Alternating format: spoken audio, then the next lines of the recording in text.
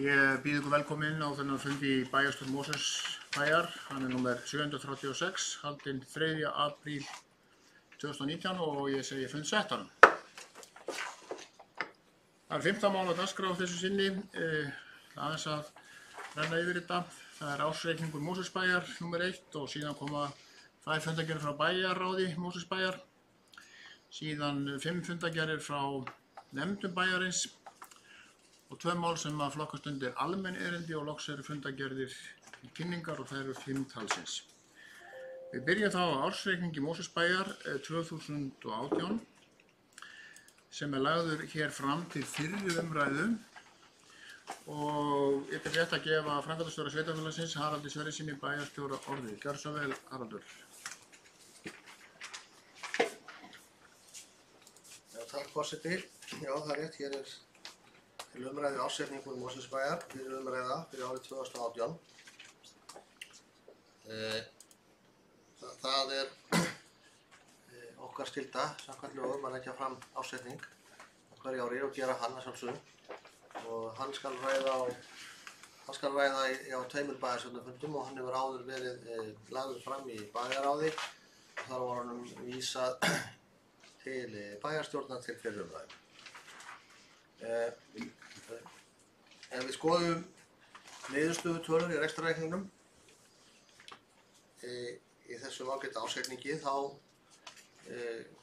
þarf ekki að skoða hann mjög lengi til þess að sjá að niðurstöða rekstrar Mosfellsbæjar fyrir árið 2018 er mjög góð.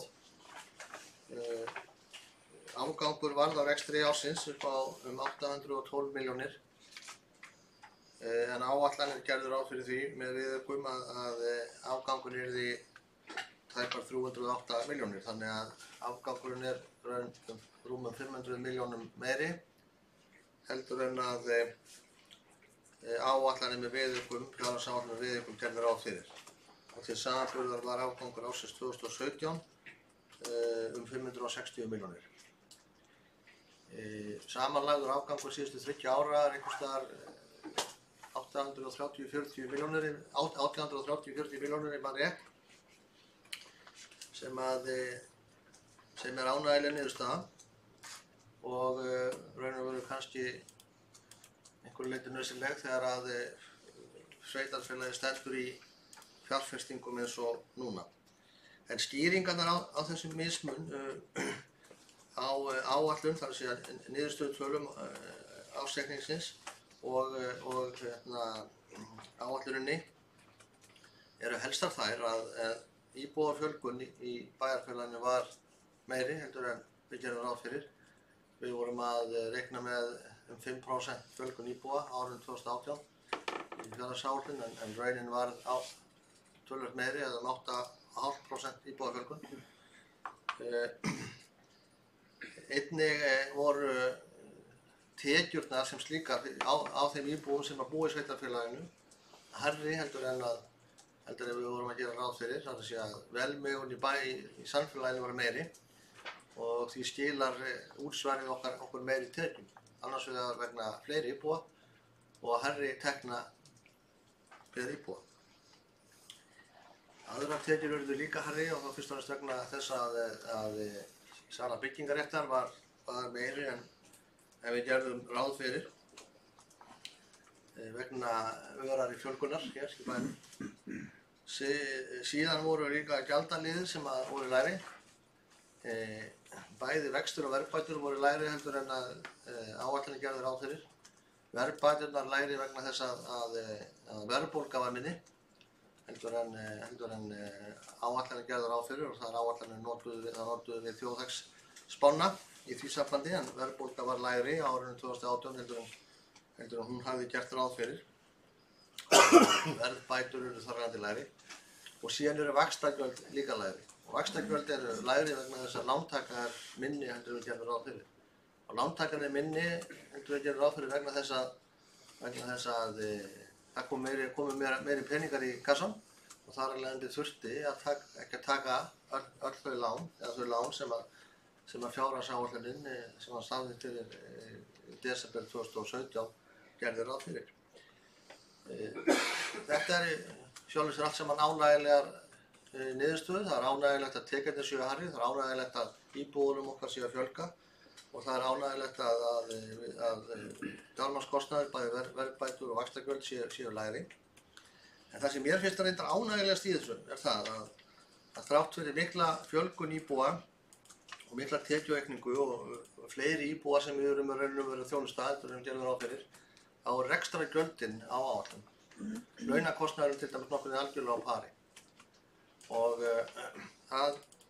það finnst mér mjög mikið bara heilbrigðiseinkenni á okkar rekstri. Sýnir ábyrgð og þroska okkar fólk sem er að reka okkar þjónustu hér í okkar stofnunum og hér í þessu húsi, að það sé ekki sjálfkrafa þannig að þegar að tekjurnar aukast og íbúunum fjölgar að þá hækki kostnaðurinn á móti. Og ég sem framkvæmdastjóri og bæjarstjóri þessa bæjarfélags sem ég er þakklátur okkar fólki, okkar starfsmönnum fyrir það að hafa staðið svona hlutunum. Og þetta þýðir þá eins og ég sagði hér áðan að þegar búið að taka tillit til tekna, gjalda, afskrifta, fjármagnskostnaðar og skatta, að þá er niðurstaðan jákvæð 812 milljónir. Ef við förum aðeins í sjóðstreymið, svo sem ekki að fara mjög nákvæmlega í það, en veltufé frá rekstri, það eru þeir peningar sem eftir standa á bankareikningnum þegar það búið að greiða allan kostnað. Það er að segja að þegar það búið að taka afgang ársins, eða rekstrarniðurstöðu ársins, þessar 812 milljónir og leiðrétta hana fyrir reiknuðum stærðum, eins og afskriftum, verðbótum, tekjuskattsbreytingu og lífeyrisskuldbindingum. Þetta eru sem sagt stærðir sem eru reiknaðar gjaldarliðir eða eftir atvikum tekjuliðir inn í ásetningin, en er ekki útgreiðsla af bankareikningi. Þegar búið að taka til þeirra, þá standa eftir rúmar 1,5 milljarð, það er 1508 milljónir, sem er þá veltufé frá rekstri, og þetta eru þeir fjármunir sem að bærinn hefur til þess að standa undir afborgunum af sínum lánum sem og standa undir fjárfestingum. Og þessi tala er rúmum 400 milljónum hærri heldur en að áætlanir gerðu ráð fyrir, sem þýðir þó það að það eru 400 milljónum meira til ráðstöfunar þessu. Þetta þýddi meðal annars að við þurftum ekki að taka eða nýta þá lánsfjárheimild sem að fjárhagsáætlun gerði ráð fyrir og sem þýðir þá lægri vaxtagjöld. Til samanburðar er fjárfesting ársins einhvers staðar í kringum einhvers staðar milli 1300 og 1400 milljónir, ég man rétt. Þannig að veltufé frá rekstri að standa undir öllum fjárfestingum ársins og rúmlega það, ef að við setjum það í það samhengi.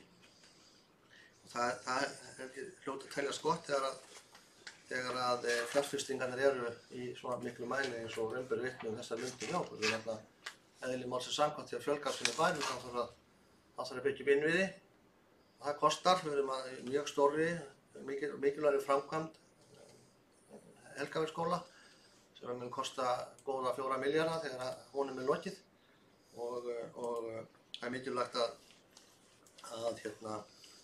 þetta haldist í hendur þá við þann vöxt. Ef við kíkjum aðeins á lykiltölurnar,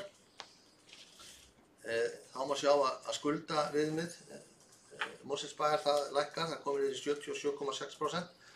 Það er rétt þó að vekja athygli á því að það var 103,9% í árslok 2017. Þetta er ekki alveg samanburð á hæfar tölur vegna þess að það er búið að breyta regluverkinu útreikning á skuldaviðmiðum.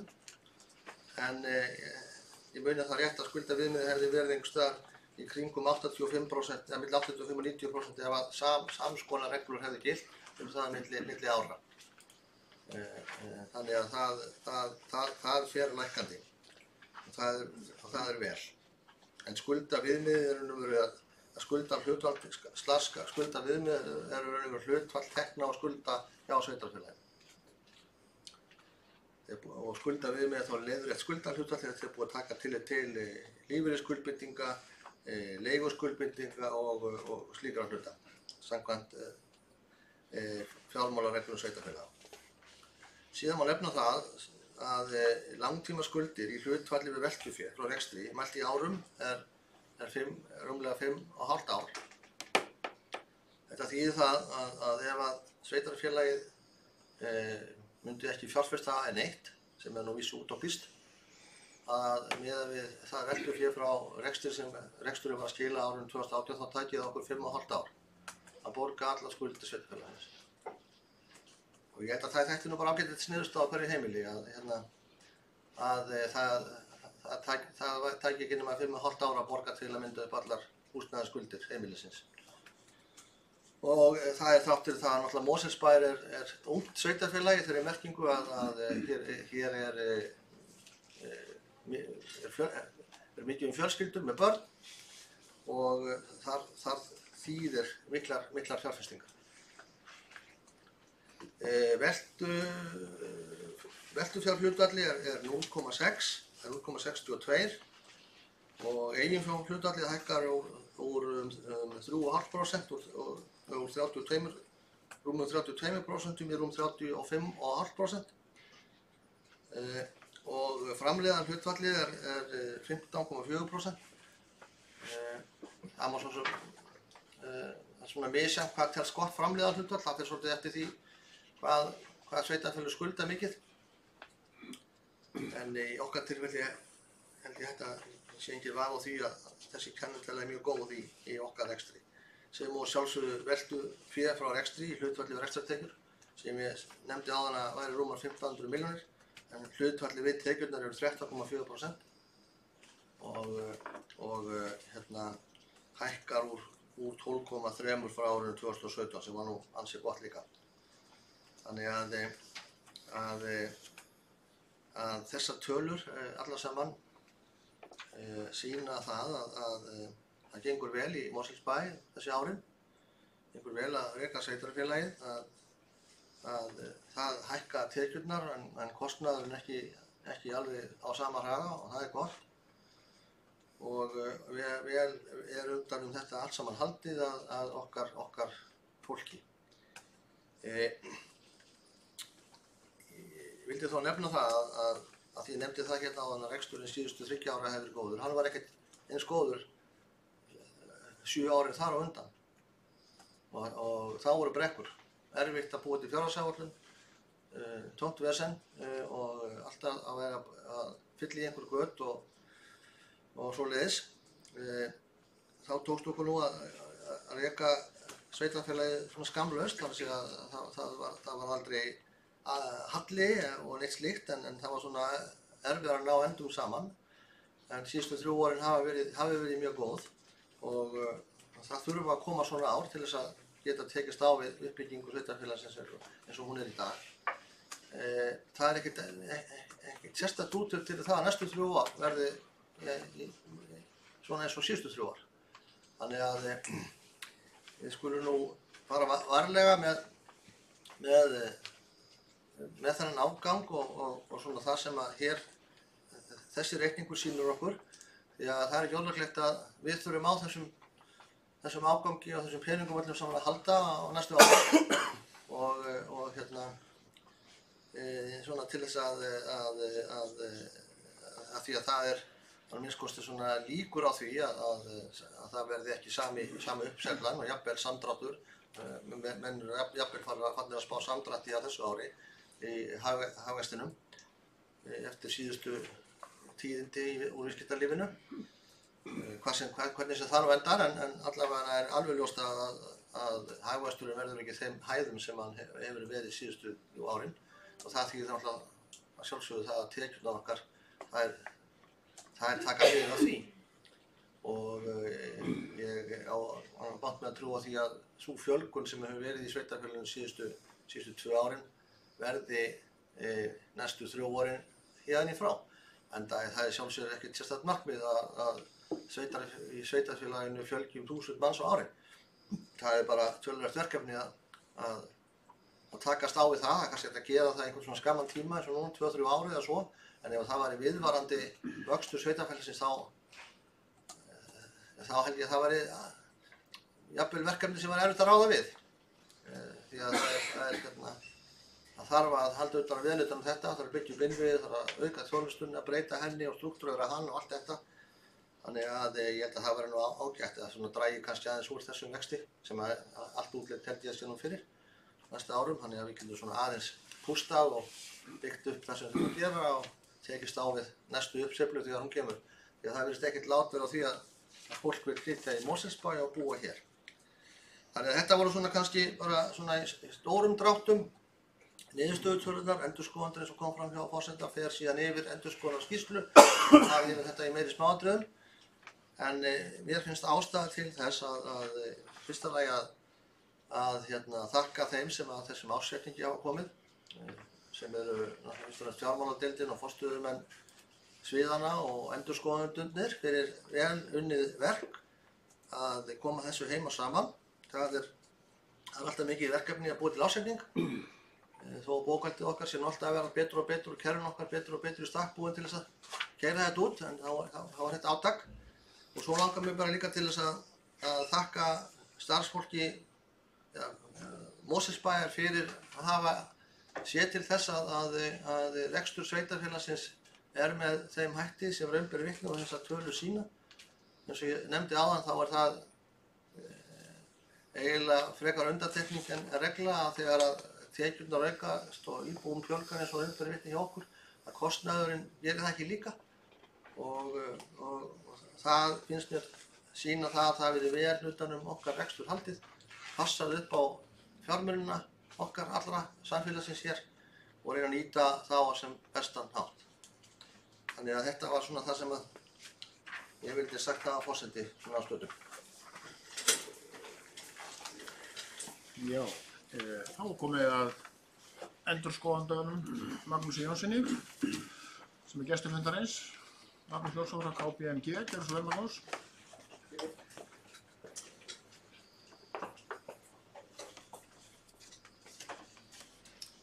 Forseti, fundarmenn.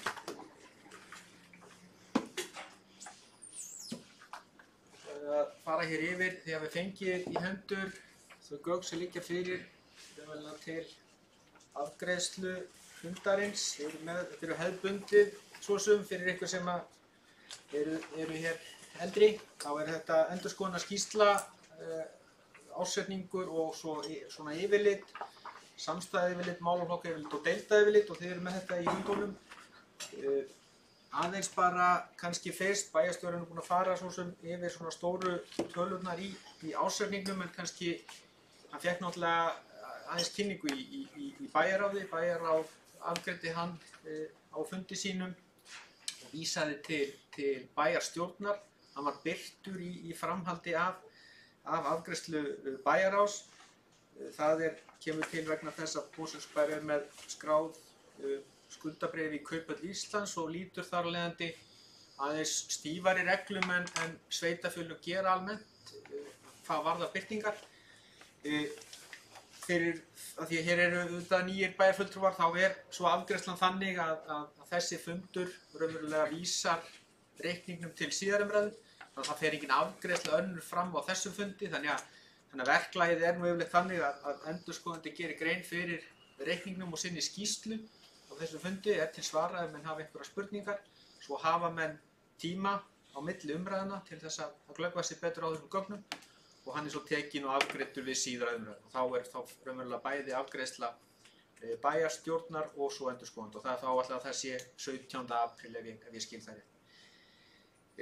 Afgreiðslan mín einföld bara við þessu umræðu. Við bara birtum hér endurskoðandi sveitarfélagsins muni árita ársreikningi samhliða áritun og afgreiðslu bæjarstjórnar við síðara umræðu.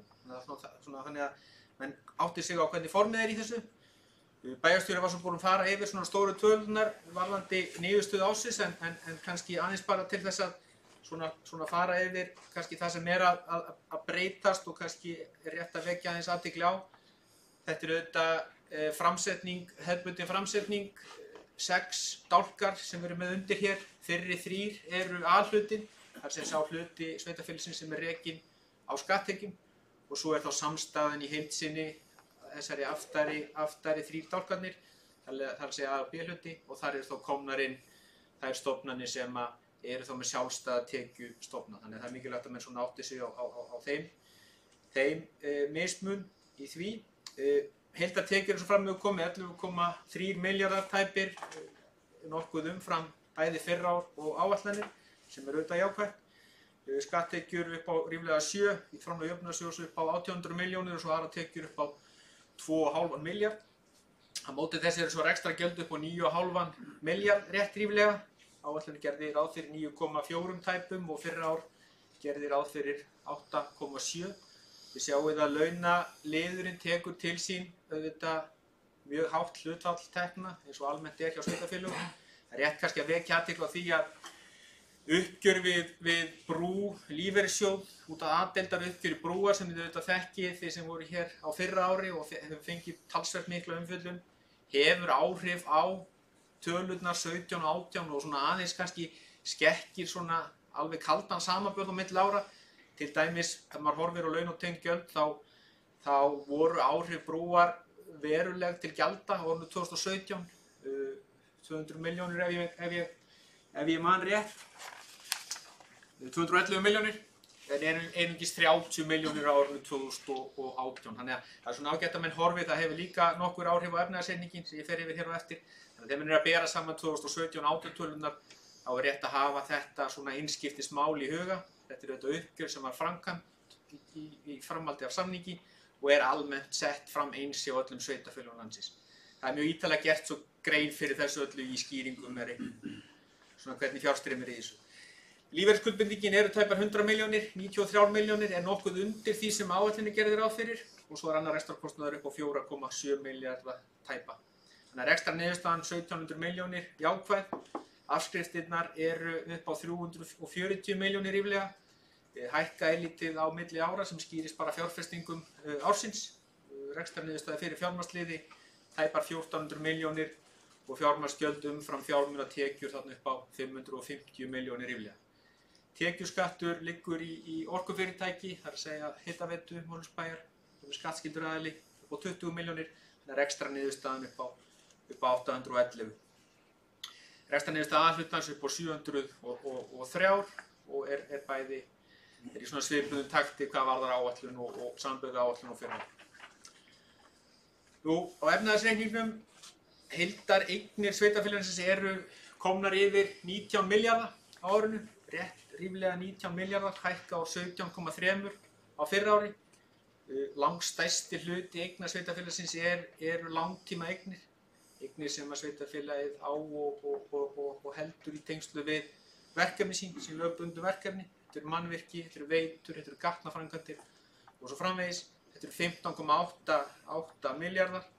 Síðan eru áhættufram fjármunir og langtímakröfur upp á 1800 milljónir og þar eru svona stærstu liðirnir langtímakrafa á hendur ríkissjóði vegna uppbyggingar á hjúkrunarheimili, þannig að það eru þessar 817 og svo kemur hér inn nýr liður sem eru fyrirgreindur kostnaðarsegir upp á 760 milljónir tæpar og það er uppgjörið við brú lífeyrissjóð.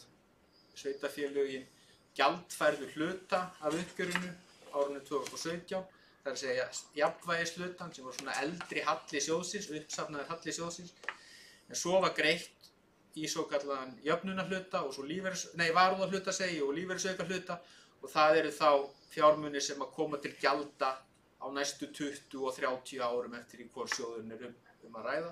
Það er eins og búið að gera þetta upp í sjóði, þess vegna færðu þetta sem fyrirgreiddan kostnað. Það er samræmt bara hjá öllum sveitarfélögum. Og það er mjög ítarlega gert grein fyrir þessu í skýringu 11, þannig að þá sjáum við hvernig svona sjóðstreymi er í þessu og gjaldfærslu áhrifin eru þá í kringum tæpar 30 milljónir á ári í framhaldinu.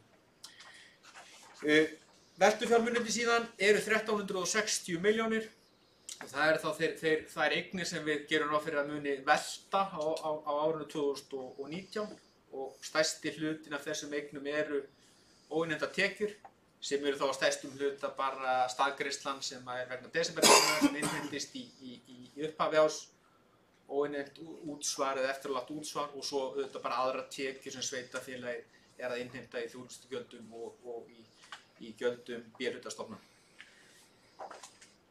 Nú á skuldahliðinni eru auðvitað eiginfjárreikningurinn, eigið fé sveitarfélagsins er upp á tæpa 6,8 milljarða.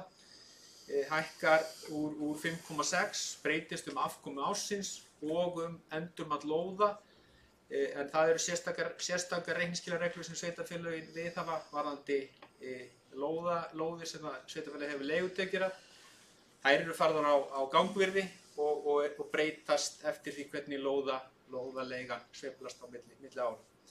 Færist til hækkunar á lóðum meðal eigna og beint á eigið fé. Það er reikningsskilareglan hvað þetta var. Síðan skuldunum skipt í raunverulega 3 flokka eftir eðli þeirra og hvernig greiðsluflæði af þeim. Við tökum sérstaklega utan skuldbindingar sveitarfélagsins sem er á langstærstum hluta lífeyrisskuldbindingin. Við tökum hann út fyrir sviga eða setjum hann í sérstakan kafla vegna þess að hún hefur ekki fast markað greiðsluflæði og það er heldur ekki vissa fyrir hvaða fjárhæð kemur til endurgreiðslu sem tímanum vindur fram. Hún er hins vegar metin á reikningsskiladegi, það er að segja í árslok 2018 á tryggingastarfsfræðingi og þetta er þá fjárhæðin sem kæmi til greiðslu ef að sveitarfélagið hefði þurft að gera skuldbindinguna upp á gamlársdag 2018. Svo þetta, ef hún væri reiknuð bara til dæmis í dag, þá fengjum við væntanlega aðra fjárhæð því að laun, afkoma, rétthafa og annað hefur áhrif á endanlegt greiðsluflæði þessu. Þannig hún er tekin hérna upp fyrir. Síðan eru bara hefðbundnar langtímaskuldir sem að koma til greiðslu þá 2019 eða 2020 eða síðar sem eru þá langstærstum hluta við lánastofnanir sem eru þessir 8,3 milljarðar. Leiguskuldir eru upp á 125 milljónir. Sveitarfélögum ber að færa upp leiguskuldir vegna eigna sem að þau leigja til lengri tíma en 3 ára. Þá færa mann upp leigueign og leiguskuld. Þannig að það skýrir leiguskuldirnar. Þannig að heildar langtímaskuldir upp á 8,4 milljarða og skammtímaskuldirnar eru svo upp á 2,2 milljarða tæpa. Næsta árs afborganir langtímaskulda eru þarna 900 milljónir tæpar og næsta árs afborganir leiguskulda 30 milljónir tæpar og svo eru aðra skammtímaskuldir upp á 1267 milljónir. Þannig að skuldir og skuldbindingar samtals upp á 12,2 milljarðar ríflega, samanborið við 11,8 á fyrra ári. Síðan fylgja hér bara hefðbundnar skýringar, það er mjög svona vel reglusett í regluverk sveitarfélaga hvernig þau að setja fram sín reikningsskil og það er staðfest að stjórnendur er að setja þau fram. Aðeins kannski sjóðstreymisyfirlitið, Haraldur var búinn að fara svona yfir veltufjár hliðina á þessu. Þegar búið að leiðrétta afkomuna fyrir liðum sem hreyfa ekki bankareikning getum við sagt, þá fáum við veltufjár fyrir rekstur upp á ríflega 1,5 milljarð, 1508 milljónir, sem er nokkuð betra en áætlun gerði ráð fyrir og nokkuð yfir fyrra ári. Þetta er umverulega okkar mati svona lykilstærð í rekstri sveitarfélaga. Við setjum þessa stærð í samhengi við greiðslubyrði lána, setjum þetta í samhengi við áætlanir stjórnenda uppbyggingu næsta árin til þess að greina svolítið hvaða svona fjárhagslegi styrkur er til þess að mæta því. Það er reyndar á árinu 2018 svona talsverð hreyfing á því sem við köllum breytingar á rekstrartekjum, eignum og skuldum. Það er að segja hvernig svona skammtíma liðir efnahagsreikningsins er að hreyfast. Þar kannski er brú enn og aftur að hafa talsverð áhrif. Fyrirframgreiddur kostnaður eins og ég nefndi áðan, hann er þarna upp á tæpar 800 milljónir af því að það var gert upp við brú á árinu. Á móti kemur svo breyting á öðrum skammtímakröfum sem er þá uppgjör við brú sem var fært á árinu 2017, þannig að nettóáhrifin af þessu eru kannski ekki veruleg. Skammtímaskuldir er að lækka þarna 118 milljónir. Það er greitt af lífeyrisskuldbindingu upp á 60 milljónir og allt hefur þetta áhrif á veltufé sem reksturinn er að skila. Þetta eru þá fjármunir sem eru að ganga á veltufé sem er að koma frá rekstrinum. Þannig handbært fé frá rekstri eru þarna 1282 milljónir. Það er þá raunverulega sú fjárhæð sem að sveitarfélagið hefur í árslok 2018 til þess að fjárfesta fyrir og þá til þess að greiða af skuldum sínum eða standa undir fjármögnun.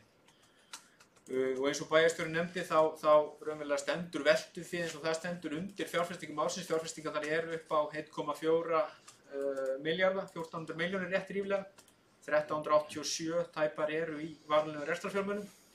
Eignarhlutir í félögum eru að breytast þarna 25 milljónir og svo eru langtímakröfur að greiðast að þeim upp á tæpar 10 milljónir.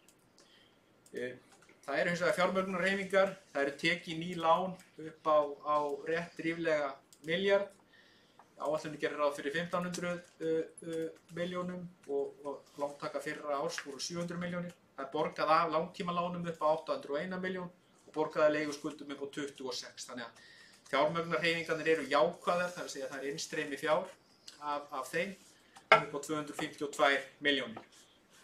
Það þýðir að handbært fé sveitarfélagsins hækkar 133 milljónir á árinu, var 54 í upphafi árs og eru þarna 187 milljónir í lok árs. Já, ég lendi aðeins fram úr mér, hér eru svo skýringarnar og ég ætla nú ekki að fara mjög ítarlega yfir þær, þið glöggvið ykkur af þeim, en aðeins bara svo þið áttuð ykkur á hvernig þetta er sett fram, þá eru það raunverulega í sömu röð og reikningurinn er settur fram. Fyrst koma textaskýringar, það sem er svona fjallað reynskiljanlega meðferð einstakra liða og síðan eru sundurliðanir á fyrst rekstrartekjum og þá bara í sömu framsetningu og rekstrarreikningurinn er settur fram. Skýring 4 og 5 eru hérna sjáum við til dæmis, það sem ég nefndi til dæmis varðandi framlög vegna uppgjörs aðdutað brúar, 212 milljónir tæpar árið 2017 á móti 30 milljónum á fyrra ári. Svo eru þetta bara lögbundnar skýringar, heildarlífeyrir rekstur, málaflokka er hér í skýringu 7. Það er svo ennþá ítarlegra í þessu yfirliti sem þið fenguð með ásetningnum, sem sagt málaflokka yfirlitinu, þá sjáum við það ennþá dýpra greint niður. Síðan við fjallaði efnahagsliðina, en mér langaði kannski aðeins að vekja athygli ykkar á, hér er þessi skýring varðandi brúlífeyrissjóð, hér sjáum við hvernig þetta þróast bæði árið 2017 og 2018. Og síðan ber okkur, eða ber sveitarfélaginu að birta lykiltölu yfirlit og ýmsar lykiltölur bæði fyrir A-hluta sérstaklega og A- og B-hluta. Það þarf að greina frá fjárhagslegum viðmiðum sveitarstjórnarlaganna og setja svo ýmsar lykiltölur fram bæði í hlutfalli við rekstrartekjur og í per íbúa. Og ef við horfum kannski bara hérna á samantekinn á B-hluta hér í skýringu 22, þá sjáum við að skuldaviðmið samkvæmt reglugerð voru 104% eins og bæjarstjóri nefndi, eru 77 og við setjum það fram í miðað við gildandi reglur á hverjum tíma. Það er raunverulega krafan á sveitarfélögin að þau eiga að birta skuldaviðmið sitt í árslok hverju ári miðað við gildandi reglur á þeim tíma. Þannig við erum ekkert að fabúlega hvers konar reglubreitingar hafa orðið í fortíðinni. Skuldaviðmið sveitarfélagsins er 77,6% í árslok miðað við gildandi reglur. Við erum svo með umfjöllun í endurskoðunarskýrslunni þar sem þið getið borið saman hvernig það hefði verið ef að reglur fyrra árs hefðu gilt. En kannski svona stóra breytingin er að sveitarfélögum, það var bara rýmkuð heimild sveitarfélagana til skuldsetningar, það er ekki að orða öðruvísi. Áður máttu sveitarfélög draga hreint veltufé sitt frá skuldum og hreint veltufé eru veltufjármunir af frádregnum skammtímaskuldum og hjá mjög mörgum sveitarfélögum var það bara 0 í frádrag af því að skammtímaskuldirnar eru mjög oft hærri en veltufjármunir í sveitarfélögum. En nú er það þannig að nú má draga veltufjármunina frá í heild sinni, þannig að þetta vigtar í svona þungt hjá mörgum sveitarfélögum og sjást bara flestum þeirra. Þannig að það er ágætt svona þegar menn horfa á svona samanburð á milli ára að hafa þetta í huga. Og svo kannski hér bara aftast þá erum við með og okkur ber að sýna rekstraráætlanir að því að við birtum með ársreikningi eða semst í rekstrarreikningi og sjóðsstreymisyfirliti gildandi fjárhagsáætlun í lok árs, það er að segja gildandi fjárhagsáætlun þegar ársreikningurinn er lagður fyrir. Og það er þá fjárhagsáætlun með viðaukum, það er svo gildandi fjárheimild sem er þá í gildi. En til þess að lesandi reynskiljanlega geti glöggast því hversu mikil tilfærslu eða hvað mikla breytingar hafa orðið á upphaflega áætluninni, þá ber að birta í skýringum yfirlitum upphaflega áætlun, samþykkta viðauka og svo áætlun með viðaukum. Og það er gert hér bæði fyrir rekstur og sjóðstreymi hér aftast. Síðan birti sveitarfélagið yfirlýsingum stjórnarhætti og ófjárhagslegar upplýsingar eins og það hefur gert undanfarin ár og það er svona almenn umfjöllun ýmsar ófjárhagslegar upplýsingar. Og þetta er ásetningurinn. Síðan ber endurskoðanda kannski aðeins bara klára þetta yfirlit hér bara svo þið áttið ykkur á því hvernig þetta hangir saman. Þá er þetta samstæði yfirlit raunverulega ásetningurinn eins og við vorum að fara yfir. Hér er A-hlutinn feitletraður og hér lengst til hægri er A- og B-hlutin samantekinn og þá getið þið glöggvað ykkur á því hvaða sjóðir eru að leggja raunverulega sitt af mörkum inn í afkomu sveitarfélagsins. Þannig er það búið að taka tillit til allra innbyrðisfærslna, innbyrðisviðskipta og þannig að þetta er sett fram bæði gagnvart rekstri, efnahag og sjóðstreymi og svo er hér málaflokk yfirlit þar sem þið sjáið rekstriniðurstöðu einstakra málaflokka í hlutfalli við í samanburði við fjárhagsáætlanir og svo birtum við jafnframt deilda yfirlit eins og reglur segja til það sem er þá búið að brjóta málaflokkana niður á deildir. Þannig að þetta er býsna mikið talnaefni sem við erum að fá í hendurnar, þannig að en svona kannski aðeins bara þannig að við áttum ykkur á því hvernig þetta hangir saman, þá er þetta svona. Síðan ber endurskoðanda samkvæmt sveitarstjórnarlögum að gera bæjarstjórn grein fyrir sinni vinnu og sínum niðurstöðum í sérstakri greinargerð eða skýrslu og við höfum haft þann háttinn á að taka saman svona býsna ítarlega endurskoðunarskýrslu, bæði varðandi svona mál sem við viljum vekja sérstaklega athygli á, skýra betur og svo erum við líka með svona aðeins samantekt á fjárhagsupplýsingum fyrri ára svona þannig að við getum sett kannski í samhengi rauntölur versus þá þær áætlanir sem hafa verið samþykktar og liggja fyrir. Skýrslunni er auðvitað beint til bæjarstjórnar, endurskoðandi er auðvitað starfar fyrir bæjarstjórnina, afrit fer á bæjarstjóra og svona skýrslunni er ætlað að vera til fyllingar og svona hefur það markmiði að uppfylla þessar skyldur sveitarstjórnarlaganna. Af því að afgreiðslan er á þessum 2 fundum þá birtum við hana með fyrirvara að við munum árita reikninginn við síðarumræðu. Það er auðvitað í eðli sínu ekki hægt að fullyrða það getur auðvitað eitthvað komið upp á hjá sveitarfélögum á milli umræða, það þarf ekki að vera, það getur verið mjög langur tími á milli tæknilega, þannig að við höfum þann fyrirvara á en gerum ekki ráð fyrir öðru en að áritin okkar verði bara fyrirvaralaus eins og hún hefur verið. Okkur ber að gera ykkur grein fyrir helstu niðurstöðum okkar og kannski svona nálgun okkar sem er kannski eilítið tæknileg finnst einhverjum. Við þurfum að setja okkur það sem kallað er mikilvægismörk. Við höfum, það er ekki markmið okkar vinnu að staðfesta það að fjárhagsupplýsingar séu upp á krónu réttar, heldur að þær séu nægjanlega réttar þannig að notandinn myndi ekki taka aðrar ákvarðanir á grundvelli reikningsins en þær sem hann gerir. Og við reiknum þessi mikilvægismörk eins og þau eru kölluð út frá raunverulega stærð ásetningsins. Þetta er auðvitað heil mikil ásetningur, þetta er mikil velta, háar eignir, þannig að við miðum þetta við 1% af heildartekjum eins og þær voru settar fram í áætlun vegna ársins 2018. Þannig að það eru 105 milljónir sem að við metum þá sem svo að hefðu ekki áhrif á lesandareikningsins þó að veri skekkja alltaf 105 milljónum í þessum reikningi. Við greinum bæjarstjórn og stjórnendur frá öllum skekkjum sem eru yfir 5 miljón. Það er verklagið í þessu og skekkjum getur þá bæði verið út af einhverjum mistökum eða einhverjum sem er að koma upp í eitthvað yfirferð eða mögulega ágreiningi við stjórnendur mat á liðum. Og ef eitthvað slíkt var ræða þá myndum við gera grein fyrir því í þessari skýrslu. Þetta er svona regluverkið og kannski svona tæknilega hliðin að þessu. Við hins vegar höfum ekki uppgötvað neinar skekkjur og það er engin ágreiningur gagnvart stjórnendum og þar af leiðandi staðfestum við hér að það er engin það sem við köllum endurskoðunarmismunir vegna ársins 2017. Við eins og við höfum auðvitað rætt hér á þessum vettvangi áður gerum svo stjórnendum grein fyrir svona það sem við köllum veikleikum eða ábendingur sem við viljum koma á framfæri bara samhliða okkar vinnu og ef að þær ábendingar þess eðlis að við teljum þær eiga erindi við bæjarstjórn þá koma þær inn í þessa skýrslu en annars lítum við þannig á að þetta séu mál sem að stjórnendur eru þá bara með í vinnslu, ábendingar sem þeir taka til greina og þetta lítur þá á stjórnsýslu, það sem við köllum innra eftirlit sem er þá verklag og annað í tengslu við fjárhagsupplýsingakerfi og svo þess að við köllum svona tölvu eða upplýsingatækni hlutina þessum hvernig svona staðið er að gagna öryggismálum og öðru sem tengist kerfi. Þetta er svona þrenns konar ábendingaskýrslur sem við erum að senda stjórnendum, þær eru svona í vinnslu alveg fram á þangað til við undirritum en það er ekkert í þeim sem á erindi inn á þennan veg.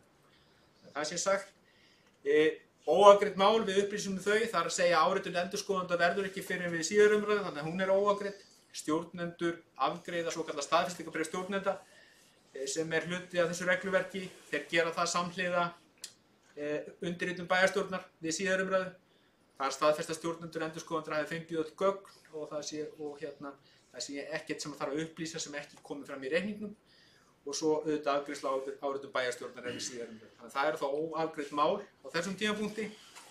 Lykilþættir í endurskoðun sveitarfélögum eða aðilum sem eru með skráð skuldabréf eða hlutabréf í kauphöll eru skilgreindir sem svona almannahagsmuna aðilar, public interest félög er það kallað, og þeim aðilum ber að upplýsa í áritun sinni, endurskoðandi ber að upplýsa í áritun sinni ef að það er eitthvað sérstakt sem hann telur sem hefur fengið svona mikla athygli eða hann vil vekja sérstaka athygli stjórnenda á eða notenda reynskilana, og í tilfelli Mosfellsbæjar þá er ekkert slíkt á árinu 2018.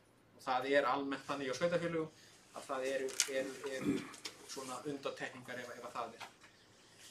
Síðan eru bara áherslurnar og það er þó raunverulega skýrslan sem kemur á eftir. Ég ætla svo mikið að fara mjög svona djúpt í einstaka kafla. Við birtum fyrirhugaða áritun endurskoðenda þannig að bæjarfulltrúar séu meðvitaðir um það að við hyggjum árita reikninginn bara með fyrirvaralausri hefðbundinni áritun. Og svo fjöllum við bara þessa liði sem eru áhersluliðir í okkar vinnu. Við fjöllum vinnu okkar tengda innra eftirlit og fjárhagskerfum, mögulegri sniðgöngu stjórnenda og innra eftirliti. Það er áherslupunktur sem okkur ber að horfa til, að því að stjórnendur er í eðli sínu þeir aðilar sem eru líklegastir til þess að við þurfum að hafa áhyggjur af. Þeir hafa bæði aðstæður, þekkingu og getu til þess að eiga við reynskilin. Þar af leiðandi fá þeir og þeirra færslur og þeirra vinna meiri athygli en annarra starfsmanna. Það er ekkert sem tengist þessu sveitafélagi, þessum aðila frekar en öðrum, það er bara almennt þannig og okkur ber að gera grein fyrir því að það er engar vísbendingur neinar athugasemdir hvað það varðar. Eins og ég nefndi áðan þá ber okkur að framkvæma stjórnsýsluskoðun samhliða okkar vinnu og það er bara það sem að sveitarstjórnarlögin kveða á um. Við gerum það og komum ábendingum hvað það varðar á bæjarstjóra. Og svo fjöllum við bara hér einstaka liði reikningsins, við fjöllum varlega rekstrarfjármunum sem auðvitað stærsti einstaki eignaliðurinn og hvernig sá liður er samansettur. Það er kannski eitt í þessu sem ágætt að nefna hér að hér er auðvitað mikil uppbygging á hverfum og götum og meðal gatnaframkvæmda er þá færðar tæpar 900 milljónir sem eru þá götur í uppbyggingu eða hverfi í uppbyggingu sem eru þá færð bara meðal eigna og að frádregnum gatnagerðargjöldum sem verið að innheimta þar á móti. Það er fjallað leigueignina sem ég nefndi og lóða endurmatið sem þessi gangverðisútreikningur sem ég nefndi líka. Þannig að það á að vera búið að upplýsa nokkuð ítarlega það. Fjöllum eignarhluti í félögum og stofnframlög. Stærsti eignarhluti, einstaki eignarhlutin er lánasjóður sveitarfélaga. Svo á sveitarfélagi stórt stofnframlag í slökkvilið á höfuðborgarsvæði og við auðvitað förum yfir svona mat og raunvirði þessara eignarhluta.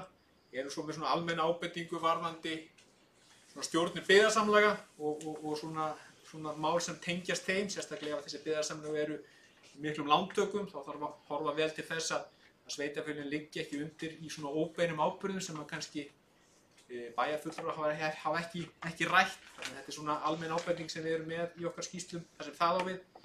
Fjöllum langtímakröfurnar sem eru auðvitað ríkissjóðs leigukrafan sem eru auðvitað hefur verulega áhrif inn í reikninginn upp á tæpar 800 milljónir. Fyrirframgreiðslur brúar, búin að nefna það og svo bara áfram þessa lið og ég ætla svo sem ekki að dvelja kannski lengi við þetta því hafið þetta í skýrslunni. Seinni hlutin eru svo kannski svona aðeins greining á fjárhagsupplýsingum. Við berum saman niðurstöður í samræmi við fjárhagsáætlanir, bæði fyrir A-hluta og A- og B-hluta. Fjöllum svo fjárfestingar, hér á blaðsíðu 22 í fjárfestingar í samanburði við fjárfestingaráætlun, bæði uppfærlega fjárfestingaráætlun og fjárfestingaráætlun með viðaukum. Fjöllum hvenær bæjarstjórn samþykkti þessar áætlanir og staðfestum að það hafi allt verið gert með eðlilegum hætti, hvað tímafresti varðar. En svo hér aðeins með greiningu á rekstrarreikningnum, þannig að þá hafið þið aðeins skýringar á svona tölum og breytingum á milli ára. Þetta höfum við nú farið yfir og síðan fjöllum aðeins við rekstur einstakra stofnana. Hér höfum við A-hlutann, hvernig hann að koma út og svo B-hlutann, hitaveita, vatnsveita og fráveita og fjöllum svo hér aðeins Lækjarhlíð sem er A-hluta fyrirtæki sem sveitafélagið á en hefur lokið tilgangi sínum. Skattamál aðeins óuppgerð sem þurfa að klárast yfir ákveðin tíma en upplýsum stöðu þess máls hér þannig að þið hafið það í þessari skýrslu líka. En síðan fjöllum við áætlun rekstur, framkvæmdir og fjármögnun og þetta er kannski svona okkar liður í að staðfesta að rekstrarhæfi sveitarfélagsins sé gott og ef við hefðum einhverjar áhyggjur af því. Haraldur nefndi nú hér að hér hefði verið kannski þungt í ári fyrir einhverjum árum síðan, þá var svolítið fókus á það hvernig samspil veltufés sem reksturinn var að mynda var í samanburði við greiðslubyrði skulda og hvort að sveitarfélagið verið að standa fjárhagsleg skilyrði í lánasamningum og annað, þannig að þessi vettvangur var þá notaður til þess. Hann er líka þá notaður til þess að svona draga fram ef að fjárhagsáætlanir eru ekki raunhæfar, þá bendum við á það á þessum vettvangi. Við drögum saman hér á blaðsíðu 32 yfirlit sem okkur finnst ágætt til þess að svona setja þetta á eitt blað, svona þessa kannski stóru mynd. Við erum þarna með rauntölu 2017 og 2018 og svo fjárhagsáætlanir eins og þær eru samþykktar vegna áranna 2019, 20, 21 og 22. Og drögum þarna fram kannski þessa lykilstærði sem að við teljum rétt að notendur reikningsskilanna séu að horfa til þegar svona bæði menn bera saman sveitarfélög og að skoða svona fjárhag einstakra sveitarfélaga. Við erum hér með rekstrarniðurstöðuna fyrir miðri síðu og 811 milljónir króna afkoma 2018 er nokkuð yfir því sem að áætlanir næstu 4 ár er að gera ráð fyrir. Áætlun 2018 gerir ráð fyrir 443 milljónum sem hækkar svo verður tæpar 700 milljónir í árslok 2022. Við drögum hér fram veltuféð sem að sjóðstreymið er að skapa 1500 milljónir í árslok 2018 og svo verður að gera ráð fyrir veltuféð á bilinu frá 1300 milljónum og upp í ríflega 1600 milljónir í árslok 2022 og setjum það í samhengi við greiðslubyrði þeirra lána sem að eru í bókum sveitarfélagsins núna og þarf að greiða sem eru þá á bilinu hér 830 milljónir og hér konur upp í 922 í árslok 2022 sem hækkar þá sem nemur lántökum væntanlega yfir tímabilið.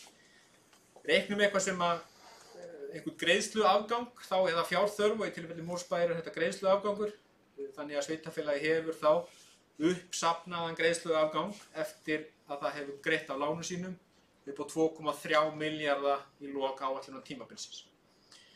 Setjum þetta svo í samhengi við þær fjárfestingar sem er búið að áætla fyrir og samþykkja í fjárhagsáætlunum. Þær nema 5,7 milljörðum samantekið. Þannig þá er þá uppsöfnuð fjárþörf upp á 3,5 milljarð tæpan miðað við fjárhagsáætlanir eins og þær hafa verið samþykktar. Og þetta er þá rétt að setja í samhengi við þá heildarskuldir og þá þessi fjárhagslegu viðmið sveitarstjórnarlaganna og skuldaviðmið og þá í tilfelli Mosfellsbæjar er þá skuldaviðmið í lok þessa tímabil 67 milljónir sem segir okkur að þetta eru 67% segir fyrirgefiði sem segir okkur að það er engar athugasemdir á okkar hálfu hvað þetta var. Þetta finnst okkur svona ná ágætlega utan svona þetta og menn geta svo haft alla skoðanir á því hvort að þetta séu of miklar og litlar fjárfestingar en allavega út frá svona fjárhagnum þá er ágætis rými fyrir það. Síðan fjöllum við þessa fjárhagsreglur, rekstrarjöfnuð 3 ára sem er þessi jöfnunarregla sveitarstjórnarlaganna og það er engar athugasemdir hvað það varðar, framleiðarhlutfallið sem eru 15% fyrir A-B-hlutann í árslok 2018. Nefnum hérna í neðsta punktinum að okkar mætti er rétt að meta framleiðarhlutfall í samhengi við skuldahlutfall, það er að segja skuldsett sveitarfélag þurfa auðvitað meiri framlegð til að borga vexti og afborganir, þannig að svona þumalsbrautarregla eftirlitsnefndarinnar með fjármála sveitarfélag er 15% framleiðarhlutfall á móti 150% skuldsetningu, þannig að við getum sagt að framleiðin er rífleg miðað við núverandi skuldsetningu. Skuldahlutfallið var nefnt hér, það er þetta einfalda hlutfall heildar skulda og skuldbindinga í hlutfalli við rekstrartekjur. Það er í árslok 2018 108%, breytist óverulega á milli ára og hámarkið er eins og þið þekkið 150%.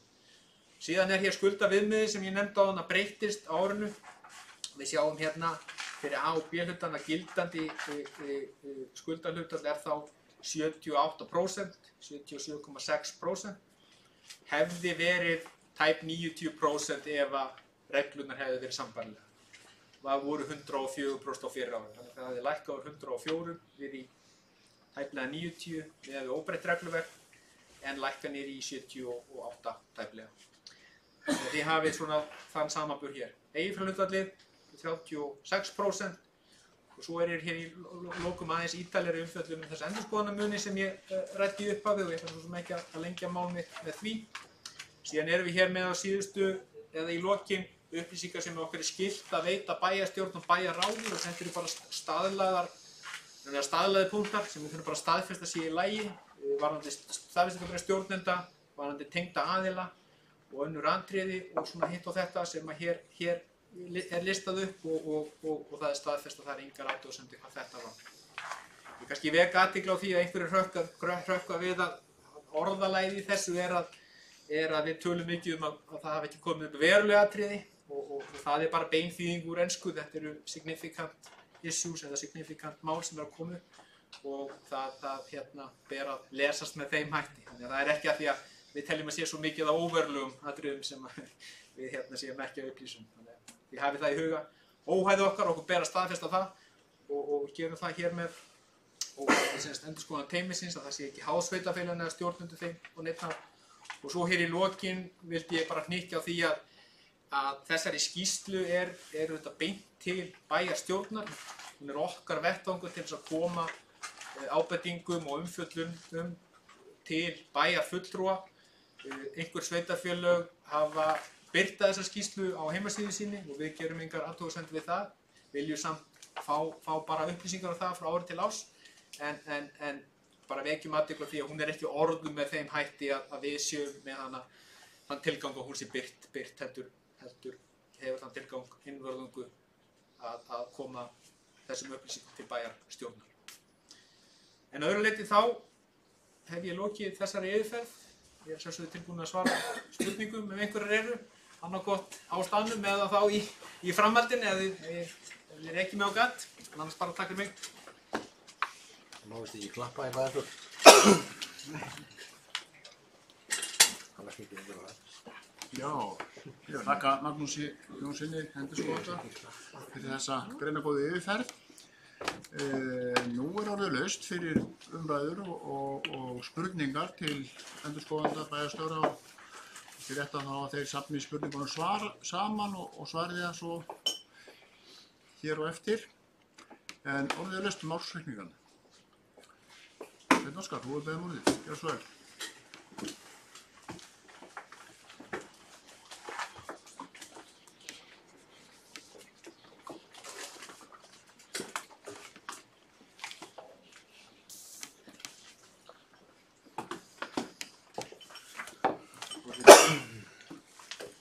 Forseti og ágætu fundarmenn og ágætu gestir. Ég vil þakka starfsfólki bæjarins fyrir greinargóðar upplýsingar og þennan ásetning sem liggur fyrir fundinum ásamt endurskoðanda Magnúsi sem hefur hérna farið yfir sitt efni. Það eru vissulega nokkur atriði sem maður þarf að átta sig á í ásetningnum. Eitthvað sem ég mun endurtaka frá því sem kannski hefur verið minnst á.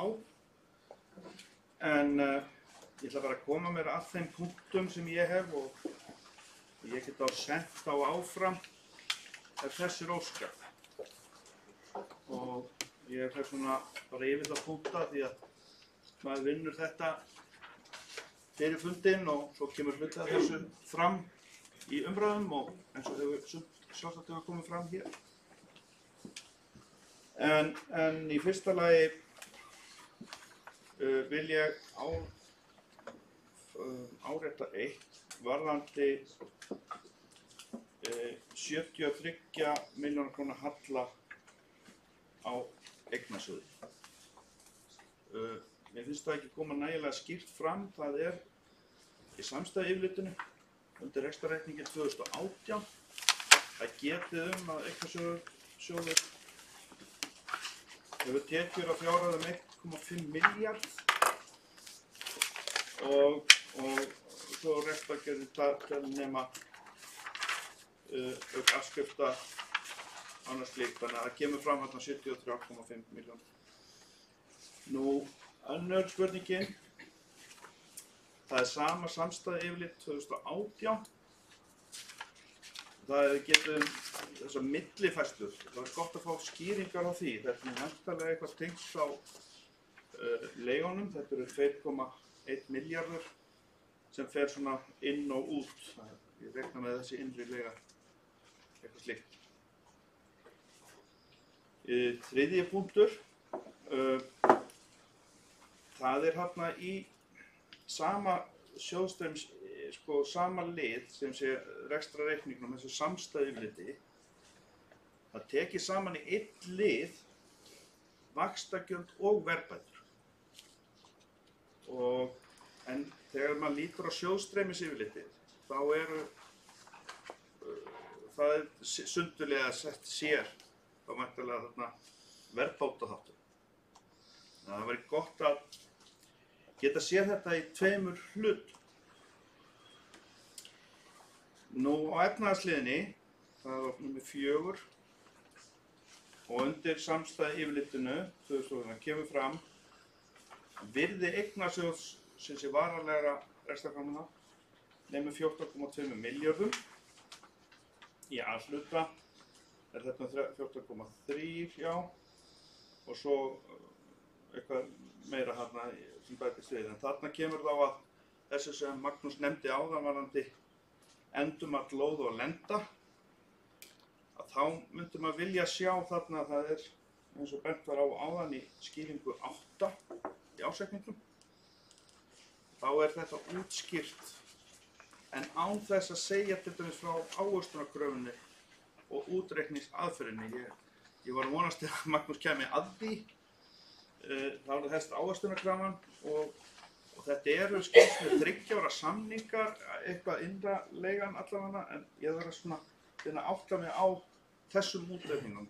Það er sem sé á endurmati lóð og lenda og annarra fasta fjármuna ef er að ræða. Kannski er þetta aðeins lóðir og lendur. En það er svona að reyna að fá að átta sig á því. Og svo var gott að vita hvernig þessu hefur verið, þetta hefur verið framkvæmt síðustu ár ef það er ekki kostur á því. Nú, varðandi ársreikningin, það er í fyrsta lagi og ég bent á það áður að þessi liður annar rekstrarkostnaður. Annar rekstrarkostnaður er án skýringa. Og þetta, við erum að tala að laun og launatengd gjöld eru 4,7 milljarðar.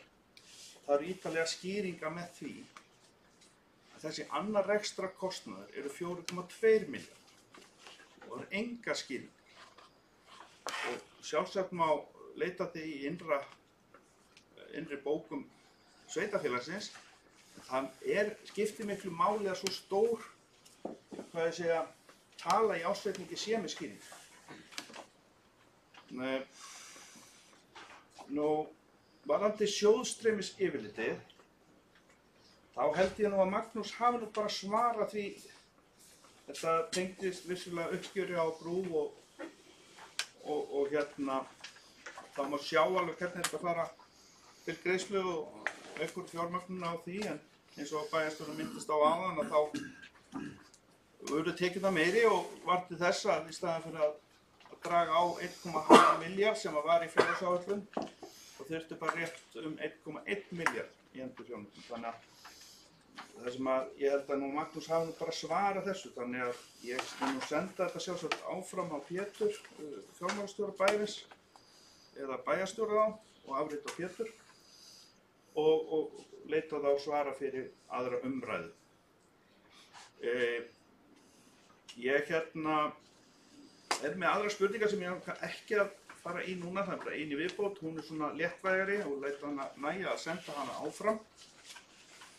En svona fljótu bragði þegar maður lítur á á ársreikning sem þennan og þessa yfirferð sem afskaplega vel unnin, þá lítur maður líka á það sem að varðar sko tölur per íbúa.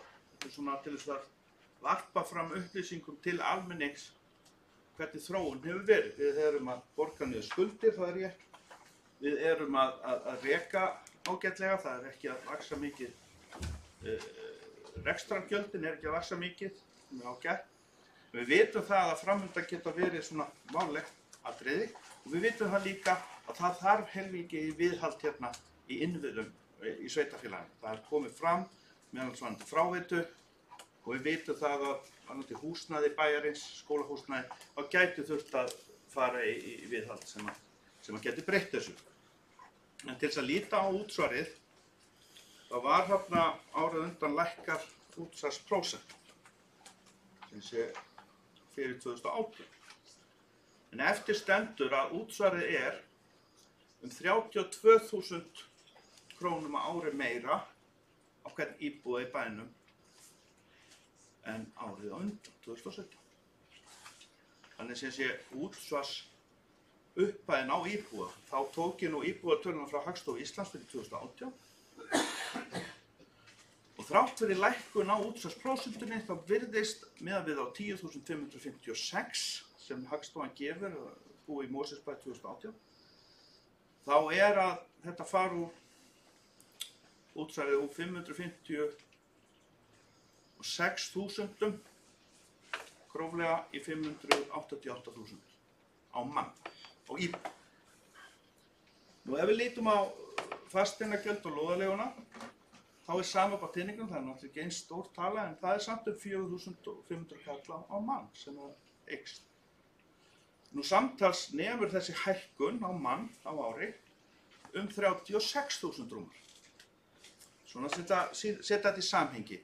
Hvað hlutina, þannig að bæjarfélagi á sjálfsagt eitthvað inni að geta kannski slakað til þarna í framtíðinni. En við þurfum líka að hugsa til þess eins og minnst á áðan að það er kannski hart í ári framöndan og þá er kannski rétt að gæta sín.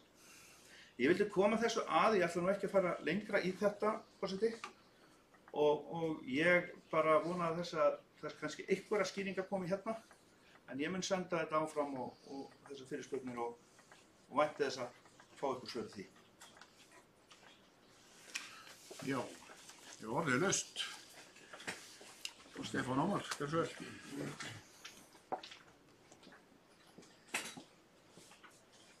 Forseti, ágætu bæjarfulltrúar og gestir. Ég kem hérna upp til þess að fara örfáum orðum þennan ársreikning sem hér liggur fyrir til fyrirumræðu og ég bara fagna honum. Þetta er góður ársreikningur, hann ber það með sér og það er náttúrulega búið að skýra hérna að það var íbúafjölgun 3,5% cirka sem að eykur auðvitað tekjurnar, útsvarstekjurnar okkar per íbúa. Það var verið að ræða hérna rétt áðan hærri líka fasteignagjöld og svo framvegis. Og síðan var nefndi bæjarstjóri hérna í inngangi sínum tekjurnar af byggingarrétti og fleira. Þannig að það hefur allt verið með okkur á síðastliðnu ári, eða það er að segja fyrir árið 2018 og við erum með sem sagt góða niðurstöðu og það er bara að fagna því. Ég ætla að víkja sérstaklega að starfsmönnum stjórnsýslunnar hérna og fjármáladeildarinnar og þeim sem að hafa hitann og þungan að því að undirbúa þennan ársreikning og gera það með glæsibrag enn eitt árið. Endurskoðendur standa sig líka vel, fín endurskoðunarskýrsla, fín yfirferð hjá Magnúsi hérna áðan og bara til sóma. Og síðast en ekki síst, það sem var nefnt hérna í inngangi áðan, að það er rekstrakostnaðurinn, þrátt fyrir tekjuaukninguna. Hún auðvitað kemur svona í bylgju, skellur á okkur og er jákvæð núna og bara gott það, en enga síður að þá tókst að halda rekstrarútgjöldunum með upphaflega áætlun, nokkurn veginn á róli og þar er ávinningurinn ekki síst og það er auðvitað þannig að við viljum það að þegar við erum búin að áætla útgjöld, ef ekkert annar hreyfir við þeim, að þá eiga tekjurnar kannski per se sérstaklega óvæntar tekjur sem að koma með íbúðaraukningu eða byggingaréttarsölu og slíku, þær eru auðvitað ekki sjálfkrafa að leiða til útgjalda. Útgjöldin fara eftir sínum lögmálum og ef það þarf að breyta þeim eða auka, þá þekkjum við aðferðina til þess. Það er sem sagt breyting á samþykktir fjárhagsáætlun eða viðaukar svokallaðir sem að koma þá til skjalanna. Þannig að það er auðvitað ekki sjálfvirkt að aukna tekjur tímabundið kannski leiði til sjálfkrafa útgjalda. Þannig að meðan að það gerist ekki, þá er það bara gott og ég fagna því. Ég held líka að við höfum verið lánsöm á þessu árið 2018 og núna þessum góðærisárum, en við sjáum hvað þetta er fljótt að breytast. Það var bara í síðustu viku var vá, gengi byrjaði að falla og Seðlabankinn þurfa að grípa inn í til að verja það. Þannig að það þarf ekkert mikið til þess að snúa þessu við og hvað er ekki 1200–1500 manns komnir á atvinnuleysisskrá. Ég veit ekki hvað margir þeirra eru búsettir í Mosfellsbæ. Einhverjir, væntanlega, og einhver staðar búaðir í einhverjum sveitarfélögum. Þannig að það gæti orðið tímabundin minnkun á útsvarstekjum núna. Þannig að þetta bara sýnir okkur að lífið er hverfult. Það getur gengið vel í gær og í dag, en við erum ekki viss með morgundaginn. Og það svo sem var sagt hér áðan að við höfum verið lánsöm með þetta, en við getum ekki tekið neinu sem gefnum hlut og þess vegna verðum við að halda vel við allar okkar áætlanir og fylgja þeim eftir og bregðast við leið og eitthvað gerist. Ég ætla ekki að fara efnislega í tölurnar, ég ætla að skoða þær milli umræðina og svo framvegis.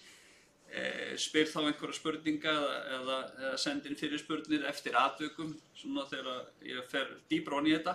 En í það heila tekið, þá er ég bara ánægður með þennan ársreikning fyrir hönd okkar Mosfellinga allra. Vonandi verðum við lánsöm áfram í tekjunum, í útgjaldamynstrinu okkar. Sveitarfélagið eru auðvitað gríðarlega að vaxa og það eru vaxtarverkir og það er eitthvað sem á eftir að elta okkur auðvitað. Við erum í stórum fjárfestingum, Helgafellsskóla, þannig að við erum ekki búin að klára, þannig að þetta kemur auðvitað eitthvað eftir okkur. Vonandi höldum við sjó í tekjum, þannig að við verðum ekki fyrir snöggri niðursveiflu. Það er allavega mín von, en forseti, ég læt þetta duga núna og endurtek þakkir til þeirra sem að komu að gerð þessa ársreiknings. Já. Valdimar Birgisson, þú ert næstur á mæliskrá. Gjörðu svo vel, Valdimar.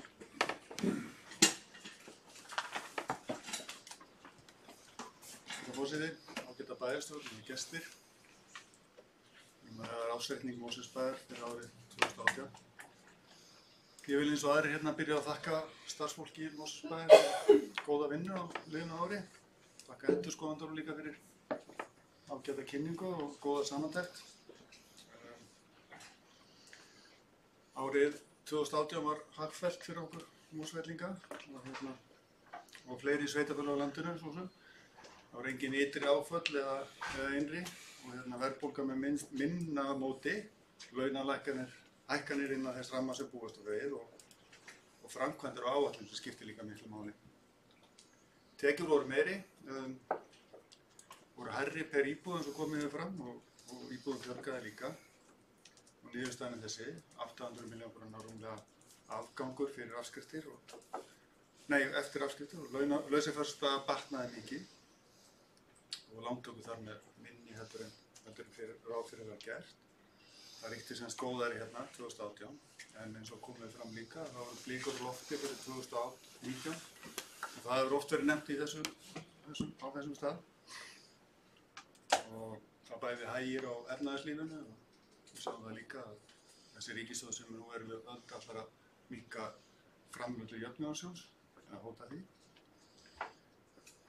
En það ætti svona sem að vera kappsmál alltaf á þenslutímum að lækka skuldir og mín skoðun er sú að það ætti að gerast og uppgámstímum átti opinber að halda þessu höndum en framkvæma meira þegar þrengir að.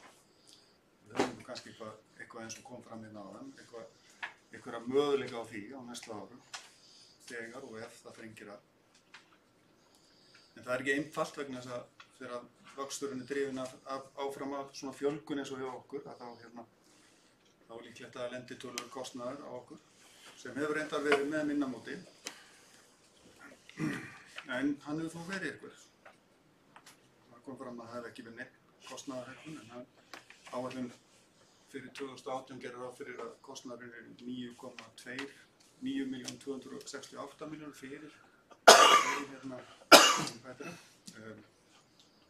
áður að kemur viðbætur, en raunin var 9,5, þetta munur eitthvað fyrir 100 milljónum.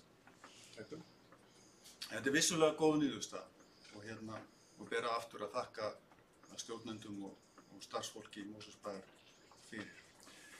Ég ætla nú eins og eitthvað sagði ekki að vera með mikið að ekki fara djúpt í þetta í þessum hluta. Ég held þetta sé ágætis samantekt. Þetta er fín niðurstaða og sérstaklega þetta að veltu fjár fyrir að hafi aukist þetta, það gefur okkur vissulega mikið tækifæri á því að minnka skuldir og gera allt rýmlega fyrir okkur. En mér langar að spyrja einu, það er hefð fyrir því að endurskoðendaskýrslan sé lögð fram á bæjarstjórnarfundinum eins og gert er og þannig að nefna það að það er nú betra að fá þessa skýrslu áður en fundurinn hefst til að geta spurt á endurskoðendan ítarlegar skýrsluna hans sem hann leggur fram hér. Það er í þessari skýrslu þá að tala skuldahlutfall og skuldaviðmið sem er vissulega sikur hluturinn. Bæði er nefnt að það sé hámark samkvæmt lögum 150%, ég áttum ekki alveg hvort það er í báðum tilfellum 150% eða hvort það er bara við skuldaviðmiði sem hámark er. Ég gerir ráð fyrir að það eigi ekki við skuldahlutfalli. Það kemur fram í þessari skýrslu sko. Kannski já, segir sig sjálft, en sko skuldahlutfallið er 118% og af því borgum við jú gjöld. Og það má nefna það að afborganir næsta ári eru tæplega 900 milljónir og það er hellingspeningur. En ég ætla ekki að hafa þetta mikið lengra, svo komum við námið sko. En það er kannski eitt sem kannski aðeins að fá skýringu á, það er skammtímaskuldirnar. Það er sagt aðra skammtímaskuldir sem er 1,3 milljarðar. Svona gróft til, hvað er það? Það er ekki gefið skýringu. Ég gerir ráð fyrir að það sé einhver eðlileg skýring. Takk fyrir. Já, Anna Sigríður hefur beðið orðið, gjörðu svo vel, Anna.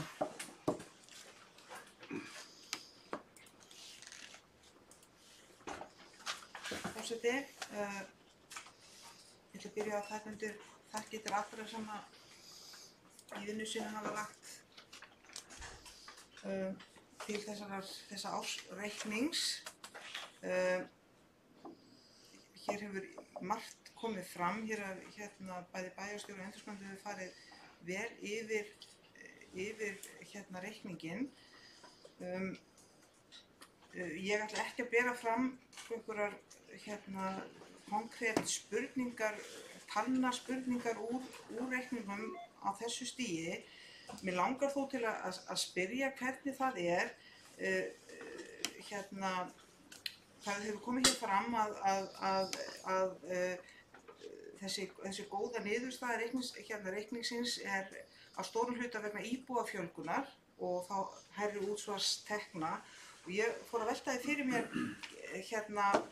þegar að íbúafjölgun verður svona mikið meiri heldur en áætlanir gera ráð fyrir, þarf ekki að gera viðauka við áætlaðar hærri útsvarstekjur út af því eins og eru gerðir viðaukar þegar við erum að stofna til meiri útgjalda. Þannig til þess að jafna bálkana. Þetta er eina konkrét spurningin sem ég ætla að bera fram núna.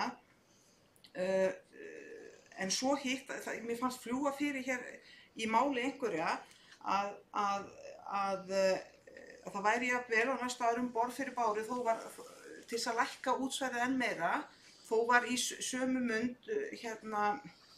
líka nefnt að þetta gæta varfærni vegna þess að við vitum það öll að framundan eru kannski ekki eins blómlegir tímar eins og við höfum upplifað núna undanfarið og og það kemur líka fram í þessum reikningi að þrátt fyrir þessa miklu íbúafjölgun sem var hvað 8% á síðastliðnu ári, að þá hafi rekstrargjöldin ekki hækkað svo mikið. Og ég ætla ekki að segja og það er gott, það er alltaf gott að þurfa ekki að verja á miklum fjármunum, en ég held að sko, þessi mikla fjölgun íbúanna, hún sé nú þegar farin að kalla á aukna fjármuni í alls kyns þjónustu. Og ég bara eiginlega, ég vil eiginlega bara beina því sko til okkar og svo þeirra sem að fara kannski með mesta valdi í þessari bæjarstjórn, það þarf að fara að huga að því í framtíðinu vegna þess að svona aukin svona sko mikil aukning í fjölda bæjarbúa kallar til dæmis á bara meiri viðbúnað í skólum, meiri þjónustu í skólum og þess aftar. Þannig að ég sé allavega ekki þessi stóru tækifæri að lækka útsvarið enn meira á næstu árum.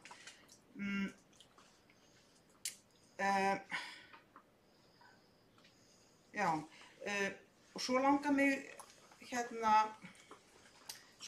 bara til þess að eiginlega varpa fram þeirri spurningu hvort það sé þá grípa með penna, þetta er ekki spurning til bæjarstjóra, hvort að bæjarfulltrúum sé ekki heimilt að hafa beint samband við endurskoðandann á milli umræðina til þess að fá skýringar á hlutum. Því ég tek undir sem bæjarfulltrúi Valdimar sagði það væri gott að fá skýrsluna fyrir þennan fund til þess að geta vera búin að kynna sér aðeins betur.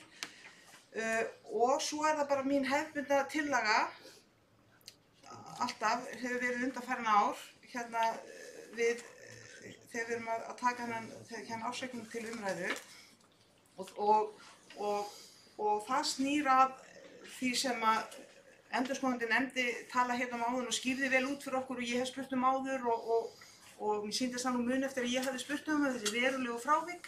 Þetta hljómar mjög hræðilega en þetta er eins og þeir taka til orða. Ég er sammála endurskoðendum að það sem er að koma inn í eftirlit þeirra með innra eftirlit og fjárhagskerfi og svo stjórnsýslu skoðunin á kannski ekki heima í umræðu á þessum opna fundi, en ég vil leggja það til eins og fyrir ár að þessar skýrslur endurskoðendana fari inn til bæjarráðs og verði fjallað þar á þeim lokaða vettvangi. Því mér finnst eðlilegt að framkvæmdastjórn bæjarins þekki til þess þeirra athugasemda og ábendinga sem ekki eru verulegar en eru þó til staðar og þá finnst mér eðlilegt að framkvæmdastjórn bæjarins hafi upplýsingar þær. Svo ætlum ég bara að segja aftur takk til allra sem að gerðu þetta og auðvitað, ég held ég hef glemt að segja, auðvitað er þetta mjög góð niðurstaða. 800 milljónir í rekstrarniðurstöð, rekstrarafgang, það þarf að vera mjög einbeittur,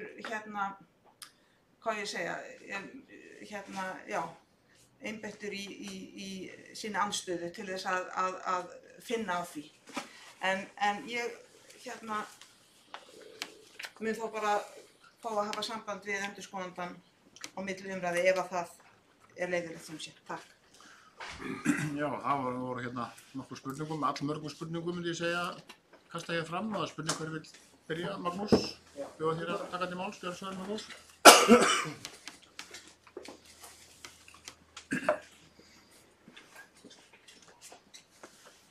Takk fyrir það, forseti.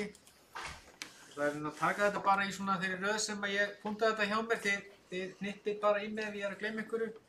Og ef ykkur finnst ekki nægjanlega vel gert grein fyrir málum þá er ágætt að taka það bara fram að endurskoðandinn er auðvitað, hann starfar í umboði bæjarstjórnar, hann er ráðinn af bæjarstjórn og þar af leiðandi geta bæjarfulltrúar að sjálfsögðu haft samband við endurskoðandann með umræðuna og ef er eitthvað sérstakt sem menn telja að menn vilja fá frá mér eða einhver mál sem menn vilja ræða við mig en auðvitað eru varðandi svona fjárhagsupplýsingar eða einhverja greiningar eða sundurliðanir eða eitthvað slíkt, þá eru auðvitað Pétur og aðri starfsmenn hér hvað það varðar. Þannig að við finnum bara einhver takt í því en þið hafið bara samband eins og einhvern þurfa þykir. Ég var ekki aðeins eignarsjóð og það bara gott. Ég kannski bara beði ykkur að skoða hérna samstæðu yfirliti sem að dreift hér samhliða ársreikningnum. Þar sjáum við að þessi A-hlutin samansettur úr 3 sjóðum auk aðalsjóðs, þar sem Eignarsjóði, Lækjarhlíð og Þjónustumiðstöð og þetta það svona skipulag sem var sett fram í reikningsskilum sveitarfélaga þegar þeim var breytt á sínum tíma og þau gerð svona þannig að þau væru í samræmi við reikningsskilin sem þau gerast bara hjá almennum félögum. Þannig að þeir sem geta lesið ársreikninga almennra félaga, þeir geta lesið ársreikninga sveitarfélaga. Þá var þessi sjóðaskipting sett á og þessi sjóðir hafðu þetta ákveðin tilgang, þó svo að í okkar vinnu og svona í umræðinni þá sé horft á A-hlutan sérstaklega og svo A- og B-hlutan sérstaklega og menn höfðu þetta sérstakan áhuga á því hvernig svona samhengi á milli viðskipta A-hluta og A- og B-hluta. Þá verið að færa tekjustofnar sem eru markaðir skatttekjustofnar yfir í sjóði sem eiga að reka sig á þjónustutekjur. Það svona meira pólitískt mál. Hins vegar innan A-hlutans þá það kannski minna mál en það ber auðvitað til langs tíma líta á eignarsjóð eins og hvert annað fasteignafélag. Það að segja hann á að reka sig þegar hann var settur á stofnun sínum tíma, þá keypti hann innan gæsalappa eignir af aðalsjóðnum og það var færð upp skuld á móti. Og hann á til langs tíma að reka sig, þetta greitt af þessum skuldum og staðið undir fjárfestingum og framkvæmdum. Og sá húsnæðiskostnaður sem þá allar tekjur Eignarsjóðs eru bara innri leiga sem eru færðar út á málaflokkana. Það auðvitað mikilvægt að hún sé eðlilegt þannig að það sé réttur kostnaður færður út á viðkomandi málaflokk. Þannig að það mikilvægt að þetta samhengi sé rétt og kannski bara eðlilegasti vettvangur hvað það varðar auðvitað þegar verið að samþykkja fjárhagsáætlun til 4 ára að þá sjáum við ekki niður hvernig hvort að leigugrunnur Eignarsjóðs nægjanlegu til að hann geti staðið undir skuldbindingu sínum af eldri eignum og þeim framkvæmdum sem því að auðvitað allar nýframkvæmdir sem A-hlutin stendur í eru farðar til eignar í Eignarsjóði. Þannig það svona kannski þetta samhengi. Þessu tengt var spurt þessar innri færslur eða þessar millifærslur sem þarna dálkurinn og það þá raunverulega viðskipti sem eru að eiga sér stað innan A-hlutans. Og þar eins og Sveinn nefndi sjálfur, það rétt hjá honum að þetta að stærstu hluta innri leigan, þessar 1973 milljónir innri leiga, þessar tæpu 160 eru fasteignagjöld sem verið að leggja á eigin eignir og þær eru þá ekki við erum ekki að belgja upp tekjur og gjöld með einhvers konar innri viðskiptum. Þannig að það verið að færa það þar út. Það var líka nefnt hér að vaxtagjöld og verðbætur eru ekki dregin í sundur, hvorki í sundurliðunum eða í skýringunni og það raunverulega bara því að við erum aðeins bundin eða menn hafa tekið þá afstöðu að birta bara ásetningin eins og reglugerðin segir til en menn sjá það í sjóðstreyminu að þar geta menn séð upplýsingar verðbótahlutann í þessu. Þannig að við sjáum kannski ef við horfum á A-hlutann samantekinn þá eru vaxtagjöld og verðbætur upp á tæpan hálfan milljarð, 453 milljónir. Og svo þegar við horfum á sjóðstreymið þá sjáum við að af því eru 210 milljónir verðbætur. Þannig að menn svona geta með smá krókalöðum séð þetta en það alveg rétt, þetta ekki kannski alveg eins glöggt og það væri ef þetta væri í 2 línum. Síðan var rætt hér aðeins endurmat lóð og lendna og það bara alveg rétt, við bara veka athygli ykkar á eiginfjárskýringunni sem númer 13 með reikningnum.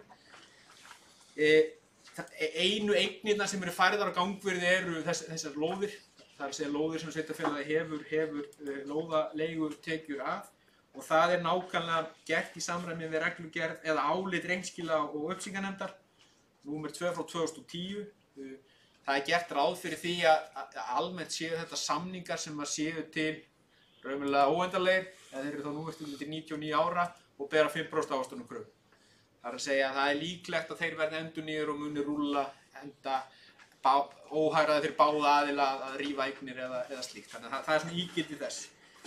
Og þetta færist á þannig að ef að lóðaleigutekjur að breytast meira en 5% á ári, þá fært endurmat eða gangvirðisbreyting. Annars þetta látið standa. Þannig að það nú aðferðin hvað það varðar. Annar rekstrarkostnaður, það eiginlega og alveg rétt að hann ekki sundurliðaður eins og margir aðrir liðir í reikningum og þetta bara í samræmi við regluverkið.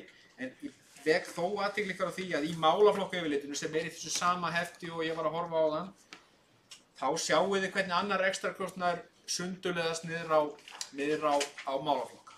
Þið sjáið að þessar 4,7 milljarðar sem að heildar annar rekstrarkostnaður þá sjáið þið hvernig 5,9 í A-hlutanum og þar af eru 1800 milljónir bæði í fræðslu uppeldismálunum og í félagsþjónustunni. Þannig að þar sjáið þið svona hvar hann liggur, hvað málaflokkana varðar og þið getur svo tekið þetta ennþá dýpar niður á deildir, þannig að þið sjáið þið hvað og þessi rekstrarkostnaður raunverulega bara allur að þá eru kostnaðar annar en laun. Þannig allavega hafið þið þá sundurliðan, þannig að þið hafið þetta niður á, en hvort þetta eru kaup á sérfræðiþjónustu eða kaup á aðföngum eða það þá sundurliðan sem að þá Pétur þyrfti að fara og þetta liggur fyrir en ekki talin ástæða til að birta. Varðandi endurskoðunarskýrsluna og það að hún sé lögð fram á þess að hún sé send í fundagögnum, það nú raunverulega bara praktískt mál. Við erum auðvitað ekki að árita reikninginn fyrir en við síðarumræðu og það væri kannski eðlilegasti tímapunkturinn okkar að leggja fram þessa skýrslu, bara samhliða áritun okkar, þá vinnu okkar lokið og öll kurl komin til grafar.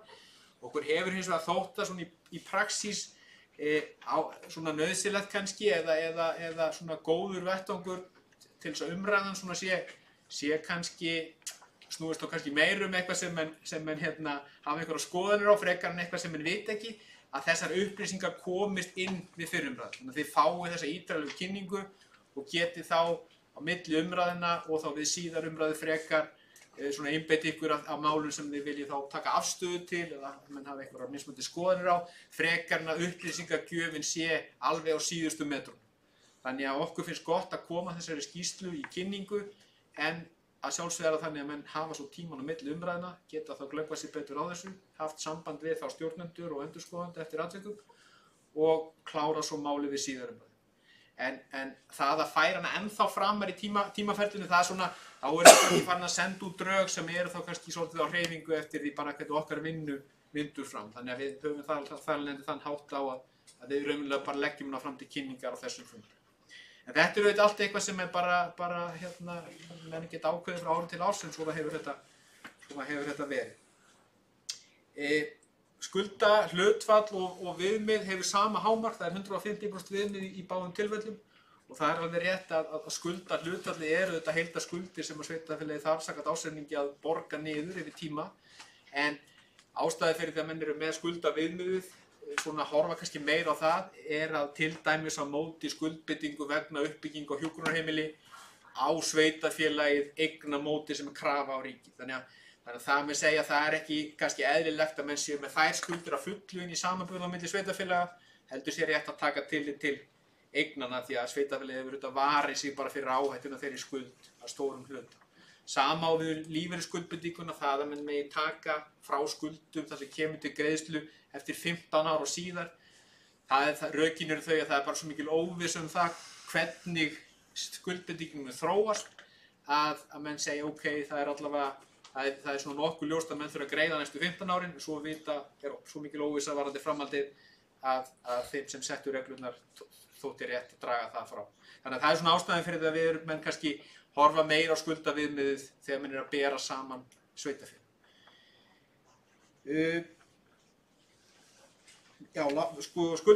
Skammtímaskuldirnar 1,3 milljarður, það auðvitað bara stóri hlutin í þessu auðvitað svona launapakkin, það ógreidd laun og launatengd gjöld í árslok, komandi greiðslu og svo náttúrulega bara lánadrottnar og bara skammtímaskuldir vegna auðvitað þegar framkvæmdir eru miklar eða það fer svolítið bara eftir taktinum í rekstri sveitarfélagsins hve há skuldastaða á þessum tímapunkti. En svona stóru liðirnir í þessu eru tengd í launum, orlofsskuldbindingin eru auðvitað þungið þessu líka. Þannig að það svona skýringin á þessu. Allt skuldir í stílum. Allar skuldir, já, þetta bara það sem greiðist á fyrstu mánuðum ársins. Svo bara hérna að lokum, það var rætt aðeins viðauka og það eru auðvitað bara umræði sem eru auðvitað alltaf í gangi hvaða svona verklag eða hvaða takt bæjarstjórnir eru með varðandi viðauka. Það er svolítið ágætt að svona grunnviðmiði séð að það sem er til umfjöllunar og ákvörðunar á borði bæjarstjórnar, það eru þá mál sem að þarf að samþykkja viðaukum. Það er að segja ákvarðanir sem að sveitarstjórnir að taka og hefur á valdi sínu. Íbúafjölgun til dæmis myndi ég ætla að fjalli ekki þar undir. Það er eitthvað sem að eru meira svona ytri aðstæður, hvernig þær þróast og þá er það frekar eitthvað sem skýra og þá bara ástæða eða skýring á því að það er frávik frá upphaflegri áætlun að ytri aðstæður voru með öðrum hætti en menn lögðu upp með í upphaflegri. Hins vegar er ekkert sem bannar það að samþykkja viðaukann, en ég myndi meta það svo að við myndum til dæmis ekki gera athugasemd við það að hér hefði átt að samþykkja viðauka, eins og við myndum gera og erum að benda á ef að til dæmis eru verið að fara í framkvæmdir eða ákvarðanir sem er ekki viðaukendur og það er hluti af stjórnsýsluskoðunin okkar. Já, og samband við endurskoðanda sjálfsögðu það heimilt á milli umræðna og er bara gaman að heyra í ykkur, en annars bara held ég að þetta sé komið svona cirka. Já. Bæjarstjóri Stutt sko. Já, bæta einhverju við þetta? Já, það er bara örstutt Magnús endurskoðandi svaraði nú ekki þessum spurningum. Það er saman upp á 10. Bara þess að það var svona einhverja hugleiðingar hér sem kannski bregst aðeins við. Kom fram í máli bæjarfulltrúa Miðflokksins að útsvarið per íbúa er hærra heldur en það var á árinu áður og það kom meðal annars fram í mínum inngangi að það væri 2 ástæður fyrir því að útsvarsbakkinn væri að hækka, annars vegar sá að íbúum fjölgar og það þýðir þá fleiri útsvarsgreiðendur og hitt það að velmegun íbúan er að aukast, þar að segja að þeir hafa meira úr bitum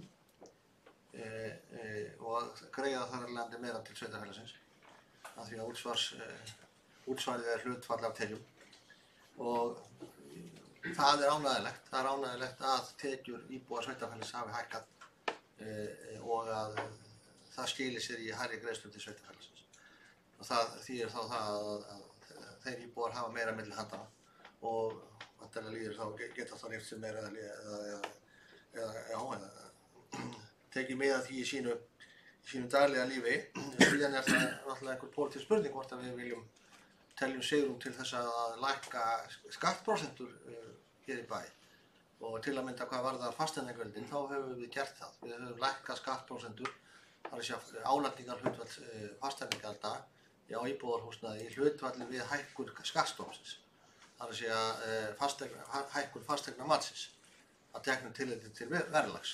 Þannig að á síðustu árum hefur sá stofn ekki hækkað umfram það sem að fjölgunin segir til um. Þannig að þetta eru miklu fleiri eignir, segir sér sjálft þegar að bæinn stækkar svona hratt að þá fjölgar heimilum og eignirnar verða fleiri en að meðaltali eiga íbúar bæjarins að borga samsvarandi fasteignagjöld og að teknu tilliti til hækkun fasteignamatsins. Hvort að það eigi að gera var þetta útsvarið, ég ekki alveg vissum að það sé alveg rétt aðferðafræði að útsvarsprósentan eigi að lækka hlutfalli hækkun tekna því að sá skattstofn er kannski með svolítið öðru sniði og annars eðlis en útsvarsprósentan er svo alltaf til umræðu og hvort að hún eigi að vera þess eða hinn og þannig að það má svo sem alveg velta því fyrir sér. Það var nú þeim ástæðum sem hún var lækkuð. Hún var lækkuð semst fyrir 2 árum síðan, fyrir árið 2017 hér í Mosfellsbæ, ekki 2018 og það sýndist nú sýkt hverjum það og það væri kannski örugglega ágætt einhvern tímann í fjárhagslega gerða. Mér rifja þá umræðu upp með að hringla eitthvað aðeins í útsvarshlutfallinu, við bara sjá til með það, en það er ekki verið að leggja það til hér. Bara ég taka undir þetta sem kom fram hjá endurskoðandi var þess að viðauka. Ég held að væri nánast, ég held að sé bara háð ómöguleika sjálfum sér að fara að búa til viðaukum íbúafjölgun. Guðunar á að búa til viðaukan þegar á að gera það frá degi til dags eða frá mánuð til mánaðar eða þá þegar árið er búið. Ég held að viðaukar eigi miklu og hugsunin í lögunum það sé miklu meira það að sjá til þess að við séum ekki að eyða efni fram eða eyða einhverju sem ekki eru heimildir fyrir og þess vegna þegar útgjöld er að ræða þá er mikilvægt að séu samþykktir fyrir þeim en það fjárstreymi sem kemur inn til bæjarins í formi skatttekna sem engar sérstakar ákvarðanir það var í mínum huga reyndar sko rétt að sjálfsögðu að búið til viðauka að við breyttum skatthlutföllum ef við gerðum tekum einhverja ákvarðanir sem að breyttu tekjunum þá finnst mér rétt að gera viðauka en ekki þegar við tökum í sjálfsögðu einhverjar ákvarðanir heldur þetta í sjálfsögðu eitthvað sem að við erum háð einhverjum eins og endurskoðandi nefndi í ytri aðstæðum þannig að ég er sammála því. Það var líka að tala hér sko aukna þjónustu og það þarf að huga henni. Það er náttúrulega sífellt verið að auka þjónustu og huga henni. Það að börnum fjölgar eða viðskiptavinum skólakerfis sem fjölgar er náttúrulega því er mætt með því að þjónusta þá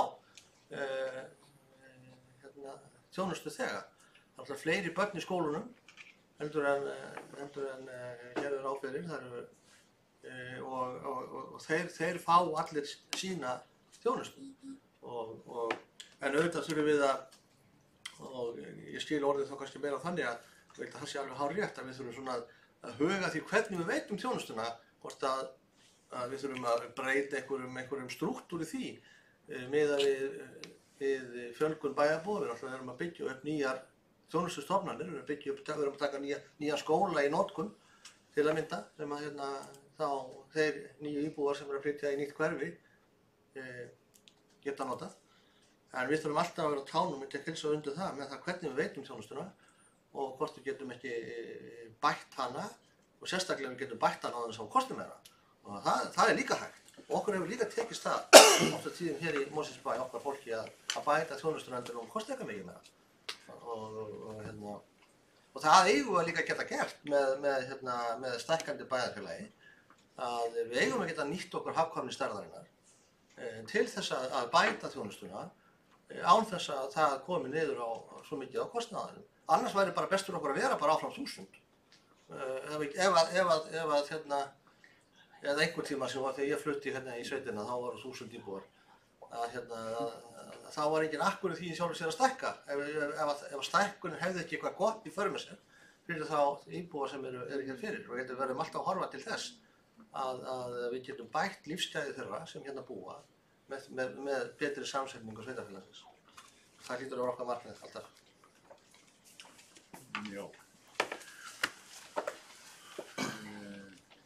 Það hversi engi frekar hljóðs þannig að Kolbrún Þorsteinsdóttir, gjörðu svo vel. Takk forseti og bæjarfulltrúar og þeir sem í salnum sitja. Ég þakka Magnúsi fyrir hans yfirferð á þessari þessum ársreikningi og mikilvægt að fá þessar tölurnar tala sínu máli. En sem formaður fræðslunefndar og sem að fer nú eins og fram kemur þarna þá er það nú sá allstærsti málaflokkurinn og þarna fer nú nærri 50% af okkar fjármagni sem að fer út í fræðslumálin og 20% í félagsþjónustuna. Af því það var nú nefnt hér áðan að við þyrftum að fara að huga innviðunum og öllu því og ég tel nú að fjárhagsáætlun okkar til næstu 3 ára, hún beri þess nú merki. Ég held að allir hér við þetta borð viti það að við erum aldeilis að bæta í og eins og sjáum á hvað varðar viðhald og viðbætur á skólunum okkar sem hefur ekki verið lítið til tals að þá sýna þar allar tölur hvað hefur verið gert og hvað við ætlum að gera í framtíðinni. Við erum með þær tölur annar staðar eða á næsta árum. En ég vil bara líka fagna því að hér hefur verið mikill uppgangur, hingað hefur flutt fólk, treyst okkur fyrir börnunum sínum inn í skólum og leikskólum. Við höfum veitt góða þjónustu, það er vitað og við viljum gera það náttúrulega að sjálfsögðu áfram.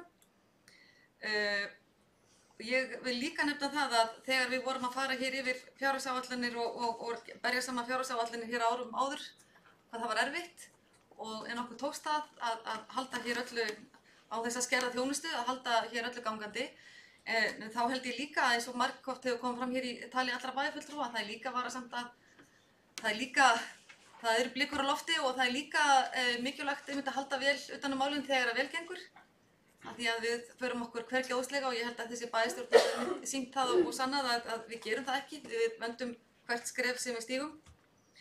Það er ekkert sjálfsagt í rekstri sveitarfélaga og þetta vil ég meina það að hér sé haldið alveg einstaklega vel utan um öll mál og hvort sem það eru stjórnendur stofnana eða forstöðumenn eða þeir sem að hér að beinum rekstri koma hér inn á bæjarskrifstofum, bæjarstjóri og fjármálastjóri sem að hafa sita vel hér halda vel við stjórnartaumana. Þannig að ég vil bara ítreka það að við erum eins og allir vita, við erum að stækka, við erum að bæta í og það er gott að fá þessar tölur, allir sjáu það hvað við höfum gert og hvar við erum að hverju við erum að hlúa. Það er mikilvægt. Þetta er fyrst og fremst snýst þjónustuna sem við erum að veita út í skólunum og í félagsþjónustunni og þessum stöðum þar sem er aðkallandi. Þannig að það er nú bara það sem ég vildi helst nefna. Það var við erum að horfa til hvernig tölurnar eru í næstu fjárhagsáætlun. Við erum sannarlega að huga að skólunum. Við höfum byggt nýjan skóla í Helgafelli. Við erum að huga að viðhaldi bygginga, eldri bygginga. Við erum að opna ungbarnadeildir. Við höfum styrkt stoðþjónustuna eins og ber merki inn í Varmárskóla. Við erum það var lagt hér upp með aðgerðaplan vegvísirinn sem var bókun 1 í kjarasamningi kennara. Þar var heilmikið aðgerðaplan sem við lögðum á stað með. Úrbætur í varðandi aðstöðu kennara, tölvukostur og UT-málin. Þannig ég held að þegar öllu er að botni hvolft þá erum við sannarlega að huga þessum málum og erum ekki að gleyma okkur í þessu. En þetta er það sem að málin snúast Við þurfum fjármagn til að veita góða þjónustu, til að hlúa okkar viðkvæmustu hópum og ég held bara að tölurnar tali sínu máli og sýni það að við erum að gera það. Takk fyrir.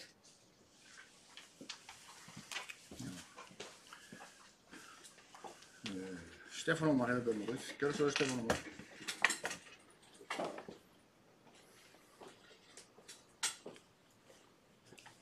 Forseti, bæjarfulltrúar og gestir. Ég var nú gaman að því að kafa, ég var að kafa í þessu meðan þeir voru að tala og það er viðaukana. Það segir með leyfi forseta, óheimilt að víkja frá fjárhagsáætlun nema sveitarstjórn hafi áður samþykkt viðauka við áætlun á þetta við hvers kyns ákvarðanir, samninga eða aðra fjárhagslegar ráðstafanir sem hafi í för með sér breytingar á tekjum, útgjöldum, skuldbindingum eða tilfærslur milli liða í fjárhagsáætlun þegar samþykkt áætlun. Viðaukinn er ekki gildur að hann feli einnig í sér útfærða ákvörðun það hvernig þeim útgjöldum eða tekjulækkun sem gert er ráð fyrir verði mætt. Leður við segjum þetta tekjulækkun þá hlýtur þetta að virka í hina áttina líka. En svo er allt annað mál þessi praktíska. Það er náttúrulega jákvæð áhrif ef það er tekjuhækkun meðan við breytum ekki útgjöldunum. En ef það verður tekjulækkun og við ætlum að halda útgjöldunum þá getum við verið í nýrri stöðu. Forseti, þetta var svona kannski bara til gamans en ekkert alvarlegt í þessu. En ég held að þetta sé virki í raun og veru í báðar áttir en svo er það bara þessa praktísku útfærslu eins og var nefnt hérna hvert það eftir að gera þetta einu sinni ári að fylgjast með tölvunum vikulega og meta þetta. Það er kannski erfiðara. Já. Sveinn Óskar hefur beðið orðið. Gjörðu svo vel, Sveinn Óskar.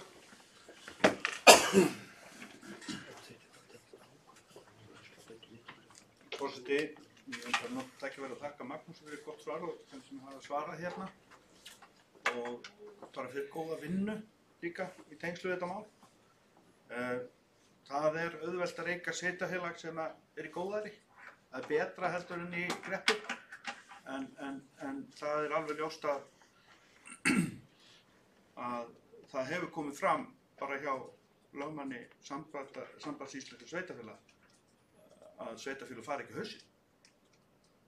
Sveitarfélög geta ekki farið í gjaldþrot. Það er alltaf ríkið sem þarf að grípa í taumana. Þannig að ég segi bara einfaldlega þetta að við erum í góðæri. Það er rétt sem komið hefur fram. Við þurfum að halda vel á spöðunum. Ég sýni skjaldaliðin benda til þess að þessi haldi ágætlega á spöðunum. En það má alltaf gera betur. Og varðandi innviðina, þá er bara gögn hérna frá ráðgjöfum sem benda til að við þurfum að taka til í innviðunum. Varðandi gjöldin, já, launin hafa hækkað. En það breytir því ekki að hérna, við erum með hærri krónutölu á íbúa.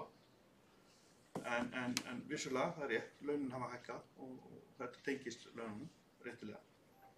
En það verður bara samt að hafa það í huga að það verður að safna í sarpinn og leita leiða til þess að hagræða og jafnframt að sýna kannski því athygli sem varðar innviðina sem að ég nefndi hérna áðan. Og það er alveg ljóst að viðhald eigna er skuld.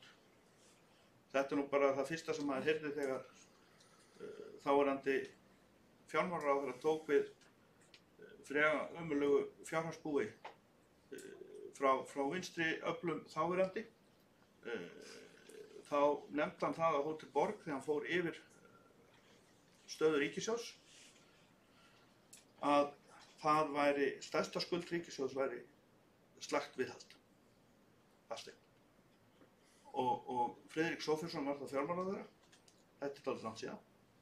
Þetta var stórt átak ríkisins á þessum tíma, að fara í viðhald á opinberum eignum og þetta er vel þekkt víða erlendis að viðhaldið er slægilegt og við verðum að gæta því að þetta er ógreiddur reikningur ef að viðhald er ekki í lagi. Þess vegna legg ég áherslu á það er ýmis mál sem þarf að laga. Jú, ég lít ekki fram hjá því að tölurnar líta vel út. Þetta er vel unnið, en við verðum að eiga borð fyrir báru því að við vitum að það kemur að þessu viðhaldi og öðrum gjöldum síðar og við vitum ekki hvað ytri áhrifin bera með sér. Ég vil sérstaklega þakka fyrir skjal KPMG sem var hérna fylgdi þessu. Það sem er svona nánast í heimsmarkmið fjármálana höfð að leiðarljósi. Það sem að ítarlega er farið yfir lykilþætti, mjög góða skýringar og virkilega vel framsett. Og einn þáttur sem ég þótti mjög athyglisverður, það er lærdómsþátturinn sem var bent á þarna inn í forsíðunni eða innan við. Það er það sem að þetta sé líka fræðandi. Þetta er fræðandi efni og það er mjög mikilvægt að allir geti skilið það til hlítar.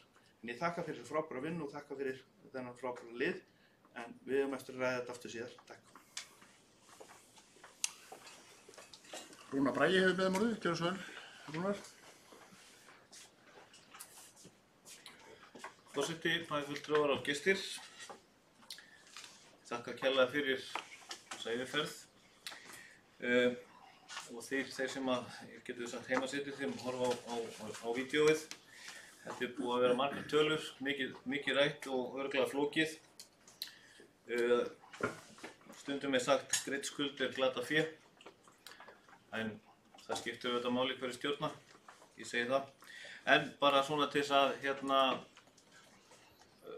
fyrir mig og fyrir persónuleikendur, við erum með hærri tekjur, við erum með lægri skuldir eða lægri lántökur. Bæjarfélagið er vel rekið, fólk vill flytja til Mosfellsbæjar af því hér er gott að búa. Það eru fólk með hærri tekjur sem skilja sér að sjálfsögðu til okkar. Mig langar að nefna vinnu starfsmanna sérstaklega. Þetta er örugglega búin að vera gríðarleg vinna, góð vinna og ég vil þakka fyrir það. Þetta er þegar við erum síðan búin að samþykkja ársreikning, þá hefst sjálfsagt vinna við næstu fjárhagsáætlun hjá starfsfólki. Þetta er eilífð vinna og hún hefur verið vel gerð. Ég þakka kærlega fyrir.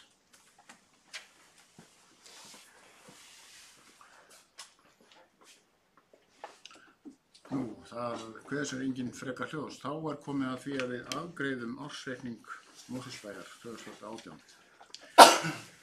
Og það liggur hér fyrir tillaga að ársreikningi Mosfellsbæjar 2018 verði vísað til seinni umræðu og ég bið bæjarfulltrúa eftir hönd sem að samþykkja það. Það er gert með í atkvæðum og þessi fundur verður haldinn 17. apríl næstkomandi. Þá er þessi fyrsta liði lokið og við gerum hér fundarhlé.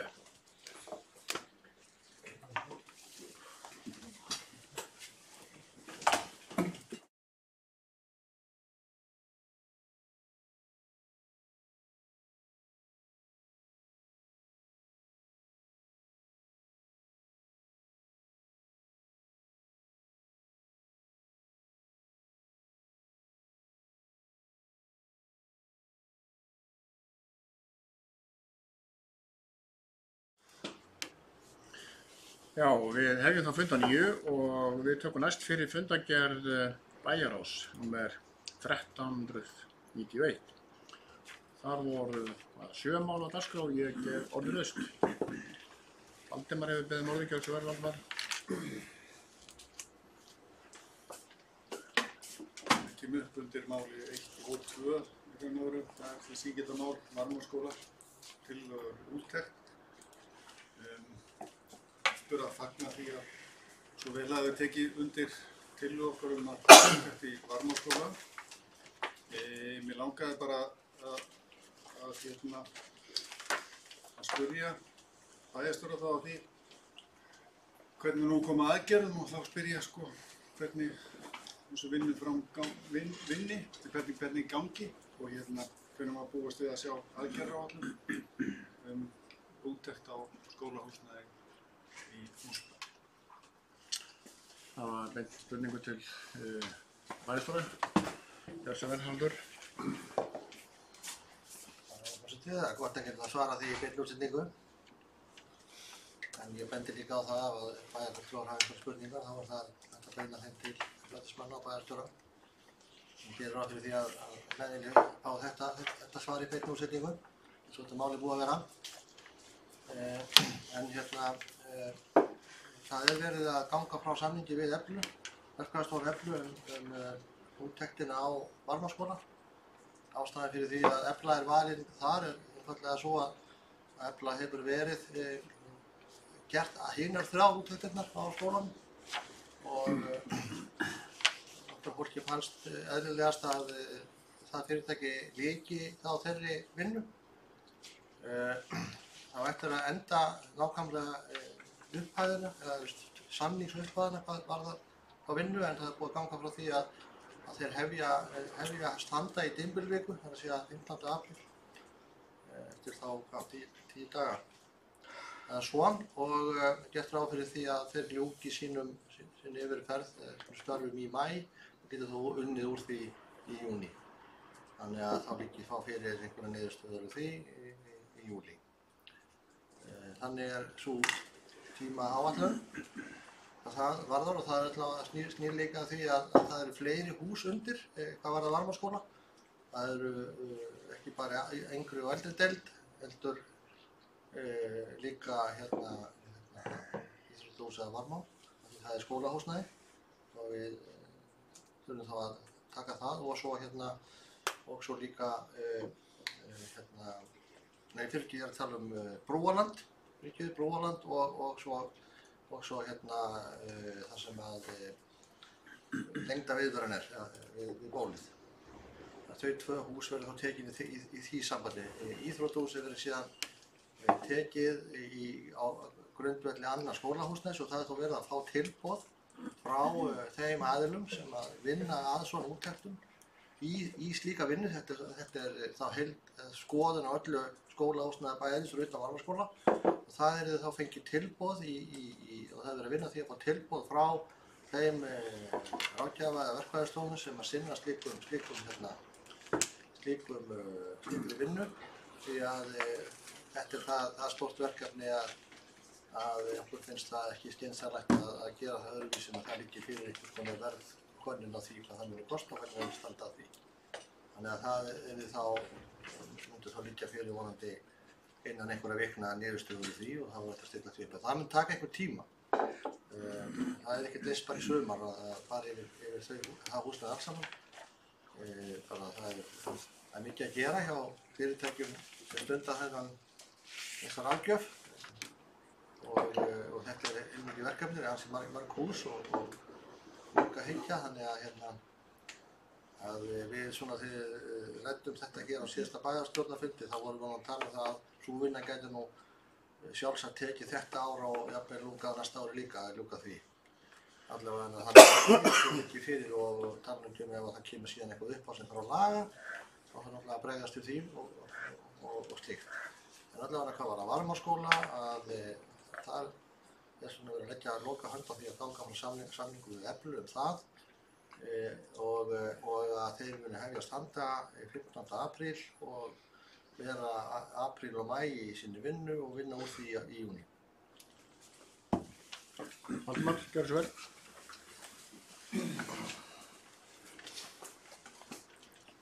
Ég þakka bæjarstjóra fyrir gott svar og ég veit að það eru margir sem fylgjast á þessu máli, þannig að gott að þið fengið að vita hvernig málunum fram líður. Það er líka gott að það sé samið við Eflu. Það er fyrirtæki sem hefur reynslu og þekkingu og getu til þess að fara vel ofan í saumana á þessu máli og það er bara hið besta mál og gott að heyra það og líka að það skulle vera brugðist svo fljótt að þeir geti hafist handa jafnvel í dymbilíu. Þannig að þetta er bara hið besta mál. Já, annars er mál 1 og 2, gjörðu svo vel. 1 og 2? Já, það er eiginlega saman málið. Já, forseti, það er gott að heyra að það er búið að fá fyrirtæki til þess að fara í þessa skoðun á Varmárskóla. Ég ætla ekki að leggja sérstakt mat á hvaða fyrirtæki ég valið, bara fyrst í því að starfsmenn hér velji fyrirtækið sem er góð sérþekkingin á svona málum. Bæjarstjórinn nefndi við rætta hér á síðasta fundi að þessi úttekt sem fyrirhuguð muni taka langan tíma og það er, ég er alveg sammála því og tók undir það þá og gerir það hér líka. Ég nefndi líka þá og nefni aftur núna, að mér finnst aldrei nauðsynlegt að það sé sett fram einhvers konar áætlun. Ég veit að það er ekkert að gera endanlega dagsetta áætlun það hvenær verði farið í hvert einstakt skólahúsnæði í bænum. En ég held að væri þetta verðmætt að það yrði sett upp einhvers konar áætlun þannig að við getum svona nokkurn veginn gert okkur grein fyrir í hvaða takti þetta verður unnið. Já, þetta var bara erindi mitt hingað upp í þetta sinn. Haraldur, gjörðu svo vel. Já, forseti bara til að bregðast við þessu, já það verður sjálfsögðu gert að setja upp áætlun tímasetningar í því og það er hins vegar bara að gera það og semja það við þau fyrirtæki sem að ljá máls á því að taka þetta verkefni að sér. Bæði hvað var það þá verið að leita eftir verðum og þá ákveða tíma þau geta sinnt þessu verkefni. Það var hægt að setja upp þá áætlun og í samningi við eða samkomulagi við það fyrirtæki sem verður fyrir valinu og finnst bara rétt að slíkt plagg komi fyrir bæjarráð þegar það liggur fyrir. Já, þá hefum við engi þessi frekar hljóðs mál nr. 1 og 2 sem var nú eiginlega sama málið. En orðið er þá laust hinn málin. Við ræðum fundargerð bæjarráðs 21. mars.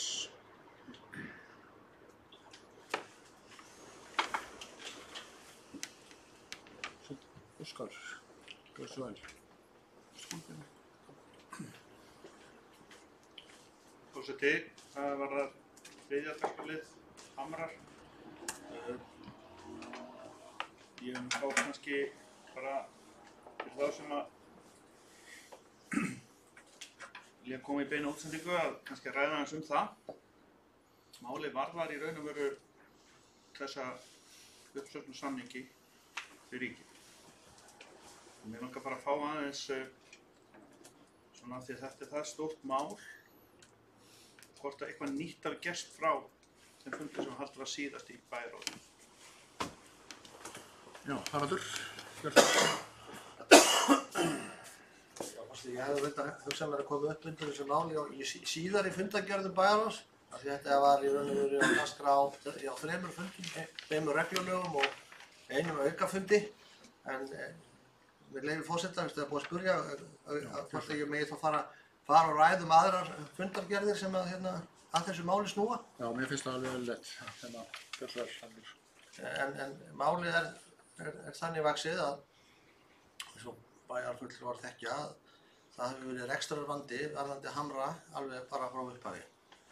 Og ekki verið farnar ófáar ferðirnar í ráðuneytið til þess að ræða við ráðuneytið um það, og það hefur snúist um það að daggjöldin sem eru grundvöllur tekna hjúkrunarheimila í landinu hafi ekki dugað til við rekstur þessa tiltekna hjúkrunarheimilis, og það hefur reyndar svo sem verið vandamál í fleirum.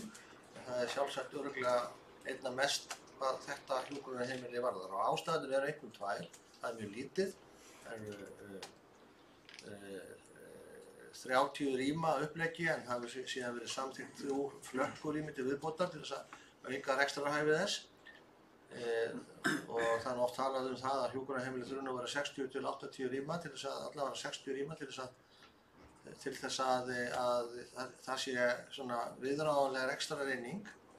Og svo líka hefur aldurssamsetning íbúa verið með þeim hætti að umönnunarþyngd þar er meiri og öðruvísi heldur en gengur og gerist á hjúkrunarheimilum almennt. Það sé hlutfall yngri íbúa sem eru með öðruvísi þarfir og öðruvísi umönnunarþarfir, og líka, gerir það að verkum að það þarf meiri fjármunum til þess að halda heimilin gangandi þar lútandi.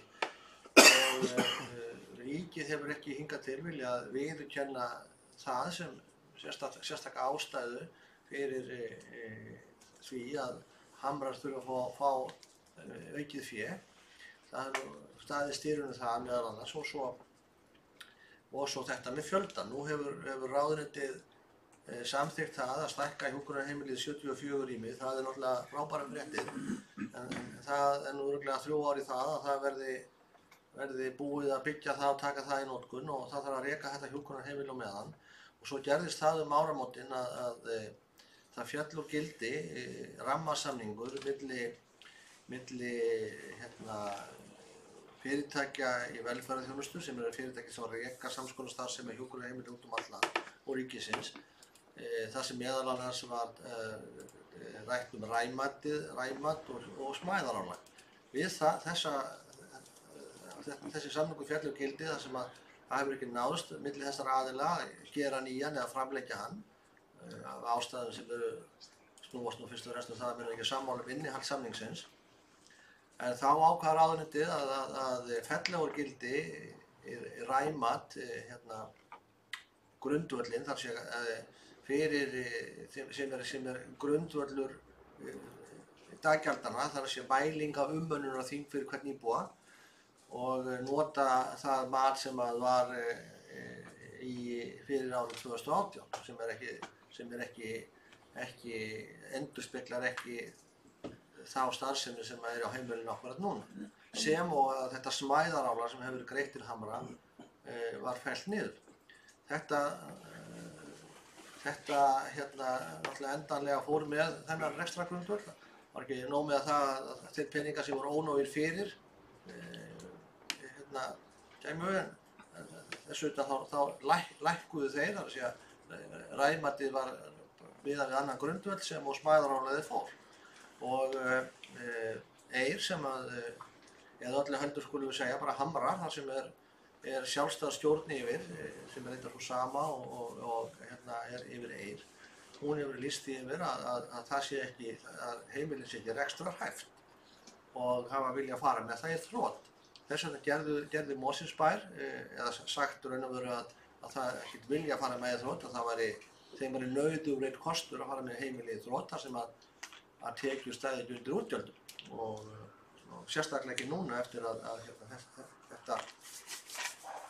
þessi samningar féllu úr gildi. Þess vegna gerði Mosfellsbær, tók bæjar á þá ákvörðun að tímabundið myndi Mosfellsbær ábyrgjast rekstrarhalla Hamra til 3 mánaða, alltaf 2,5 milljóna á mánuði, og það er í fyrsta skipti sem að raun og veru sveitarfélagið Mosfellsbær að taka að sér að greiða þjónustu fyrir þjónustu sem ríkið á að greiða fyrir. Þetta er lögbundið verkefni ríkisins, ekki sveitarfélagana, og þar með erum við þá að nýta útsvarsgreiðslur okkar íbúa í verkefni sem við eigum ekki að sinna. Og því miður þá hefur það nú verið lenskandaldi hjá sveitarfélögum í landi að þau hafa hlaupið undir bagga með þessu hjúkrunarheimili vegna þess að þau hafa bara einfaldlega horft fram á það bara yrði rekstrarfall eða íbúarnir lenti í einhverju vandræðum. Auðvitað er það sem að liggur til grundvallar því líka að bæjarráð tók þessa ákvörðun fyrir Hamra að láta þá sem síst skyldi ekki líða fyrir það sem íbúar heimilisins. En á þessum grundvelli þá sýndist okkur að þar sem að þessi samningur er ekki lengur í gildi eða til, þessi rammasamningur og þá virkar aftur sá samningur sem að fullu sem að við gerðum að bærinn gerði við Eldsneytisráðuneytið 2013 og þar er kveðið á um ræmatið að það væri verið að vanefna hann. Og á þeim grundvelli var þessum samningi sagt upp eða ákveðið að gefa bæjarstjóra heimild til að segja hann upp og auka fundi bæjarráðs var ekki 30. mars? Nei, 29. mars, já. Þá var auka fundur bæjarráðs þar sem að bæjarstjóra var gefin heimild til þess að segja upp þessum samningi ef það kæmi engin viðbrögð frá ráðuneytinu og það gerir það ekki og honum var sagt upp með bréfi síðastliðið sunnudagskvöld og sent það til ráðuneytisins og embættismann þar sem og heilbrigðisráðherra. Ástæðan fyrir því að hann haldið þessi aukafundur að hann var sá að stóðunum vonum til þess að kæmi einhver viðbrögð frá ráðuneytinu þetta. Við höfðum átt fund, ég og forseti bæjarstjórnar og embættismenn hér innan hús, við embættismenn og heilbrigðisráðherra vikunni þar á undan þar sem við fórum yfir þetta mál og okkur var lofað einhverju svörum mjög fljótt á næstu dögum. Það var ítrekað einhverju dögum síðar og það bara komu engin viðbrögð og það hefur ekki komið nein viðbrögð við þessu ennþá. Ekki önnur en það uppsögn samningsins er móttekinn. Hvað ráðuneytið gerir, veit ég ekki. Ég veit ekki hvort að það bregst kannski við að hádegi deginum áður en að þá taka við rekstrinum. Hvað veit maður? En ég sé nú það fyrir mér að ekki síðar en strax eftir helgi þurfum við að senda ráðuneytinu einhvers konar upplýsingar það eða beðin upplýsingar það hvað ráðuneytið hyggst gera. Við lítum svo á að samningurinn renni sér skeið á enda í loka apríl og þá bara takir ráðuneytið við rekstrinum. Það er minnst ekki sagt okkur neitt annað. Það hefur ekki gefin einn svör við þessari uppsögn eða því að við vorum ítrekað búin að segja þeim það að við myndum segja upp þessum samningi á þessum grundvelli, biðum reyndar eftir viðbrögðum, hefðu gjarnan viljað fá þau en þau koma aldrei, ekki eitt né neitt. Þannig stendur nú eiginlega þetta mál að bærinn hefur sagt upp þessum samningi og telur að hann hafi verið vanefndur og þar með sé hægt að segja hann upp með mánaðar fyrirvara. Almennt uppsagnarákvæði samningsins 12 mánuðir. Hún var sagt upp fyrir rúmu ári síðan með 12 mánaðar fyrirvara. Þá var gert sérstakt samkomulag við ráðuneytið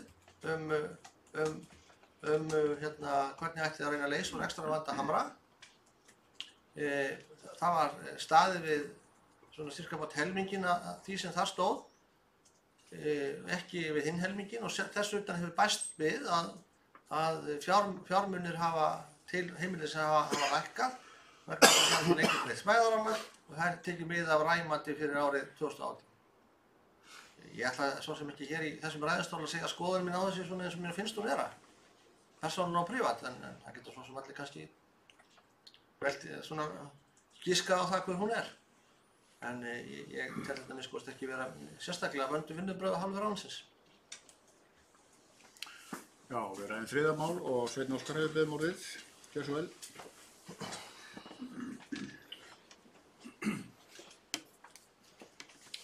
Já, ég þakka þetta yfirlit, forseti, og ég Ég er spurð, sérstaklega eftir þessu síðustu orð, sko. Hvað aðgangur fulltrúa bæjarins að, yfirstjórn ráðuneytisins, ráðherra. Hver er hann? Hver er aðgangurinn að stjórnkerfinu, framkvæmdasýslunni, embættismannakerfinu og framkvæmdavaldinu? Að hálfu meirihlutans í bænum. Er hann bara enginn? Ég spyr fulltrúa Vinstri grænna hér, sem er forseti, hvað er búið að vera að reyna að gera varðandi það að ná í þennan ráðherra og fá pólitíska niðurstöðu í mál. Hér er sífellt verið að tala um það, meðal annars í stjórnmálaályktunum og í raun og veru í stjórnarsáttmála, hvað er að gera fyrir eldri borgara og í umönnun á þessu tagi. Það er verið að tala um það í tengslum við kjarasamninga núna, að það er að gera eitthvað átak í svona mál. Ég spyr bara hvað er verið að gera í ráðuneytinu og hvað er verið að gera við að ná samband við þetta fólk. Ég segi bara að þetta er ókurteisi. Þó að bæjarstjóri hafi ekki viljað hafa neinn sérstaklega stóru orðum málin, þetta er ókurteisi. Að svara ekki bæjarfélaginu varðandi þetta mál. Mér finnst rétt að benda ráðherra á það sem stýrir þessu ráðuneyti og embættismönnum þar undir. Allan að, ég veit ekki aðra, en mér finnst þetta ókurteisi. Og eitt og sér sko er að ræða efnisinnihaldið. En að svara ekki svona hlutum finnst mér bara til skammar. Þannig að ég vil árétta það hér, sem ég sagði reyndar áður, beindu orðum minnum þá til fulltrúa Vinstri grænna, að það verður að leitast við að beita sér eins öflugt og hægt er í þessum mál. Og við þurfum að svara ekki, sko, við þurfum að tala hérna samningaviðræður sem eiga eftir að eiga sér stað, hugsanlega þessa stækkun og þetta reymat sem er í raun og veru stóra málið varðandi kostnaðarhliðinni í þessu og fá bara þegar það eru til töflur reymat og greiningar erlendir frá það hvað þetta þýðir alltaf. Og sérfræðingar á þessu sviði og öldrunarlækningum, þeir vita alveg hvað að ræða. Og þetta sismat varðandi á fötlun og annars slíkt. Það eru heilu greiningadeildirnar hérna til sem þekkja.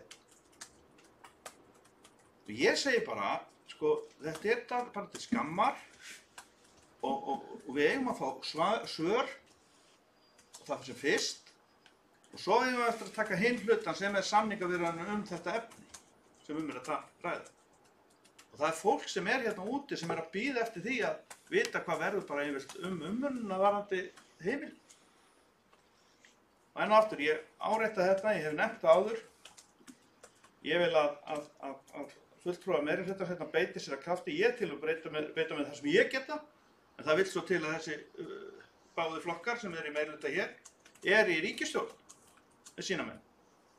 Þannig að þetta verður hæg heimatökin. Haraldur, þú ert með umræðu. Ég vil bara vara við því að með nálgist máli með þessum hætti. Þetta er mjög viðkvæmt að vandmeðfari mál. Ég get alveg fullyrt það að við alla hér sitja og það er svo sem búið að vera útskýra það og fara yfir það í gegnum tíðina. Hversu mikið þungi það hefur verið að hálfu sveitarfélagsins, bæði embættismanna og bæjarstjóra og eftir allum kjöruna fulltrúa að leysa þetta mál. Það er því miður alveg verið nákvæmlega sama hvaða stjórnmálaflokkar eru stýrt þessu ráðandi. Engin munur á því hvaða hljómgrunn þetta tiltekna mál hefur fengið í þessu ráðandi. Það sýnir nú kannski hvað hið pólitíska vald ráðherranna í ráðundunum er stundum veikt og embættismanna valdi sterkt. Sko ég bara vara við því að við nálgist þetta með þessum hætti að það sé einhver ódugur eða hvaða tök einhver hefur á einhverjum. Það snýst ekki um það, þetta snýst um það að hér ekki sanngjarnlega skipt eða sanngjarnlega greitt fyrir þá þjónustu sem maður vil fá í staðinn. Og þær greiðslur duga ekki til. Fyrir því bærinn búinn að færa margoft mjög veigamikil og góð rök. Og það í sjálfu sér oft svo sem viðurkennt líka í ráðuneytinu af hálfu sérstaklega embættismannanna að það sé svo sem alveg rétt sem við erum að segja. En þau geti bara ekki gert neitt af því að þá þurfa að gera eitthvað fyrir aðra eða hafa einhver fordæmisgildi eða eitthvað slíkt. Þannig að mér finnst það þetta alveg út úr kúrök sko. Það skiptir ekki máli en ég bara fullyrði það að það hefur allt verið gert til þess að koma málstað Hamra og Mosfellsbæjar og framfæri við bæði við embættismannakerfið og við pólitíska kerfi hvaða ráðherra frá hvaða flokki sem hefur verið í þessu tiltekna ráðuneyti. Ég held að hafa verið frá flestum flokkum á þessum tímabili, mörgum þeirra á þessum tíma. Þannig að stöndum saman það að gæta hagsmuna Mosfellsbæjar og Hamra, okkar íbúa þar, en ásökum ekki hvort annað dugleysi. Já, þetta sjálfum við þetta mældarskrá. Já, vegna þess að bæjarfulltrúi Miðflokksins beindi orðum til mín sem bæjarfulltrúi Vinstri grænna og langaði að segja örfá orð. Þetta mál náttúrulega ekkert að byrja núna og þetta hefur verið í mörg ár. Sennilega ófáar ferðirnar sem að embættismenn hafa farið hér niður í ráðuneyti til þess að leysa þetta. Þetta bara ágreiningur þetta og starfsmenn ráðuneytisins sem mjög smekir við svo kallað fordæmi að þá komi allir eftir og byggja það sama og svo framvegis. Línurnar bara ekki skýrar, það ágreiningur þetta og ég held að það hafi verið, þó sé skrítið að segja það, spor í rétta átt að segja upp þessum samningi því þá kemst hreyfingamáli, það búið að reyna allt, þannig að vonandi kemst á einhver hreyfingamáli, þannig að það verði fundin einhver lausn og það búið að reyna búið að reyna allt hérna hvað það varðar að reyna að leysa þetta mál og það einfaldlega ágreiningur það. Nú, ég held þá áfram hérna fundarstjórninni og Valdimar var búinn að biðja orðið, gjör svo vel.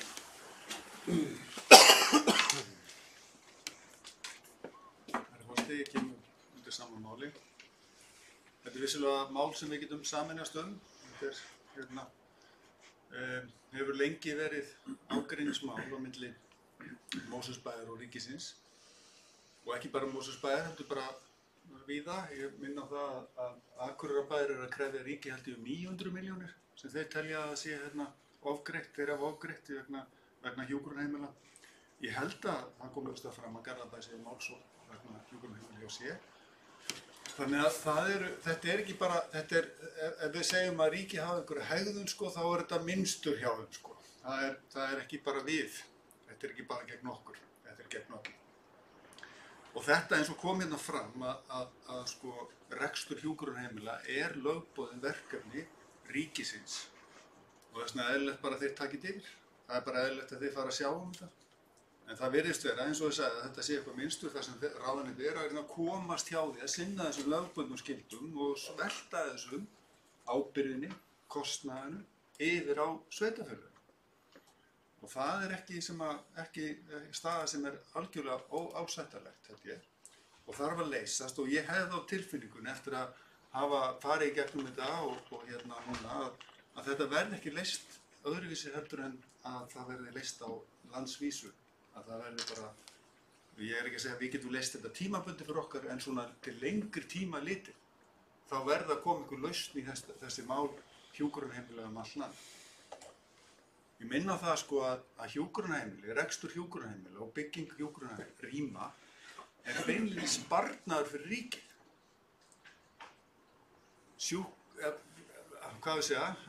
Sjúklingar sem eru þar, ef þau eru ekki á hjúkrunarheimili, þá allar líkur að þau séu á spítala, það sem mun dýrara að sjá og hvert rúm kostar mun meira. En þetta er ekki bara spurning þennan kostnað, þetta er líka spurning þá þjónustu sem viðkomandi fær og það er óásættanlegt að það sé skammtað svona naumt fé til reksturs hjúkrunarheimila sem bitnar þá á fólkinu sem fær ekki þá þjónustu sem þá skilið, þannig að þetta eru nánast mannréttindi. Þetta er ekki nánast mannréttindi, þetta eru mannréttindi fyrir þá sem þurfa á þessari þjónustu að halda. Þannig að þetta er gríðarlega mikilvægt mál og það er gríðarlega mikilvægt að við stöndum einmitt saman að því að þrýsta á það að þetta verði leyst og að við sýnum það að þetta er málefni sem snertur okkur á. Og það má vera að það skipta ekki máli hver hafi verið við völd hérna og það er rétt, þetta hefur verið að veltast í kerfinu lengi og það virðist vera að hér á ríkisstjórnin komið og farið og ekki hefur þetta mál verið leyst. En það er engu að síður svo að þessi ríkisstjórn sem nú við völd, það er þessi ríkisstjórn sem nú við völd og getur leyst þetta mál. Og það er við hana sem við þurfum að tala. Það eru við stjórnvöld sem eru núna við völd sem við þurfum að tala. Þessi ríkisstjórn hefur haft að markmiði að veita meira fé til velferðarmála og það er bara eins gott að fara að minna á það og sá heilbrigðisráðherra sem núna að hann er ábyrgur fyrir því að leysa mála á þessum tíma. Hvað sér þér? Það er gaman að fullast út forseta. Já, gjör svo vel.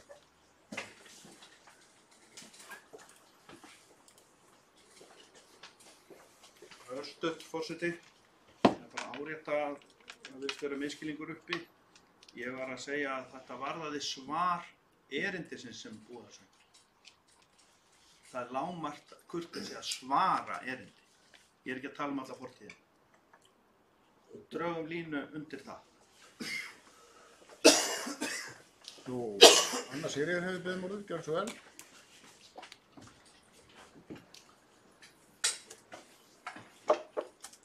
Forseti, ég kemur upp undir sama máli. Við höfum margoft rætt þetta mál á síðasta kjörtímabili, rættum við oft við sögðum upp samningnum fyrir ári síðan. Þetta vandamál í rekstri Hamra bara eykst og ég er komin hingað punktur til þess að segja að ég styð fullkomlega þessa ákvörðun bæjarráðs sem var tekin uppsögn þessa samnings vegna þess að það verður að fara að fá einhverja lausn í þetta mál. Ég held að hún komi ekki nema að sveitarfélagið bara standi fast á sínu. Meðan sveitarfélagin láta alltaf undan, þá kemst ríkið upp með þetta og þetta á við fleiri mál í svokallaðri grábók sambandsins sem allan fólki þetta borð kannast við, sem eru verkefni þar sem þarf að skera úr og finna lausnir í málum sem snerta samskipti ríkis og sveitarfélaga. Og þó þetta sé, þó að kannski einhverjum megi finnast þetta kaldranaleg aðgerð, þá að mínum mati þá er hún nauðsynleg. Og ég styð hana varðandi þjónustu fólks á hjúkrunarheimilum. Þá er það alveg rétt, það eru náttúrulega mannréttindi fólks sem að búa á hjúkrunarheimilum að fá þá þjónustu sem þau þurfa. Og við erum ekkert að tala um fullfrískt fólk sem að kaupi sér herbergi á hjúkrunarheimili. Við erum að tala um fólk sem þar inni vegna þess að það þarf á þjónustuna að halda. Og þá vil ég nefna í því sambandi bara skelfilega fréttir úr fjölmiðlum í þessari viku. Þar sem var verið að tala um það að það væri jafnvel þannig, það var ekki tekið af skarið það, að hjúkrunarheimili förðuðust að taka inn heimilisfólk sem að þyrfti til dæmis á dýrri lyfjameðferð að halda vegna þess að ef að þú þarft dýra lyfjameðferð þá getur það komið niður á fólkinu í næsta herbergi að það fái þá enn minni þjónustu vegna þess að það er ekki tekið tillit til þessa í framlögum ríkisins til rekstrarins. Og ef þetta er rétt, þá er þetta svo skelfilegt og svo svakalegt talandi mannréttindabrot og í raun og veru brot ríkisins gagnvart því fólki sem þarf þessa þjónustu er orðið það veikburða að það þarf að búa inn á hjúkrunarheimili. Þannig að ég stend heilshugar á bak við þessa ákvörðun og ég tek undir með þeim sem hér hafa að tala um það að í svona málum eins og varðandi rekstur hjúkrunarheimilisins sem ég minna á aftur snýst fólk, þá skiptir mjög miklu máli að kjörnir fulltrúar standi eins mikið saman og mögulegt vegna þess að þetta barátta sveitarfélagsins fyrir mannréttindi fólksins sem býr á Hömrum og það að fara í hvað ég segi, einhverja pólitískar skotgrafir eða keiluspil held ég eigi ekki við í svona máli. Þetta mál bara skiptir og ekki flokkspólitískt þó að Vinstri grænir sitji núna í heilbrigðisráðuneytinu og mér langir rosalega að vera vond við þau. En þá held ég við náum ekki árangri þannig í þessu. Takk. Já. Stefán Ómar hefur beðið orðið, við ræðum rekstur Hamra hjúkrunarheimilis eins og málið heitir. Já, forseti, ágætu bæjarfulltrúar og gestur. Ég vil bara segja það að ég stend á bak við þessa ákvörðun sem bæjarráð hefur tekið uppsögnina eins ömurleg og hún er. Það er ömurlegt að þurfa að ganga til þess að segja upp samningnum, til þess að knýja á að það verði hlustað á okkur. Það er bara, það er einhver tali í mínum huga, það er svo vond aðgerð og það er svo vond að þurfa að gera þetta. Og hvar kemur þetta niður? Það kemur þetta niður eins og hér er margbúið að nefna, það kemur niður á þeim sem að dvelja á þessu heimili. Og ég bara ætla rétt að vona það að ráðuneyti taki nú við sér, fyrst að þetta er orðin staðreyndin. Og það hefur verið nefnt að það er ekki bara við, það eru fleiri sem að glíma við ríkisvaldið í þessu efni. Ég ætla bara að vona að ráðuneyti taki við sér núna og gangi í það gagnvart rekstri hjúkrunarheimilanna að skoða þetta og það er alveg klárt mál að það vistmenn eða sjúklingarnir þarna inni eru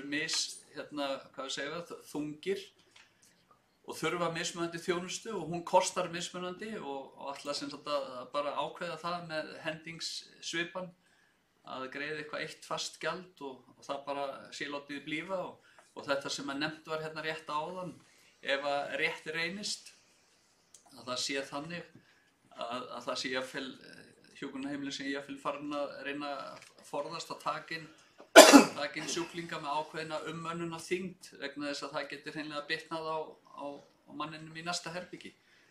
Þetta er ekki gott og ég ætla bara að vona það að ráðuneyti taki við sér núna og það verði gengi í þessi mál og fundin lausn til lengri tíma. Haraldur, þú beðið orðið, gjörðu svo vel. Já, forseti bara aðeins hugsanlegt framhald málsins. Ég sagði það nú held ég bæjarráðsfundi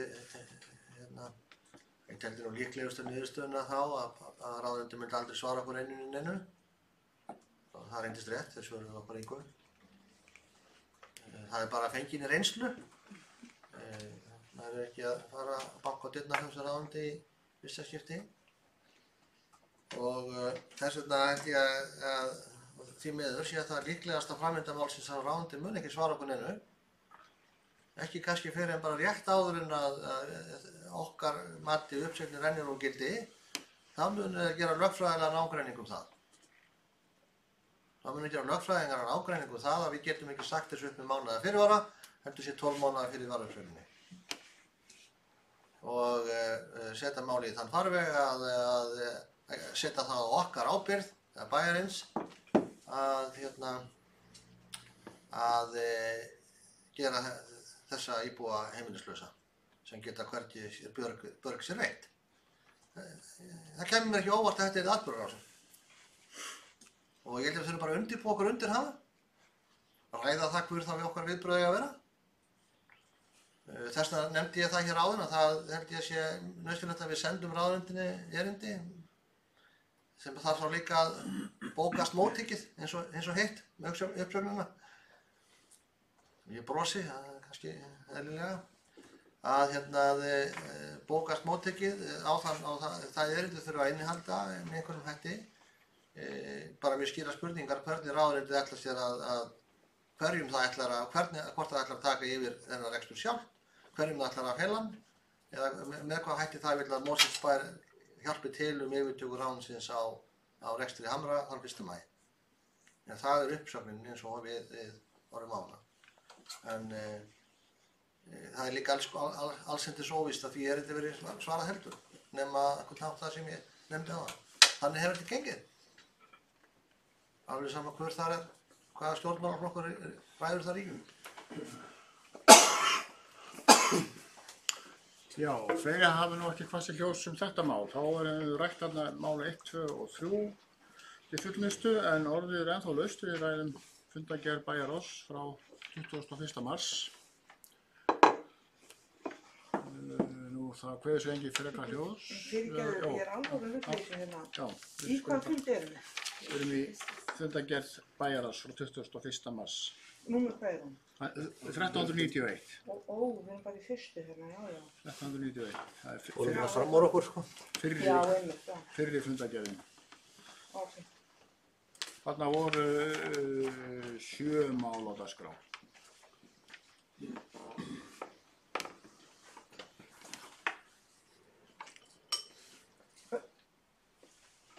Anna Sigríður hefur beðið orðið.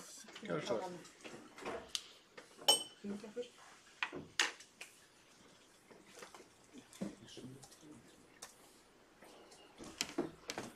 Forseti, við kemum upp undir málið 7. Erindi KSÍ vegna framkvæmda við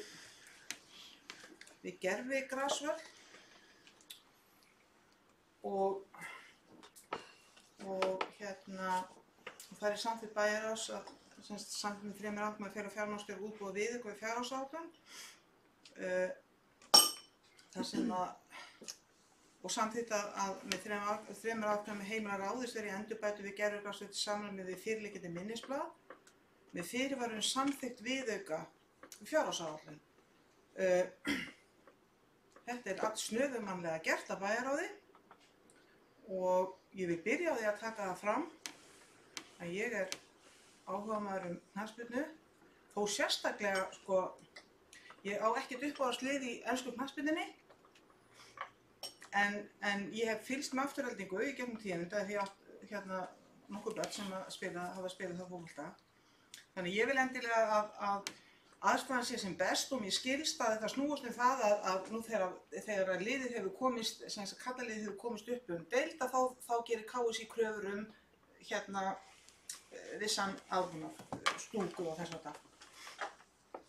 Og eins og ég segi þá er ég ekki að gera ákvörðun um það sem mér bara furðar að hraða þessa mál sem ég langar svo til þess að vita að því ég gerði smá leit og ég fann ekki að þetta erindi, þarna kemur erindi frá KSÍ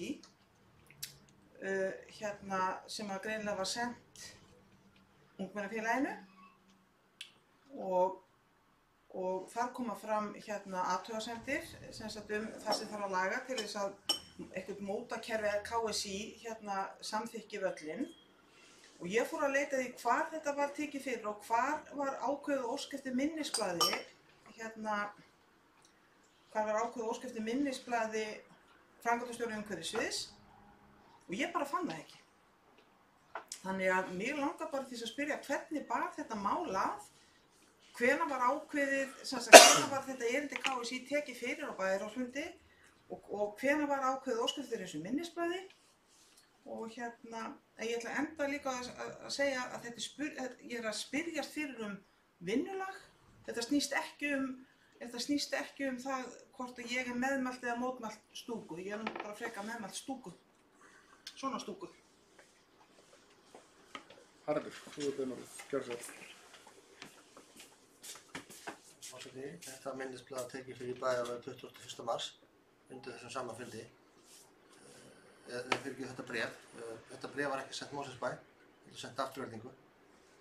Afturelding setti sig í samband við Mosfellsbæ til þess að vekja athygli á því að þarna þyrfti að ef það ætti að fara að kröfu KSÍ þá þyrfti að gera þarna ákveðnar ráðstafanir. Mosfellsbæ undirbjóð það verkefni að því að eiga fundi með bæði formanni KSÍ og þeim starfsmanni sem þetta mál sýsla þar til að fá nákvæmlega að vita hvað hvað þyrfti að gera og hvaða skilyrði þeir myndu setja. Í framhaldi fól bæjarstjóri, framkvæmdastjóri umhverfisins að setja saman minnisblað til bæjarráðs þær aðgerðir sem að þyrfti að grípa til og kostnað vegna þeirra og bæjarráð tók ákvörðun. Anna Sigríður, Fjárhúsræði. Já, ég gat nú séð sjálf að þetta var tekið fyrir á þessum fundi, þetta er fylgigagn með fundinum. Ég er bara að velta því fyrir mér, sko, það kemur erindi til íþróttafélags út í bæ og þá farið ég að gera minnisblað. Ég er bara að velta því fyrir mér, eru þetta hérna viðtekin vinnubrögð við svona? Er ekki eðlilegra þó að það kemur erindi til íþróttafélagsins að íþróttafélagið sendi þá erindi hingað til bæjarins og þetta sé tekið fyrir á bæjarráðsfundi og ákveði þar hvað á að gera. Og mig minnir endilega að það hefur komið einhver bréf inn til bæjarráðs frá út af handknattleiksgólfinu og einhverju fleiri hjá Aftureldingu og ég man ekki betur þetta kæmi inn í bæjarráð. En ég ætla nú ekki að sverja fyrir en það minnir mig. Og ég bara endurtek aftur, mér finnst þetta dálítið sérstakt að þetta einhvern veginn vinnist þannig og það er eiginlega búið að sko, hvað ég segja, það er kannski ekki, það er ekkert að segja sem búið að taka ákvörðunum því að ákvörðunin er sannarlega tekin inn á bæjarráðsfundi en þetta allavega vakti athygli mína að svona var þetta og þá og ef að þetta er eitthvað sem vinnulag sem að menn vilja viðhafa þá bara vitum við það að þetta gildir þá væntanlega um fleiri en að því sögðu þá ætlum ég bara að fagna því að geta setið í stúku á gerðugrassvellinum. Haraldur, Fjárhúsræði. Ég áttum ekki alveg á hvort að það sé eitthvað að þessu vinnulagi eða hvort það sé góðulegt það. Hér eru mál skoðuð og grufin. Hins vegar ekki teknar ákvarðanir nema að þeim sem það eiga að gera, þess tilfelli bæjarráð. Það þurfti að fá úr því skorið hvað þetta gera, það þurfti að kostnaðargreina það og það er ljóst að Mosfellsbær hefur í dag völl sem að fullnægir öllum þessum skilyrðum. Það kom líka fram á bæjarráðsfundinum, það sé grasvöllurinn, aðalvöllurinn á Varmá, hann er með stúku, hann er með öryggissvæðum, hann er með áhorfendaskýlum, hann er með salernum. Öll þau skilyrði sem þarna eru sett fram í þessu bréfi eru uppfyllt þar en það er hins vegar ekki vilji félagsins, hvorugra meistaraflokkana, kvenna né karla, að spila á þeim velli, heldur spila á gerðugrassvellinum og ef það á að spila á honum þá gerir KSÍ kröfu þetta og það var verið að fara yfir það með KSÍ hvað af þessu þyrfti, greina málið, undirbúa það þannig að bæjarráð geti tekið ákvörðun. Bæjarráð hefur alveg getað fresta málinu og hugsa það milli funda, en bæjarráð bara gerði það ekki, taldi málið fullu blist og fullunni, hæft til ákvörðunartöku og ég sé ekkert að þeim vinnubrögðum. Því svo að þetta mál sé fullrætt, við ræðum þá fundargerð bæjarráðs frá 21. mars, fundur númer 1391. Og það kveður sem engi frekar hljóðs, þá göngum við til atkvæða og þeir sem samþykkja þessa fundargerð eins og einstök mál bera með sér eða réttu hönd, það eru 9 hendur á lofti. Og síðan leið ein vika og þá fundaði bæjarráð aftur. Það var 28. mars, það er fundur númer 1392 og ég gef orðið laust.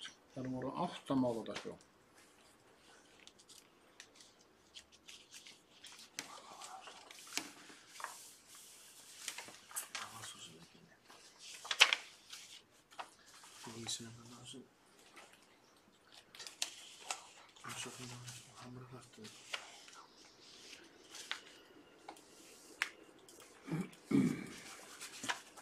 Það kveður sig engin hljóðs eitthvert mál sem þar var á dagskrá. Eftir Hamra var þar aftur á dagskrá en við ræddum þann áðan. En ég lít svo þá að umræðin sé lokið þessa fundargerð og við göngum til atkvæða. Þeir sem samþykkja þessa fundargerð eins og einstök mál bera með sér er bönnuð rétt upp hönd. Hún er samþykkt með 9 atkvæðum. Þá er komið að einstökum nefndum. Það eru 5 fundargerðir frá nefndum. Við byrjum á fjölskyldunefnd sem hélt fund númer 280 19. mars síðastliðinn og þar voru 11 mál á dagskrá og ég gef orðið laust. Rúnar Bragi hefur beðið orðið hjá Sverrunar.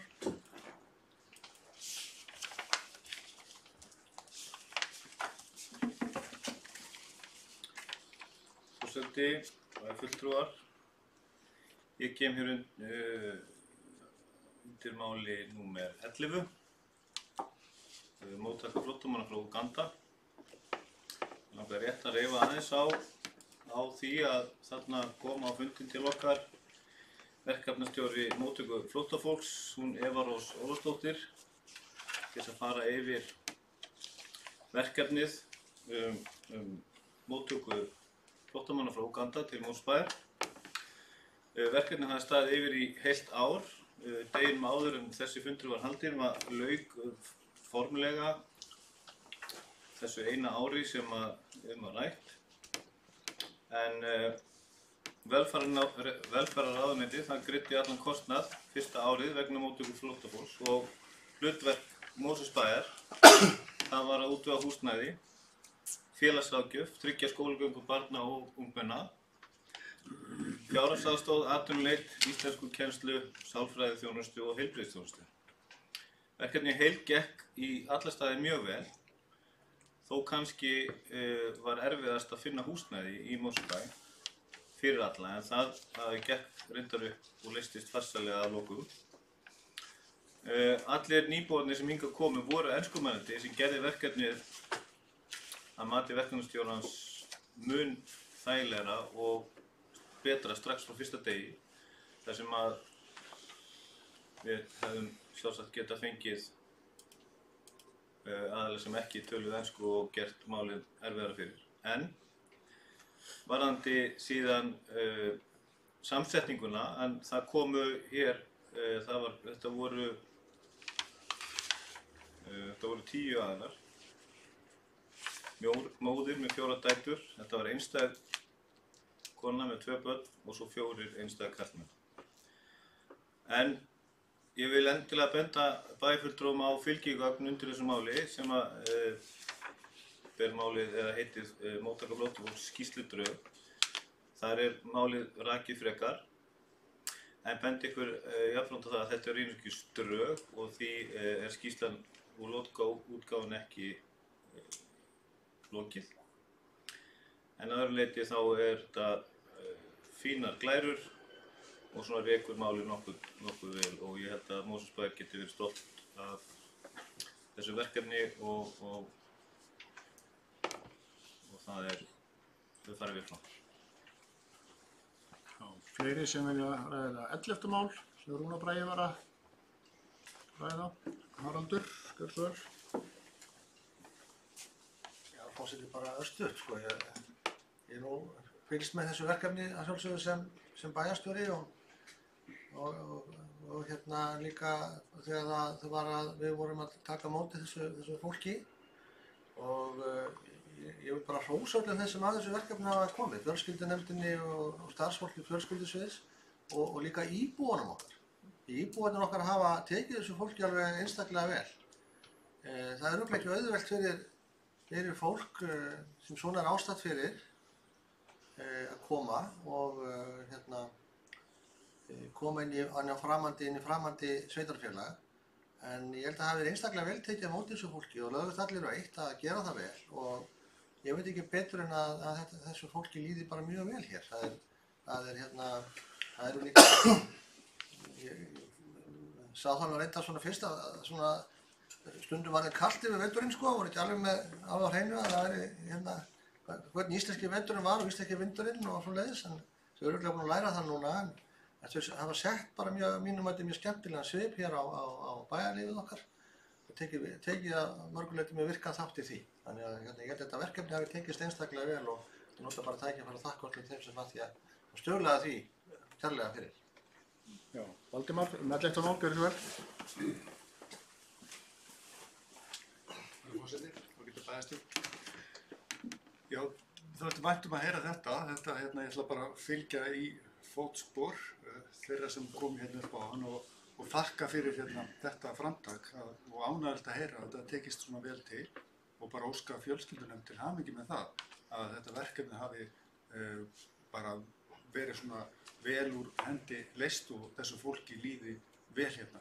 Það skiptir máli að rétta náungann hjálpara og skiptir máli að við stöndum okkar plikt sem í þessu samfélagi að hjálpa öðrum sem við höfum sárt að binda og ég vona að við sjáum okkur fært að gera meira af þessu og greinilega erum við góð í þessu og samfélagi hefur tekið vel á móti þessu fólki sem sýnir að það ættum að gera meira af þessu. Takk fyrir. Kolbrún, 11. mál, gjör svo vel, Kolbrún.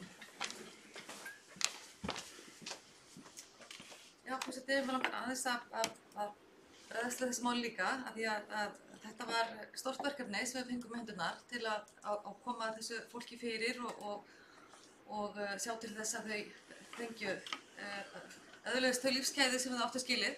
En ég vil líka taka sérstaklega fram að börnin sem komu í þessum hópi, þau fóru öll í varmárskóla og vil nú nota tækifærið og hrósa stjórnendum og kennurum varmárskóla fyrir að bregðast svona vel við sem þau gerðu, réðu mannesku sérstaklega í þetta verkefni og ég veit að móttakan þessara barna var algjörlega til fyrirmyndar.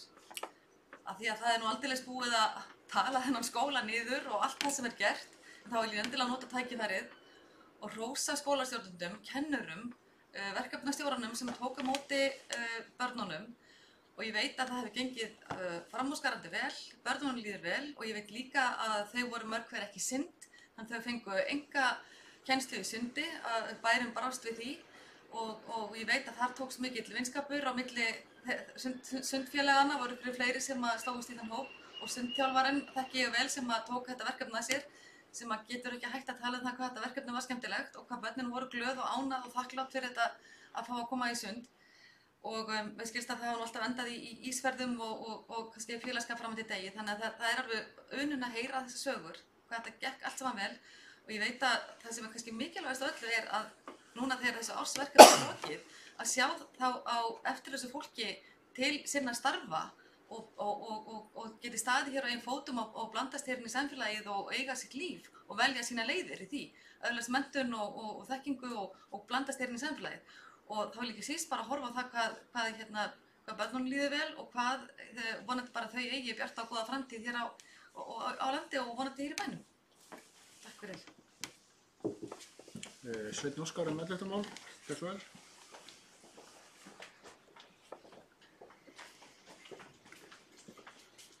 Forseti, já, mér finnst þetta að þekknast ágætlega. Það er leitt að heyra eitthvað sé að tala um að það sé að tala illa um varmárskóla. Ég vil einnig hrósa það starfsfólki sem tók á móti þessu fólki. Mjög öflugt starfsfólk í varmárskóla. Og ég býst við að það í framtíðinu munum við gera meira af slíku í okkar samfélagi. En það sem skiptir kannski meira máli í þessu. Það er það, við þurfum að fylgja þessu vel eftir. Það er búið að fylgja þessu eftir þennan tíma, við þurfum að fylgja þessu eftir inn í framtíðina.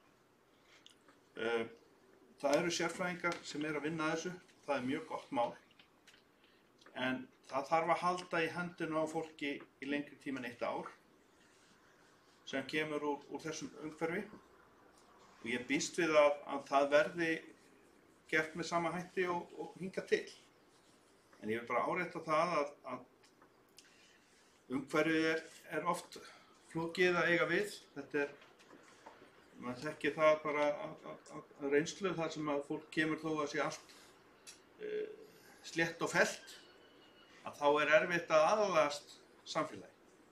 Og mörgu leyti þó að við séum taka vel á móti flóttafólki og gerum allt okkar besta, þá eru oft þættir undirliggjandi sem við þekkjum ekki nægilega vel. En ég býst við að þeir sérfræðingar sem vinna þessu skynji að það þarf að halda áfram. Þetta eru sálfræðiþjónustar sem er komin hérna í heilsugæsluna sem dæmi. Þetta er ný vídd í okkar samfélagi og bara frábært að bærinn hafi tekið af skarið og tekið á móti þessu fólki og þetta er virkilega ánægilegt að sjá þetta. Ég get nú sagt að það var óskað eftir gítar handa einu sem að vildi. Ég var svo ánægður, ég átti gítar sem ég gat afhent og ég veit að það vakti mikla lukku og ég held að við erum öll einmitt að vera svona. Að reyna öll að hjálpast að og ég veit að fólk er að því. Ég veit til dæmis að börnin eru aðlagast mjög hratt og eiga ágætis vini. En það eru félagslega atriði sem tengjast þessu og við megum ekki gleyma því. Það er erfiðara fyrir eldri kynslóðan aðeins. Það er auðveldast fyrir börnin. Og margar rannsóknir benda til þess að það er einmitt í eldri hópnum sem að þarf að hlúa mest að. Börnin eru fljóta að aðlaga sig en yngri kynslóðan á eldri kynslóðan mjög erfitt með það. Og það er uppalendin. Við erum að gera okkur grein fyrir því. Það eru foreldrarnir og aðstandendur sem eru eldri. Þannig að, eins og ég heyrði einu sinni á ráðstefnu þar sem að framkvæmdastjóri flóttamannahjálpar Sameinuðu þjóðanna hélt, þá sagði hann að þetta væri eilífðarvinna. Það er engin svona fix lausn í þessu, en þetta er góð byrjun. Fólk hefur vandað sig mjög vel hérna í þessu, það er allt gott að blessa, en hugum á þessu einnig að það þarf að halda í hendina á eldri kynslóðinni, yngri kynslóðinni spjara sig vel. Þetta mál, Anna Sigríður, gjör svo vel.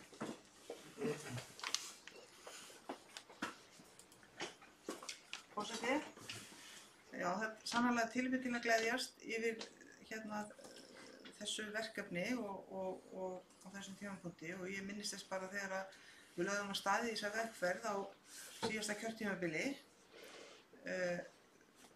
og þó ég ætti nú ekki að standa hér og berja mér á brjóst að þá átti ég stóra þátti því að þetta var tekið á dagskrá hér við þetta borð. Verkefni hefur gengið ótrúlega vel vegna þess að eins og hér hefur komið fram þá er þetta gífurlega vandasamt verkefni og auðvitað eiga allir þakkir skildar fyrir það að hafa staðið sig vel í því, bæði starfsmenn hér innan hús og í skólanum og allir sem hafa komið að þessu, ekki síst börnin í bænum sem hafa tekið vel á móti börnunum sem flutninga en ég held við eigum að horfa á þetta áður við missum okkur alveg í fögnuði við hvað við erum góð að þetta er bara, þetta snýst bara okkar samfélagslega ábyrgð í alheims samhengi, skiljiði. Það er ekki bara samfélagslega ábyrgð innan Mosfellsbæjar, heldur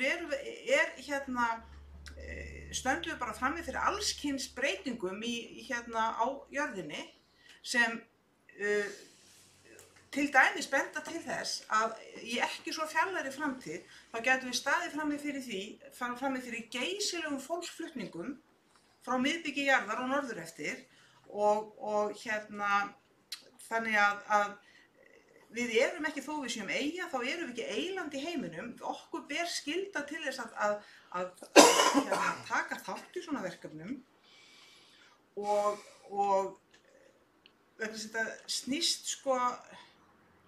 þetta snýst ég veit ekki hvernig ég á að orða það, þetta snýst kannski bara innsta gildi þess að vera manneskja, svo ég sé bara á tilfinningalegu nótum í þessum ræðustóli en ég ætla ekki að draga á því að við eigum að fagna því hvað þetta verkefni akkúrat gekk rosalega vel og ég ætla að taka, mér fannst ég heyra bæjarfulltrúa Valdimar nefna það hér að þetta sýndi að við værum góð í þessu og ég tek undir það að við erum greinilega góð í þessu og þess vegna ættum við að byggja á þessari reynslu til framtíðar og gera meira af því að opna okkar samfélag fyrir fólki sem kemur víða að veröldinni því að fyrir uppi staðið þá auðgar þetta bara samfélagið okkar. Það er það við fáum fólk með allt annars konar lífsreynslu og hefur lifað allt annars konar aðstæður heldur við. Það held ég til dæmis að sé mjög verðmætt fyrir börnin sem að kynnast þessum nýju mósellingum inn í skólanum. Það sé mjög verðmætt að kynnast einmitt fólki sem hefur búið við allt aðra aðstæður heldur en við búum við í allsnætta samfélagi Vesturlanda. Þó að vissulega sé gæðan misskipt í allsnætta samfélagi. En það er ekki umræðefni kannski hér. En það er við hæfi að þakka þeim sem hafa staðið í stafni við að framkvæma þetta frábæra verkefni. Fjölskyldunefnd, vilja menn að ræða eitthvað frekar þar? Valdimar, já, svo ég spyr nú hreint út, einhvern sem vil ræða 11. mál frekar. Þá tel ég að það sé fullrætt en vildir þú ræða aftur? Þú ætlar að ræða eitthvað annað, Valdimar, það ekki? Já, við skulum klára þetta. Rúnar Bragi, gjör svo vel, 11. mál. Já, bara kæra þakki fyrir góða umræðu. Eitt sem ég langaði bara að nefna varðandi þetta allt saman, að eins og starfsmaður okkar sem nú er var ráðinn til eins árs hefur reyndar verið ráðinn til Mosfellsbæjar. Þannig að þetta fólk sem hingað kom hefur í raun og veru ennþá aðgang, þó ekki eins beinan eins og þau höfðu fyrir þetta sérstaka verkefni. En hún hafði orðið á því að fólki sem hingað kom var mjög heppið að hversu vel líka er haldið utanum þegar svona verkefni er eins og þetta. Ef það kemur inn öðruvísi heldur en nákvæmlega eins og í þessu verkefni, þá eru aðstæður oft ekki eins góðar. Þannig að fólk hafi mikinn aðgang að starfsfólkinu og allri þjónustu, þannig að það auðvitað hjálpaði mikið til og mjög gott. Já, einhver sem vil ræða 11. mál frekar, þá lít svo á að umræðu það sé lokið. En Valdimar, þú varst búinn að biðja orðið. Þarna voru 11 mál á dagskrá. Herra forseti, við kemum upp undir máli númer 1. Það eru styrkir sem að fjölskyldunefnd veitti. Ég ætla svona að halda áfram að missa mig hversu æðislega við erum og hæla aftur fjölskyldunefnd fyrir styrkveitingar á árinu 2019. Það reyndar ekki stórar upphæðir sem voru veittar, 800.000. En við ekki aðtekla því að allir þessi styrkir nánast fóru til aðila sem á einn eða annan hátt styrkja konur sem hafa orðið fyrir ofbeldi. Og ég bara fagna því. Það fyrir Stígamót, samtökum kvennaráðgjöfin, Bjarkarhlíð, áfangaheimili fyrir konur, Dyngjan og svo reynda fékk Mosfellsbær, Rauði krossinn í Mosfellsbær smá pening. Þannig að ég ætla bara að fagna þessu. Það er tímanna tákn að svona skuli vera staðið að styrkveitingum, að þeir fara til í þennan málaflokk og eins og allir vita að veitir ekkert að takk fyrir. Já, Rúnar Bragi.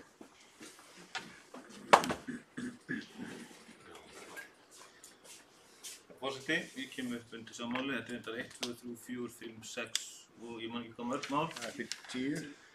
En gott og gilt, þetta eru allt saman frábæra verkefni sem að þarna voru að sækja Það ber þess að geta líka að það voru ekki allir sem að fengu styrk.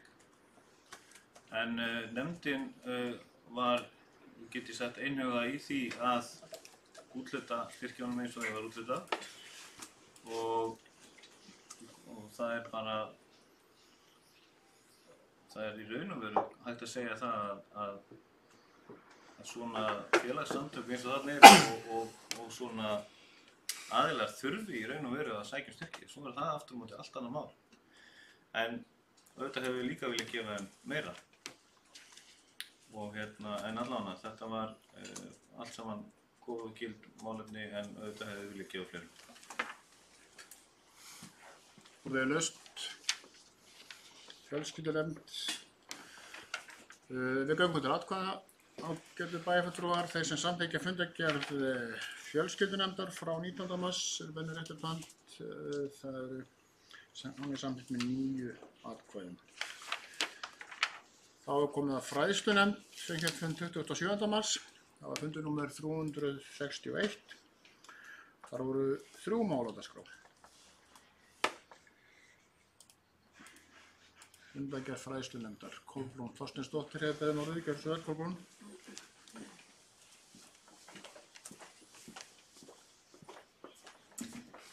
Forseti, mér langar til að koma inn undir máli númer 3, skólasókn grunnskólanema, og þessi könnun sem var gerð á vegum velferðarvaktin sem gerði þessa könnun, eða stóð fyrir henni, það var maskína sem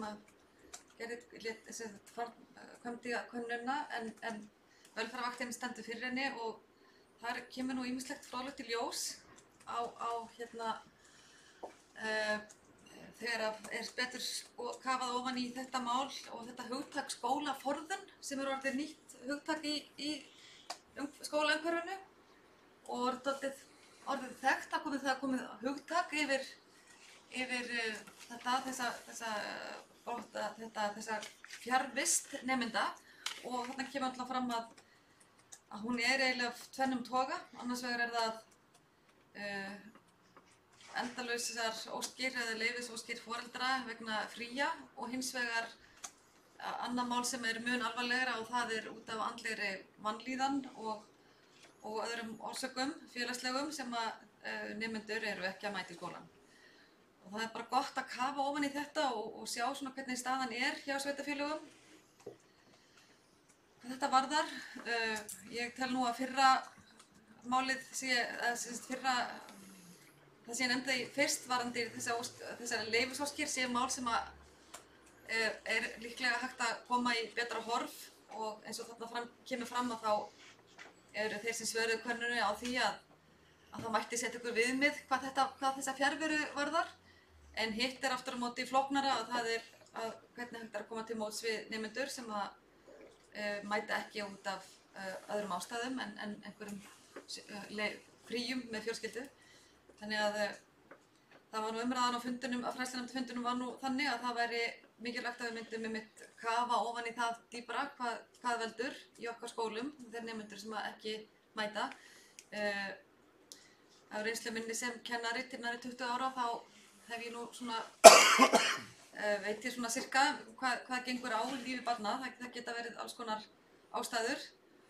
Þannig að það heldur sé mjög gott í okkar litla samfélagi að taka dálítið vel utan um það og sjá hvort að ekki sé hægt að það var allavega samdóma álit skólafólksins í nefndinni að það yrði skoðað, kafað ofan í okkar gögn og skoðað hvað veldur og það yrði farið í einhverjar bjargir og til að mæta þessum börnum, og ég veit það svo sem að það gert. Þetta er bara um könnun að ræða, en ég veit að í skólunum mikið verið að ræða við foreldra, og ég held að í þessu málum þá held ég að sé mikilvægast af öllu að foreldra bregðist sem fyrst við, fái aðstoð hjá skólanum, segi bara að það sé þarna ákveðið vandamál.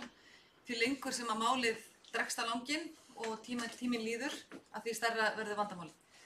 En ég held að okkar skólafólk sé fullkomlega fært að fara í þetta mál, og það var svona vilji nefndarinnar að það yrði gert hér og kannað betur og kafað ofan í okkar gögn í okkar skólum um það hvernig við getum brugðist við. En allavega svona stóra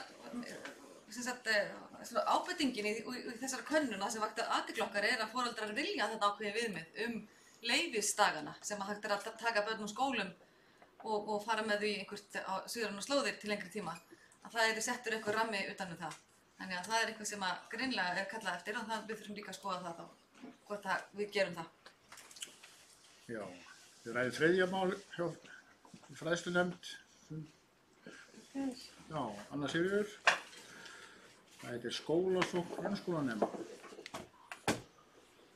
Forseti, ég þakka formanni fræðslunefndar fyrir þessa yfirferð. Það kom fram í máli formannsins að nefndin, ég skildi formann þannig að nefndin ákvað að láta vinna meira úr þessari skýrslu.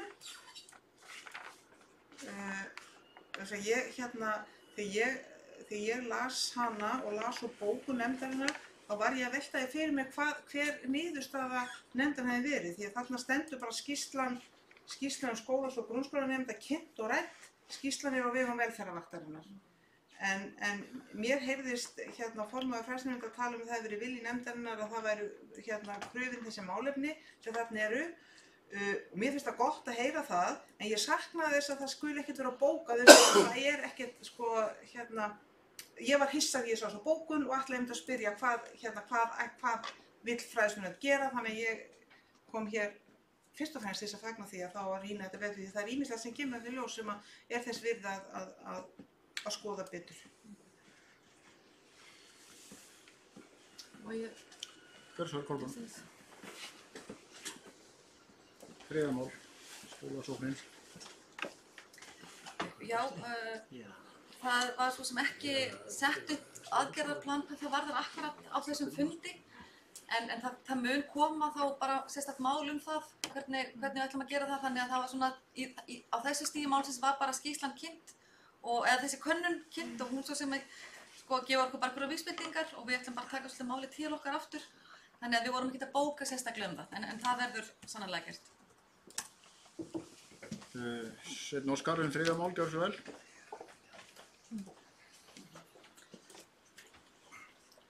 Forseti, mér finnst að þessi skýrsla ætti kannski heima í samtökum foreldrasamfélagsins, Sammos. Spurning að fræðslunefnd eða fulltrúar á fræðslusviði geti kannski sett þeim þetta og fyrir næsta fund til upplýsingar fyrir foreldrasamfélagið. Það væri hyggilegt, þetta snýra því og aðeins að öðru mætti koma svona sambarlegt varðandi forföll og veikindi í skólum hjá starfsfólki vegna þess að það er líka forföll, þannig að við getum lagt þetta og mælt þetta saman þannig að maður getur áætlað líka þessa hluti út frá bara viðveru í skóla í heildinni en þetta er ágætt gagn og að gera íta við þessu tilkynna fyrirfram mikilvægt áður en að farið út og svona maður synga upp á náðuna í þessu en gætt þess stundum að ég láta það fréttast sem fyrst að það hefur verið frí í gangi en þetta þarf að bæta þetta, þarf að laga þetta og mikilvægt að taka þetta upp. En ég vona ekki þessu. Hvað sér þið? En ég vona ekki þessu. Já. Skólasóknin. Fullrætt við þetta borð. Má ég svara varðandi Sammos? Má ég svara varðandi Sammos? Af því að mér finnst það mikilvægt að koma fram. Spurning, þú beintir ekki beint spurningu til formannsins. Það er bara gott mál að skoða. Já, fulltrúi Sammos er náttúrulega í nefndinni. Já, það er náttúrulega. Já, en við erum ennþá að ræða skólasóknina. Nú? Já, en nú er umræðu lokið hana en það voru 2 önnur mál þarna. Skólakynning og þjóðarsáttmáli læsi. Vilja funda með ræða þau mál? Já, forseti lítur kannski á fundina. Já, gjörðu svo vel, annars Sigríður Gunnardóttir, hefðum og lið. Forseti, ég kem hér í punktu undir mál nr. 1, skólakynning Hulduberg og Höfðaberg. Ég vildi nú óska að ég væri fulltrúi í fræðslunefnd, þá hefði ég heyrt og séð þessa kynningu, en með þeim gögnum sem við fáum sem bæjarstjórn fylgir engin kynning. Við erum engu nær það hvað fer fram Huldubergi og Höfðabergi og bæjarbúar eru engu nær það heldur og þá veit ég ekki alveg hvað tilgangurinn skiljið. Þetta er og þetta er ekki fyrsta skipti sem eru kynningar á skólum og það fylgir engin gögn. Og ég held að það sé ekki gott fyrir skólan. Það er gott fyrir skólana að kynna sitt starf fyrir bæjarbúum eins mikið og hægt er. En aðallega sakna ég þessa sem bæjarfulltrúi, eins og nú ætla ég að samþykkja þessa fundargerð, og ég veit ekkert hvað fór fram þarna. Ég veit auðvitað veit ég að það var kynnt starf skólan og ég veit að það er gott starf í gangi og allt það, en þarna finnst mér þurfa aðeins að taka á og passa upp á að það fylgir gögn svona kynningu. að það sé ekki bara þeir sem til feldi sem eru fulltrúar í nefnd fái að sjá og heyra en ekki aðrir. Kolbrún, gjörðu svo. Þetta er ræðin fyrsta mál, það heitir skólakynning Hulduberg og Höfðaberg. Já, takk forseti. Ég kannski segja aðeins frá svona aðdraganda þess að við ákveðum að funda í Höfðabergi. Við höfum sem sagt ákveðið það nefndin að við fundum stöku sinnum út í skólastofnununum og þessi kynning var nú eiginlega bara fyrir einmitt fræðslunefndina. Þannig að það er mikið af nýju fólki í fræðslunefnd og mér finnst mikilvægt að fræðslunefndin sjálf viti nákvæmlega svona allavega hvar leikskólarnir eru og hafi komið inn í húsin og hitt skólastjórnendur og svona aðeins að fá að þreifa á þessu öllu saman. Þannig að við ákveðum það að við skildum funda einstaklega sinnum út í, og ég man ekki hvar við ætlum að funda næst, en við verðum ekki alltaf hér við þetta borð. Við verðum út í skólanum og þessi kynning hún var eiginlega bara fyrir fræðslunefndina. Þannig að við fengum bara leiðsögn húsin og hittum skólastjórnendur, fengum leiðsögn húsið og svona munnlega kynningu. Þannig að í þessari kynningu fylgdi engar glærur. En ég get það bara í framtíðin, eða þess að framvegis beðið skólastjórnendur að vera með þá kynningu á glærum, eitthvað slíkt til að það geti fylgt svona málum. Það er það sem stendur kynning á skólastarfinu. Þannig en við bara hlustuðum á leikskólastjórann sem að gekk með okkur Hulduberg og síðan hittum við Jóhann út í Höfðabergi og kynningum bara svona kynningum húsið og ég held að fræðslunefndin hafi þótt það bara mjög gott og mikilvægt og þarna var ný starfsmaður fræðslusviðs með okkur sem hefur hafið störf á sviðinu. Þannig að ég held að mér finnst allavega sem formanni mikilvægt að fólk komi inn í húsið, hitti stjórnendur og svona geti allavega svona hugsað á staðum þegar við erum að ræða viðkomandi skóla og það sem við erum að vera þar. Þannig að þetta var eiginlega mín tillaga, mín hugmyndum að við skildum funda út í skólanum, fá kynningar en ef það er vilji bæjarstjórnar að það séu alltaf glærur sem að fylgja kynningunum þá get ég eflaust alveg bara beðið það. Anna Sigríður, gjörðu svo. Forseti, þakka formanni fræðslunefndar fyrir þetta. Bara svo sé engin misskilningur, mér finnst mjög sniðugt að fara út í skólan og funda. Og það var, þegar ég var í fræðslunefnd þá gerðum við þetta líka, að við fórum milli skólan og það er mjög lærdómsríkt fyrir nefndamenn í fræðslunefnd og ég akkúrat engar athugasemdir heldur frekar hrósa ég formannum fyrir að gera þetta markvisst. Sko, mín ábending, ég ætla ekki að segja,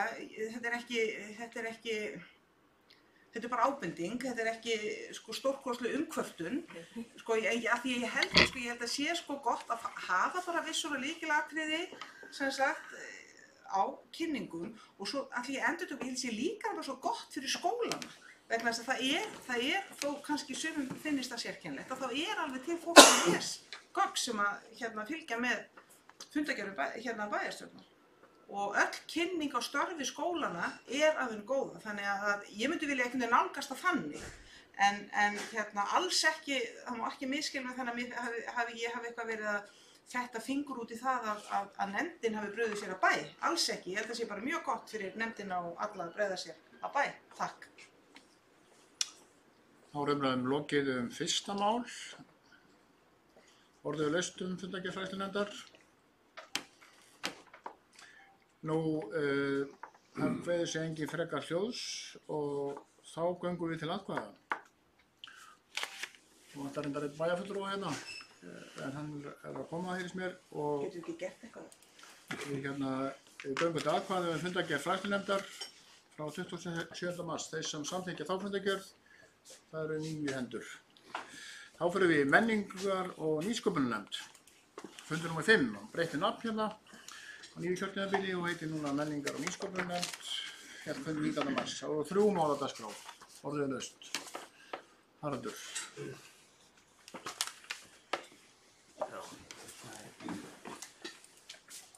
Mig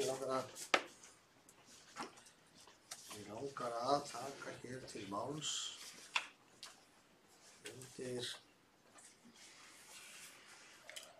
undir liðnum 3, Hlégarður. valkostagreining rekstrarform, unnin af KPMG og rædd og þetta lögð fram og rædd og kynnt. Ekki tekin nein afstaða á þessu sinni, fundin á eftir að gera það. En við vorum hér líka, fengum bæjarstjórn kynningu á þessari úttekt eða þessari valkostagreiningu ásamt nefndinni og svo tók nefndin hana fyrir. Ég held að þetta sé afskaplega gott gagn til þess að geta byggt á ákvarðanatöku það hvernig við viljum haga rekstri Hlégarðs inn í framtíðina. Hlégarður búinn að vera töluvert mikið umræðinni hjá okkur, bæði hér í bæjarstjórn, í öðrum nefndum, menningarmálanefnd og bara líka í samfélaginu. Og líka þegar var að halda hér íbúafund menningarstefnuna, þá var Hlégarður þar ofarlega á baugi. Og ég finn það alveg að fólk við þetta borð og íbúunum varðar það hvernig við höldum á málum, hvað varðar Hlégarð. Þetta greinilega og augljóslega og eðlilega dýrmæt eign í okkar huga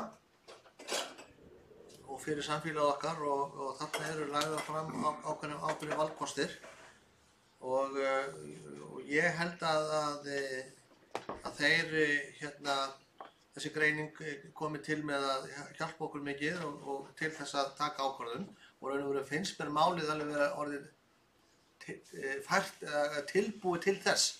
Ég skil vel að nefndin vilji svona aðeins melta þetta en mér finnst skýrslan og framsetningi með þeim hætti að það auðveldar okkur ákvarðanatökuna. Og ég er búinn að hugsa þetta heilmikið hvað mér finnst skynsamlegast. Ég hallast að þeirri leið sem að þeir kalla svona PPP eða Private Public Partnerships aðferð, sambland af opinberum og einkarekstri. Það er að segja að það verið nýttir þeir kostir sem að fyrirkomulag rekstrar í dag hefur varðandi það, þá innviði sem hafa verið byggður upp hvað það varðar, en bætt ofan á það með því að bæjarinn komi með sterkari hætti inn í það og leggja þá menningarþættunum meira lið. Því að það er kannski einna helst þar sem hefur okkur áskorta og svona það er sá valkostur sem að mér finnst skynsamlegastur. Og ég held líka að það sé svona nauðsynlegt fyrir okkur fyrir að seinna að taka ákvörðun í þessu, því að það skiptir líka máli hvernig við viljum haga framkvæmdum við húsið. Það sé hvað við viljum, í hvaða framkvæmdum við viljum fara, með hvaða hætti, hvernig við sjáum fyrir okkur formið og ekstra fyrirkomulagi til næstu ára og vonandi áratuga. Og ég held að við séum bara komin mjög vel á veg með þetta og ég vonast til þess að þær ákvarðanir sem við tökum þetta verði til þess að Hlégarður verði enn betra menningarhús heldur en það hefur verið og við líktum því á enn hærri stall og ég er sannfærður það að við til dæmis færum þessa leið sem að svona mér hugnast best að þá ég heyri þar og reynda að það eru fleiri sammála því. Ég er ekki spurt við þetta borð, bara svona yfirleitt að þá getum við svona vonandi treysti og trúa að það verði enn meira lífi Hlégarði næstu ári. Valdimar, þriðja mál, Hlégarður, fyrst á Jakob, titillinn á því. Forseti, takk fyrir þetta. Já, það er komið að því að taka ákvörðun Hlégarð og eins og við vitum að þá er þetta mikilvægt líka í menningarstefnu Mosfellsbæjar. Þetta er greinilega eitthvað sem skiptir Mosfellinga miklu máli og Hlégarður getur verið miðstöð menningarlífs í Mosfellsbæ. Við talum ekki eins og hugmyndir að tengja þetta við Álafossgosina seinna og þetta verði mjög gott menningarsvæði. Og það mjög margt hægt að gera við þetta hús. Þetta mjög stórt hús, en það þarf að fara að taka ákvörðun og byrja þessu. Ég sammála þessu að þessari leið, getum við sagt, þessari blandari leið, það þarf, opinbera aðilar þurfa að koma að þessu og það gott að það sé líka einhver sjálfstæður rekstraraðili með hluta af húsinu allavega. Það þarf að vera einhvers konar listrænt stjórnandi, eins og lagt til í þessum tillögum, maður ekki hvað það kallað, viðburðarstjóri. Þau hús sem ég þekki svona reksturina og sem Bæjarbíó í Hafnarfirði og Iðnó í Reykjavík, það maður gengið afskaplega vel, hafa mismunandi reyndar reksturarform. Iðnó rekið af eingöngu sjálfstæðum aðilum og þeir borga bara leigu til Reykjavíkurborgar. Og Reykjavíkurborg hefur ekkert meiri kostnað af því. Það gengur mjög vel núna eftir einhverja byrjunarveruleika, þar sem að menn þurftu að reka svo á veggi. Og ég veit að skýrsluhöfundur þarna hefur verið að skoða þann rekstur líka og þar mikilvægt að einmitt þetta, hlutverk listrænt stjórnanda afar mikilvægt. Að það sé mikið líf í húsum, að það sé mikið að vera. Það sama má segja með Bæjarbíó í Hafnarfirði, þar sem mikið að vera, en staðurinn ber sig ágætlega með bæði styrk frá sveitarfélaginu og eins með styrk frá einkaaðilum. Og það má líka hugsa sér eitthvað slíkt sambland með hlékar. En það sem kannski ég ætla líka að spyrja hvernig verður þá málunum fram haldið? Það að segja, hvernig tökum við ákvörðun á næsta stigi? Verður þetta sett upp einhverja tillögu fyrir bæjarráð og munum við fara með þetta þangað á næst. Ég held að þessi brýnt bara að fara að taka ákvörðun og fara að koma meira lífi í hlékar. Anna Sigríður, þú hefur málið. Gjörðu svo vel.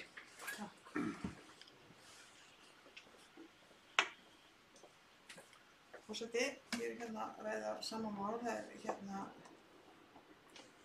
þessi afgreiðslu menningarmálanefndar á valkostagreiningunni sem liggur hér fyrir.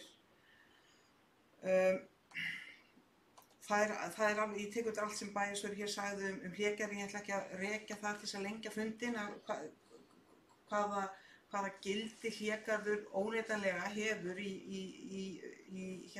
huga fólks og eins og kom ekki fram í máli bæjarstjórans sem kom mjög skýrt í ljós á fundunum um menningarstefnuna.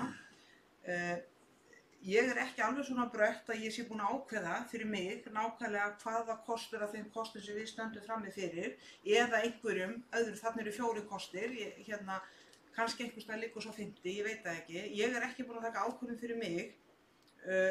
Nefndin vill greinilega skoða málið aðeins betur og en þá spyr ég sem sagt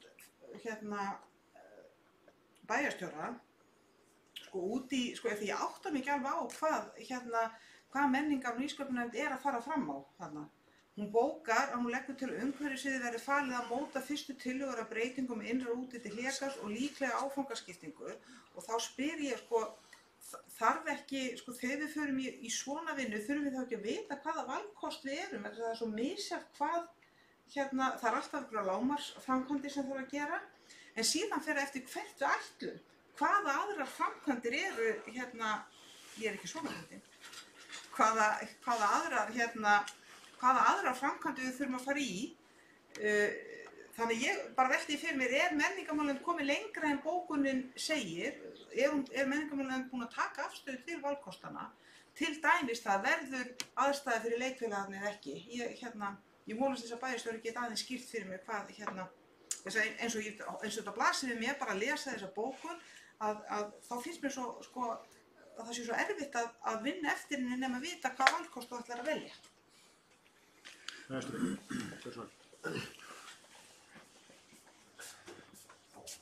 Nú ég reyndar ekki menningarmálanefnd. Ég hef einu sinni verið þar, það var mjög gaman. Það var í menningarmálanefnd hérna fyrir mörgum árum síðan, það var skemmtilegt. Skemmtileg nefnd. Valdimar spurði framhald málsins og ég skil stöðu málsins þannig að það sé stakt hjá menningarmálanefnd.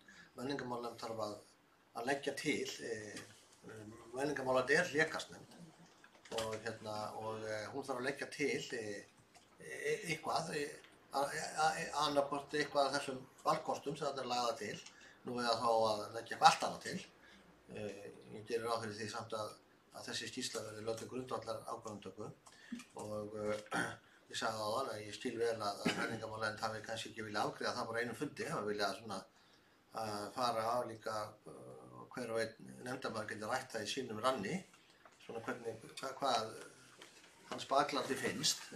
Gott að mikilvægt held ég að það sé svona eins góð samstaða þetta og hægt þó að það sé kannski ekki að tryggja það allir séu sammála en allavega að menna hafi fengið tækifæri til þess að ræða þetta aðeins og velta þessu fyrir sér.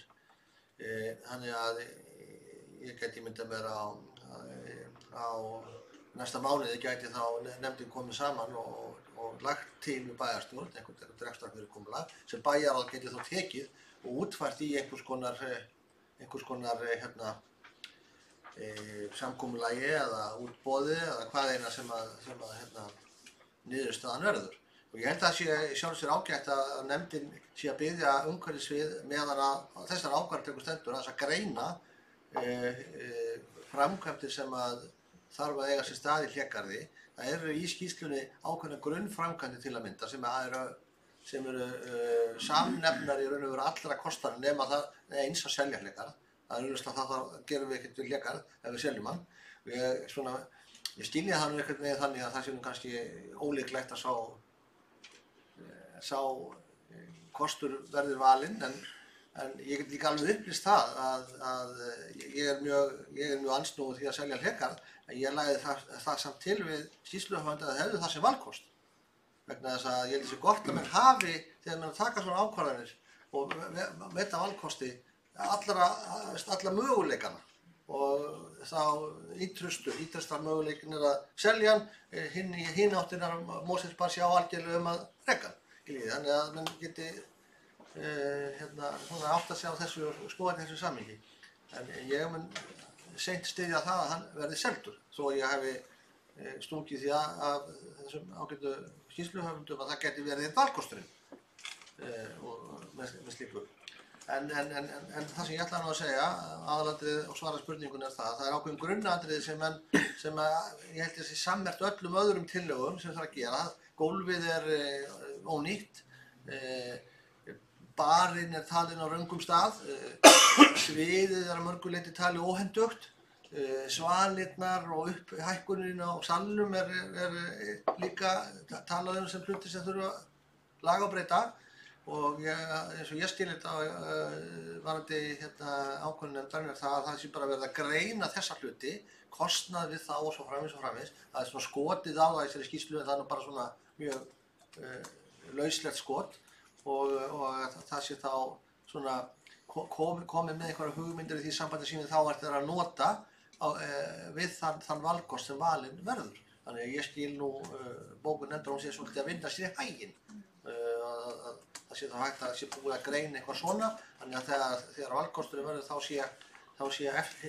sé búið að vinna sér eitthvað í hæginn. En ég er alveg sammála því og ég nefndi það sérstaklega náðan í fyrir ræðum minn þetta að þess vegna held ég að það þurfi svolítið að drífi því að taka þessa ákvörðun að það byggir svolítið sú ákvörðun sem byggir svolítið á því hvað verður gert. Hversu langt er gengið í því að breyta húsinu. Og það er örugglega svolítið skiptar skoðanir það því að hversu langt við vilja ganga í því að breyta innra útliti þessa hús. Það er bara, já, sumum finnst það að ég ganga skemur í því og öðrum kannski lengra, þannig að það er eitthvað sem við þurfum að ræða. Já, ég sett sjálf mig hérna við ræðum Hlégarð þriðja málið í menningar- og nýsköpunarnefndar frá 19. mars. Það er nú margt komið fram sem að skýrir málið, við erum að ræða valkostagreiningu rekstrarform og þetta er nú að forræði nefndarinnar en hún hefur ekki ennþá kveðið upp úr með það hvaða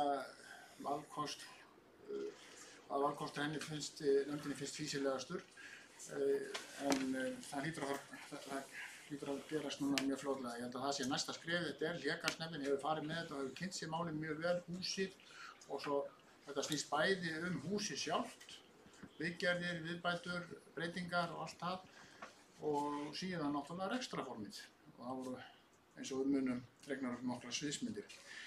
En það verður þá vonandi bara innan skamms tíma sem að við fáum svona afstöðu menningar og nýsköpunarnefndar í þessu máli.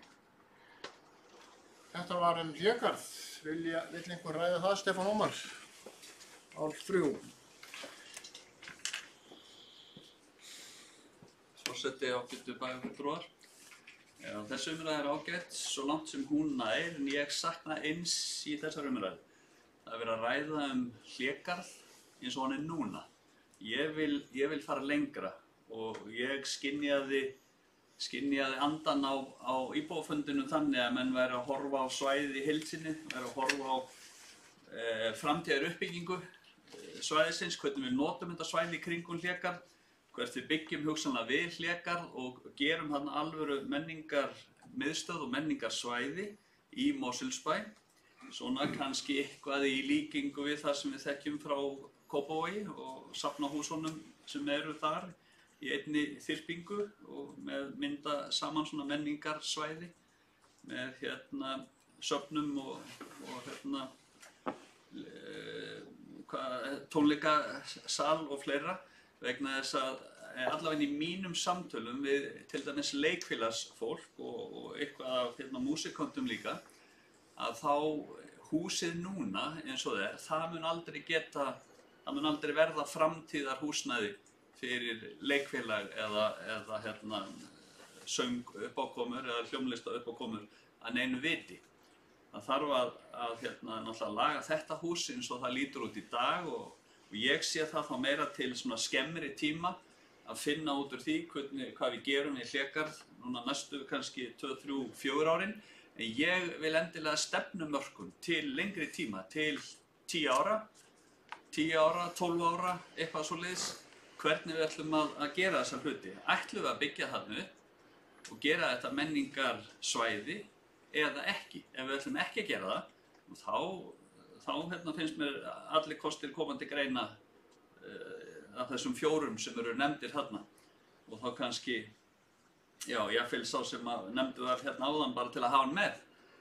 En ég er þeirra skoðunar að við eigum að byggja þetta svæði upp. Við eigum að móta okkur langtíma stefnu, taka hlégarð, lagan til skemmri tíma og þá líst mér svona kannski helst svona með öllum fyrirvörum, ég hef ekkert farið djúpt ofan í það, að það sé þetta samstarf rekstur svona til skemmri tíma og síðan þá einhver stefnumörkun uppbyggingu á svæðinu. Ég vil endilega að það sé hluti af þessu, ekki bara þessi lausn núna til einhverja 2-3 ára eða eitthvað svoleiðis. Já, það er Sveinn Óskar næstur og síðan Ásgeir.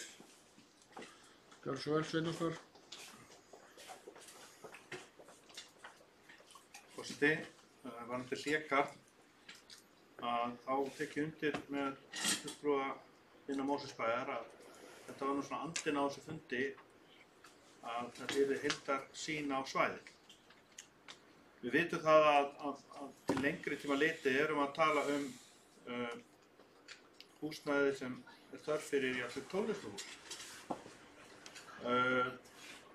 Ef við horfum á til dæmis umræðan sem átti sér stað hérna í kringum kirkjubygging, átti að koma þar tónlistarsal, hún er ekki komin enn.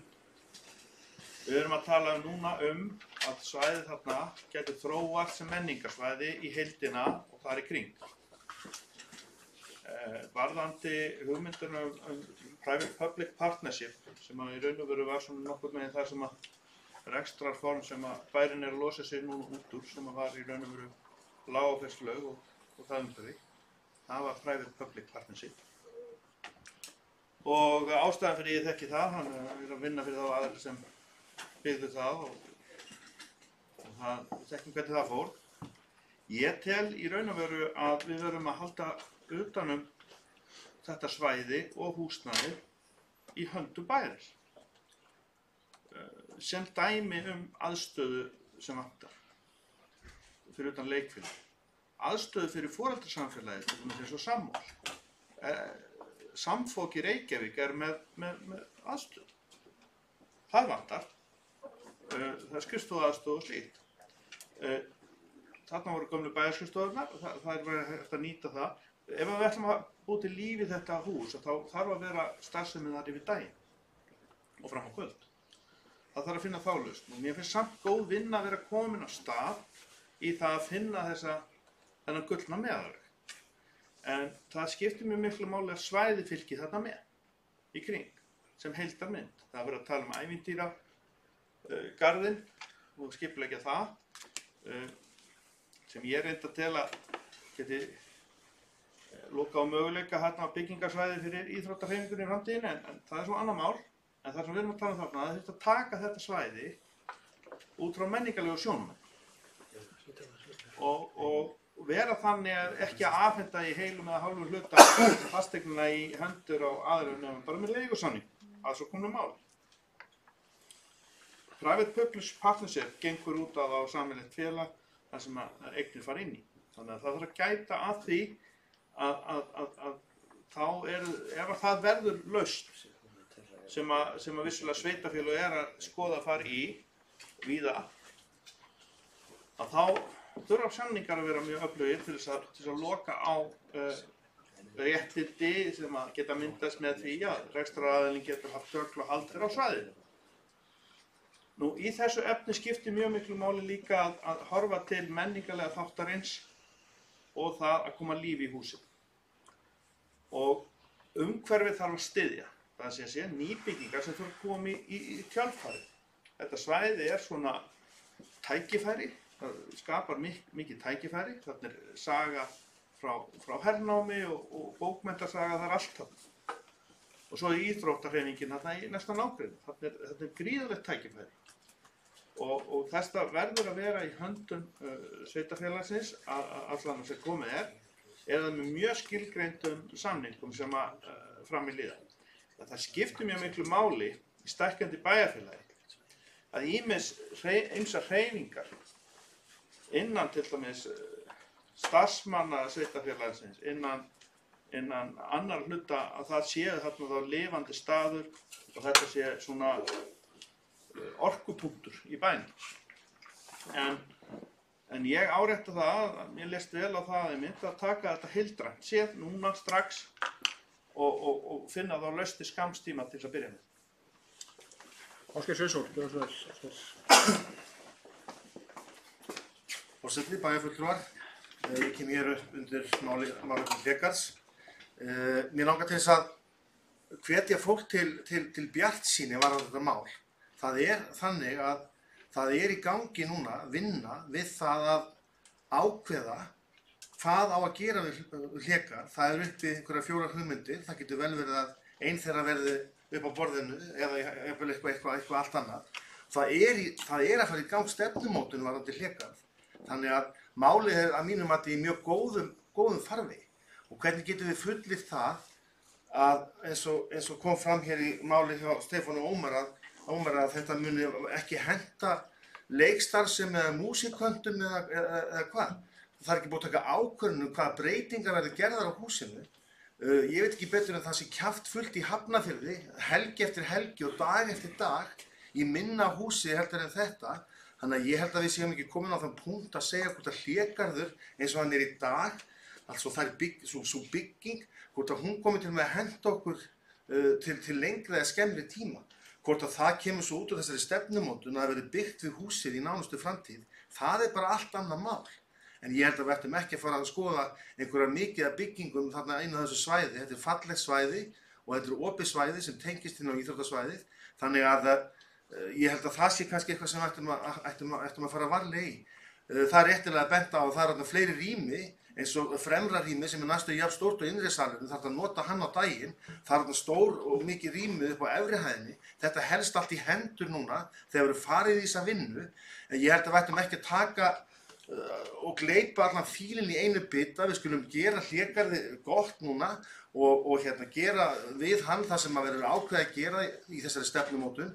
En það verður ekki til 2 eða 3 ára. Sú vinna og sú endurnýjun, hún kemur til með að duga okkur vonandi í 100 ár. Iðnó stendur niður við Tjörn. Það er svona salur eins og Hlégarðurinn núna. Þar er ekki sætaskipan eins og í Hafnarfirði leikhúsinu eða eins og upp á Akranesi. Ég held að það hús líði mjög góðu lífi. Þar eru haldnir leiksýningar, þar eru haldnir tónleikar. Þannig að við skulum vera svolítið glöð í sinni þó að við séum búin að sitja hérna í 5 tíma eins og venjulega og sjá þetta með björtu augunum heldur en að halda þetta sé eitthvað ómögulegt vegna þess að ég held að þetta sé í fínum málum og vonandi kemur eitthvað virkilega gott út úr þessum Hlégarðsmálum og ég er viss um að það gera það. Valdimar, þú er beinmorðið. Herra Vorsteinn, takk fyrir þetta. Takk fyrir þeir sem hafa tjáð um þetta mál. Ég ætla að taka undir með flestu þeirra. Ég ætla sérstaklega að taka undir með síðasta ræðumann það að vera bjartsýn og horfa björtum augum fram á veginn að sjálfsögðu. Ég held að það sé alveg tímabært að fara að gera eitthvað og svo sem þetta taka undir það má alveg hugsa sér þetta svæði til framtíðar og það þurfa að byggja við þetta en við þurfum að fara á stað og við þurfum og við viljum að Hlégarður standi eins og hann með einhverjum breytingum. Við viljum gera hann upp og það þarf að gera það. Og það besta leiðin til að gera er að koma lífi í húsið. Og það er það sem þetta snýst um. Menning er ekki bara hús, menning er lífi sem er í húsinu. Og það er rétt sem komið hérna fram að það er alls konar menning, það er alls konar líf sem getur verið í húsunum. Það geta meira sem verið stjórnmálaöfl sem halda fundiðar. Það geta verið Rótary-hreyfingar, það geta verið skóla samfós og hvað eina. Þannig að allir ættu að finna sitt. En það er líka mikilvægt að það sé ekki bara hæðin hann að tekin aðalhæðin og sviðið og það tekið í gegn og komið lífið það. Heldur líka restin af húsinu.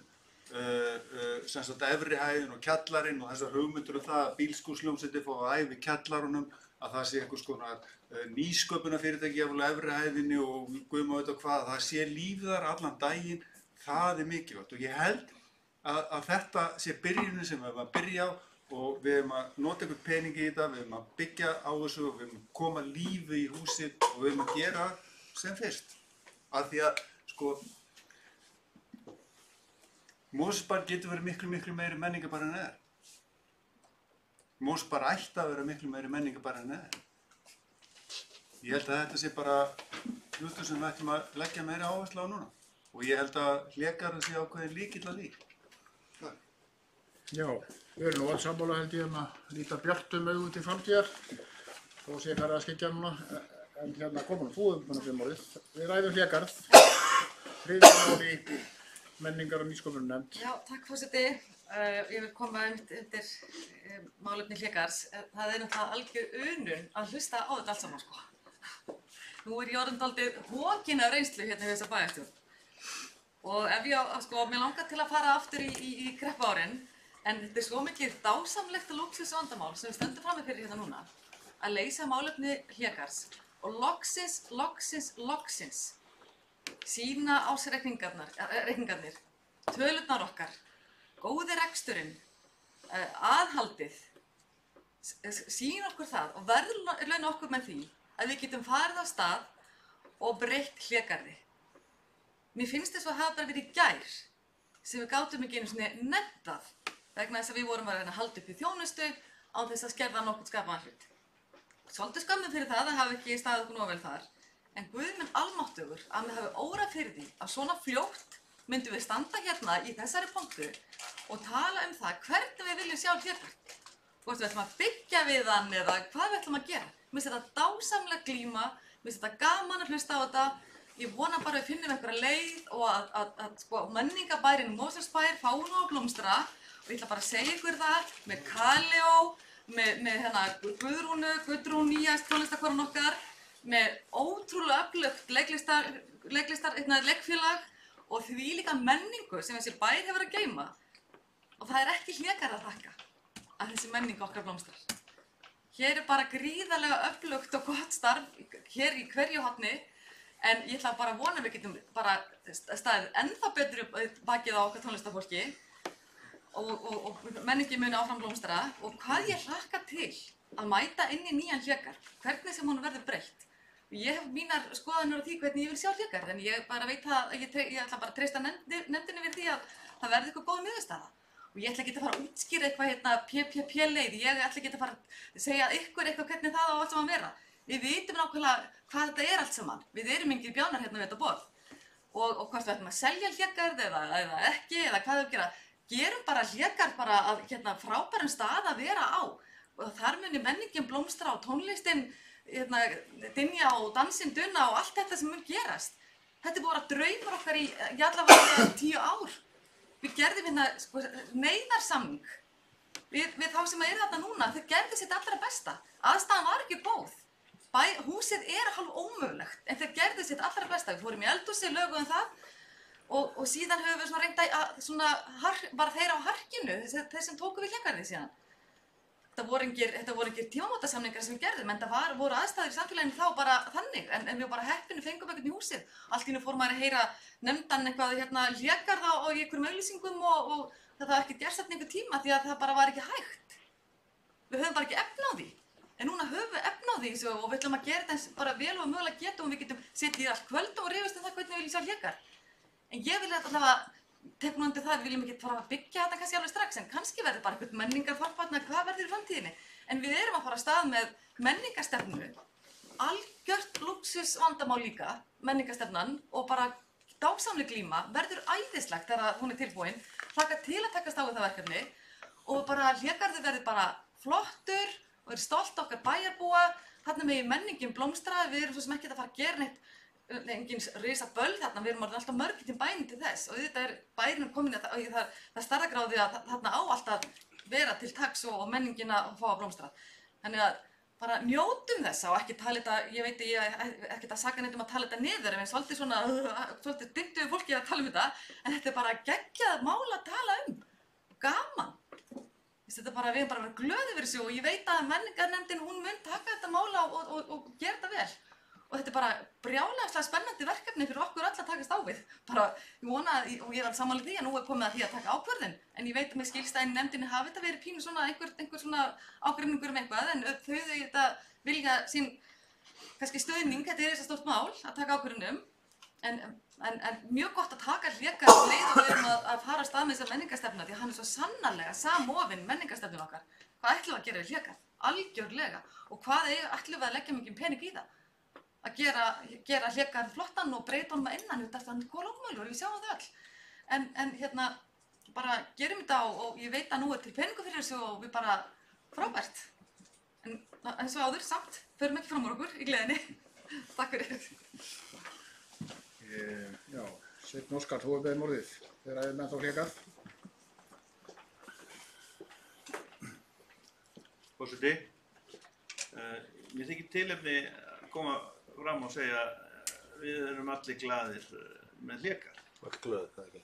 Já, allir glaðir og glöð eftir þessi málið. Málið er bara þannig, allir bæjarfulltrúar eru glaðir. Nú þannig er málið að sko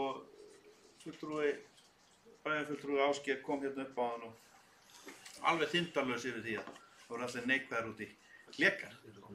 Það er bara ekki rétt. Allir eru jákvæðir út í hlégarð. Og hvað er annað hægt að vera? Og þess vegna skildi ég ekki málflutningi hans. Alveg. Það var svona dálítið á skjön við annað. En aftur á móti þá er mjög mikilvægt að við eigum umræðan nýtinguna. Þetta er frábært húsnæði. Við þekkjum það hvernig gamli sjallinn niður við Austurvöll er bara búið að rífa hann og ég held að séu bara einhverja nokkrar fjallir sem var að nota í endurbygginguna. Ég held að við viljum ekki sjá það með hlégarð. Það verður að ríkja þarna ákveðin andi. Ég kom þarna þegar krakkarnir úr tónlistarskólanum komu og voru með rocktónleika. Frábært. Og ég held að fólki vill hafa gamla fílingin inn í húsinu. Ekki fara að rústa öll innan. Ég held að maður eins og fulltrúi vina Mosfellsbæjar sé ekki að fara að snúast upp í það að vera óvinnur Mosfellsbæjar með það eitthvað svartsitt gagnvart hlégarði. Þess vegna finnst mér svona hjákátlegt þegar sumir koma upp og fara að segja að hinir séu svo neikvæðir. Þá það eru raun og neikvæðinni yfir jákvæðinni sem hinn er að sýna. En það sem skiptir máli hér er fólkið í bænum. Hvað fólkið vill í bænum. Og þetta er saga og þetta er kjarni í sögu bæjarins. Þegar við löpum upp stigaganginn hérna, þá sjáum við uppsetningar á leikritum ekki á vegum leikfélags móshellinga, heldur leikfélags afturheldingar.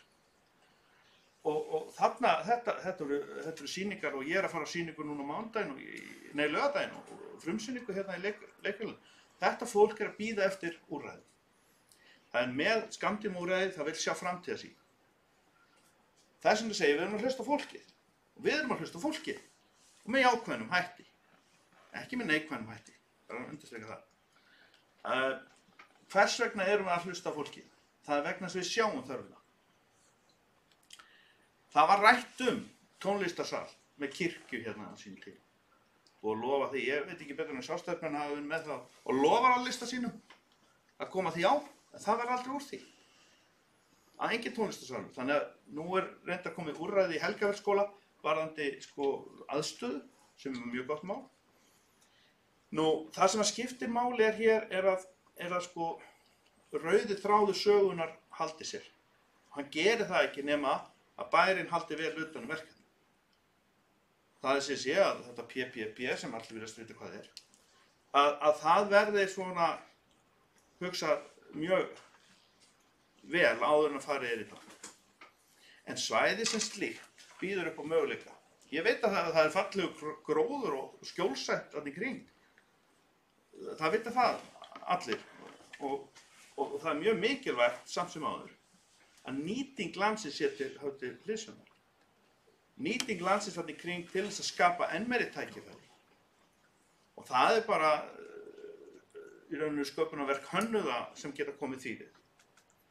En ég legg áherslu á það að við, held ég að öll sem að þessu koma, eru jákvæð og við erum ekki með neina fordóma gagnvart einu eða neinu tækifæri sem hafa komið fram, en við áskiljum okkur fulla rétt til þess að benda á hluti sem að skipta máli.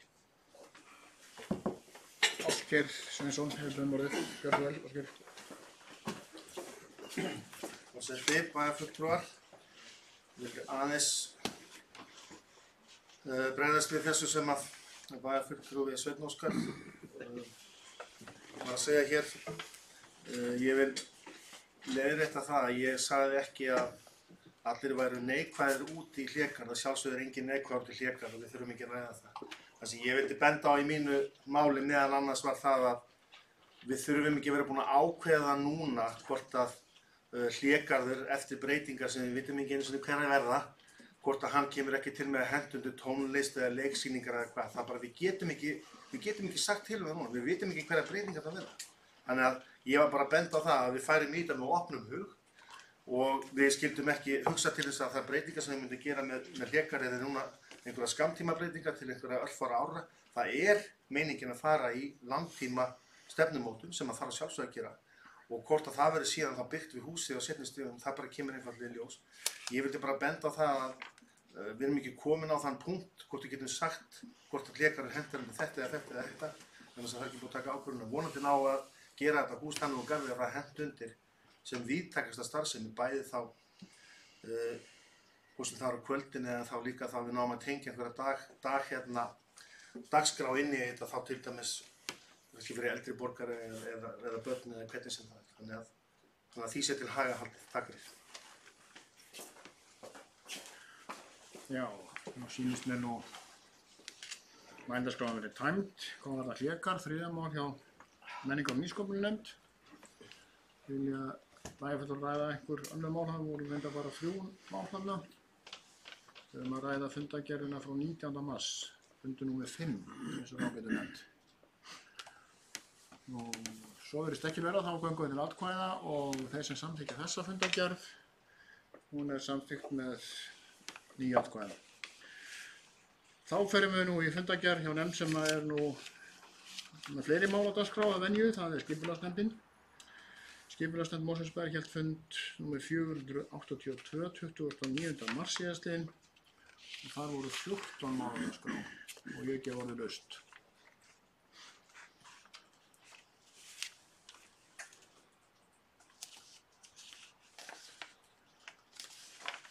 Nú það kveður sig engin hljóðs.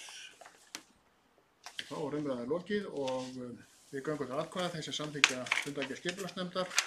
Þannig réttur hönd, hún er samþykkt með 9 atkvæðum. Þá var umhverfisnefnd Mosfellsbæjar hélt fund 21. mars. Það var fundur númer 198. Það voru 4 mál á dagskrá þar. Ekki orðið laust þar.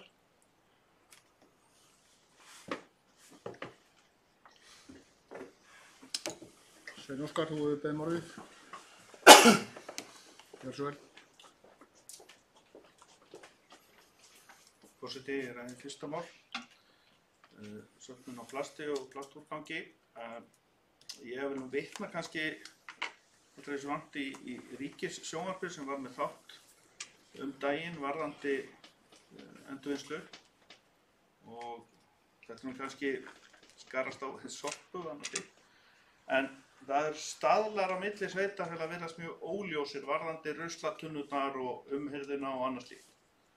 Þannig að ég vildi kannski fá í sambandi við þetta atriði einhverja umræðu aðeins hvort að bara sé ekki ráðlegt að fara í einhverja skoðun á því að samræma. Ég sá líka í þessu þætti að það var einhvers konar tilraunaverkefni bara gatna. Eitthvað gata tekur að sér að vera með flokkun í svona einhvers konar þríhyrningsgámalausn þar sem þetta flokka nákvæmlega. Erum við að fara í þessa átt að auka möguleikana? Við vissulega getum sett plastið í plastpoka og komið þeim fyrir í gráðutununa og þá blæs eitthvað loft á það og þeytir þessu frá. En þetta orðið það flókið og snúið og mismunandi milli sveitarfélaga. Ekki spurning að leitast til þeirra aðra sem að kannski með þetta fara. Þetta er mörg fyrirtæki og við erum með þjónustu held ég með 2 og fólk að kaupa sértunnur til sín og svo framvegis og framvegis. Þannig að ég að kalla kannski eftir umræðun einhvers konar stöðlun á þessu því að þetta svona orðið ansi snúið. Já, Haraldur, þetta var. Já, forseti, það er rétt að það er ekki sama systemið á höfuðborgarsvæðinu hvað þetta varðar. Ég get alveg tekið undir það sjónarmið sem ég fannst koma fram hjá ræðumanni að það hefur verið ágætt að það væri það sama, en það er það bara ekki. Hins vegar held ég að sú aðferðafræði sem að Mosfellsbær beitir ásamt Seltjarnarnesi og Garðabæ og Hafnarfirði sé sú besta af þessum 3 aðferðafræðum sem eru notaðar. Það minnst kosti betri en svo sem Reykjavík notar. Og Reykjavík bara ákvað það, eins og ofta áður, að bara gera hlutin einhvern veginn öðruvísi. Við erum þá með 3. tunnuna sem ekki er hér. Hér er þetta þannig að við erum með eina gráa, eða sumir segja reyndar hún sé svört. Ég segi hún sé grá. Og svo eina bláa og í bláu tunnuna fer allur pappír og pappi. Í gráu tunnuna fer allur lífrænn úrgangur eða allur úrgangur og svo plast sem er pakkað sérstaklega inn í plastpoka og flokkað heima. Það er þannig. Og síðan er eins og kom fram hjá bæjarfulltrúanum því þið blásið frá með apparati sem heitir Kári. Skildi hún einhver undirapparat heitir það. Og þannig er plastið skilið frá öðru. Þetta er einföld, ódýr og afkastar mikið lausn fyrir þessi sveitarfélög og í Mosfellsbæ hefur þetta gengið bara mjög vel. Það er mjög mikil og almenn þáttaka í því að safna plasti með þessum hætti. Það er búið að kynna þetta mjög vel. Það fór sérstakur bæklingur í öll hús. Þetta var auglýst í fjölmiðlum. Þetta var búin til auglýsingar og myndbönd á samfélagsmiðlum og svo framvegis. Auðvitað þurfum við að halda því áfram því við viljum allir gera þetta en ég mæli ekki með því að við förum í þá leið sem Reykjavík til að mynda hefur farið. Hún er bæði dýrari, flóknari og skilar miklu minni árangri. Það er búið að gera sérstaka úttekt á þessu, það er búið að reyna að halda fundi með öllum sveitarfélögum á vegum SSA. Niðurstaðan bara þessi að Reykjavík vildi fara einhver aðra leið.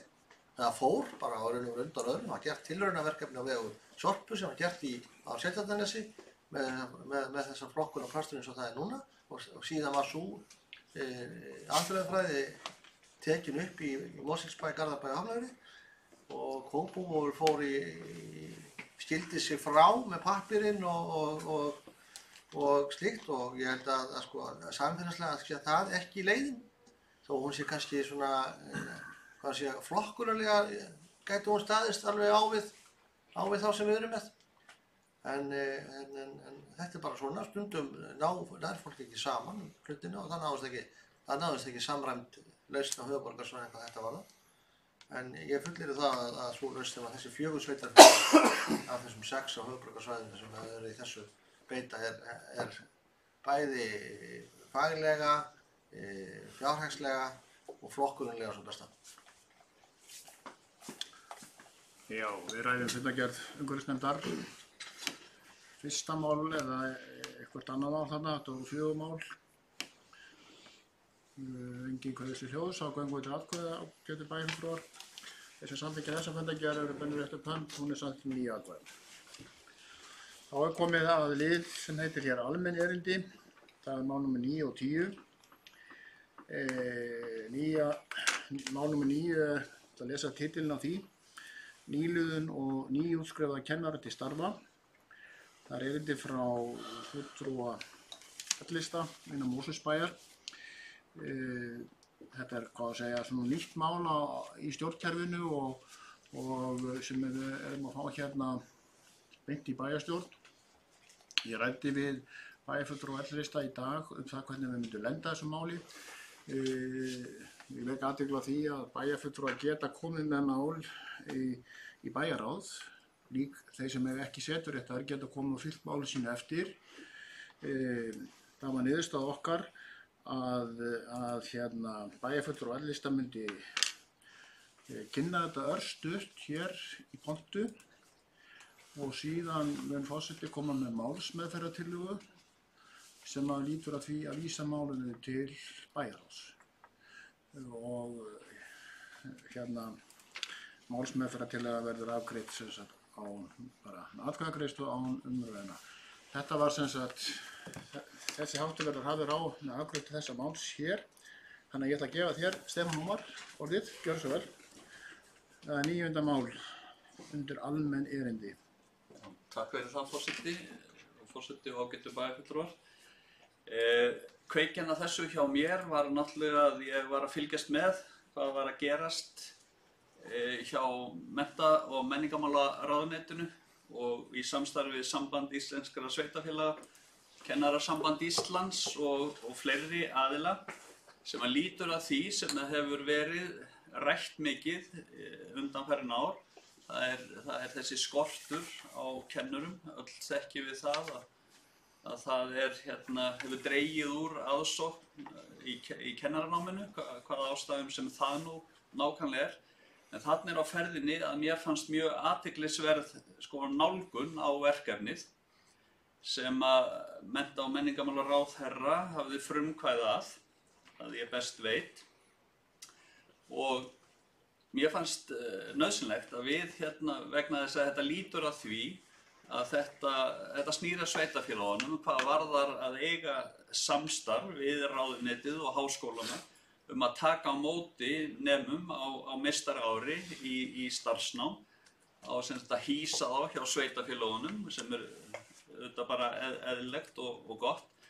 Þannig að ég vildi endilega koma þessu hér á dagskrá og við getum tekið þetta til umræðu vegna þess að við þurfum að mínu viti að ræða það hvernig til dæmis við ætlum að eiga þetta samstarf við ráðuneytið og háskólana móttöku á nemunum og þá í leiðinni hvert að við gætum, hvert við ættum og gætum móta okkur stefnu það hvernig við tökum á móti þessum nemum og hvert að við gerum eitthvað sérstaklega til þess að fá þá til starfa hjá okkur vegna þess að það er og verður ábyggilega ákveðin svona samkeppni nýútskrifaða kennara eins og ástandi hefur verið nema það rætist eitthvað verulegur á næstu árum en það er líka liggur fyrir að það er að úreldast mjög hratt úr kennarastéttinni.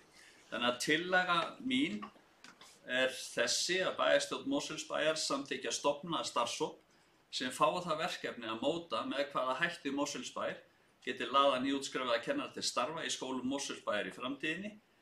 Bæjarráði verið falið að skipa starfshópinn en hann skoði meðal annars hvernig samstarfi skóla Mosfellsbæjar við mennta- og menningarmálaráðuneytið og háskóla vegna fyrirhuga starfsnáms kennara verði best háttað og vinni tillögur hvernig Mosfellsbær getur laðað til starfa nýútskrifaða kennara, til dæmis með því að veita þeim laun á starfstíma þeirra hjá Mosfellsbæ og eða styrk þegar þeir hefja störf að lokinni útskrift gegn því að þeir skuldbundi sig til starfa í tiltekinn tíma hjá bænum.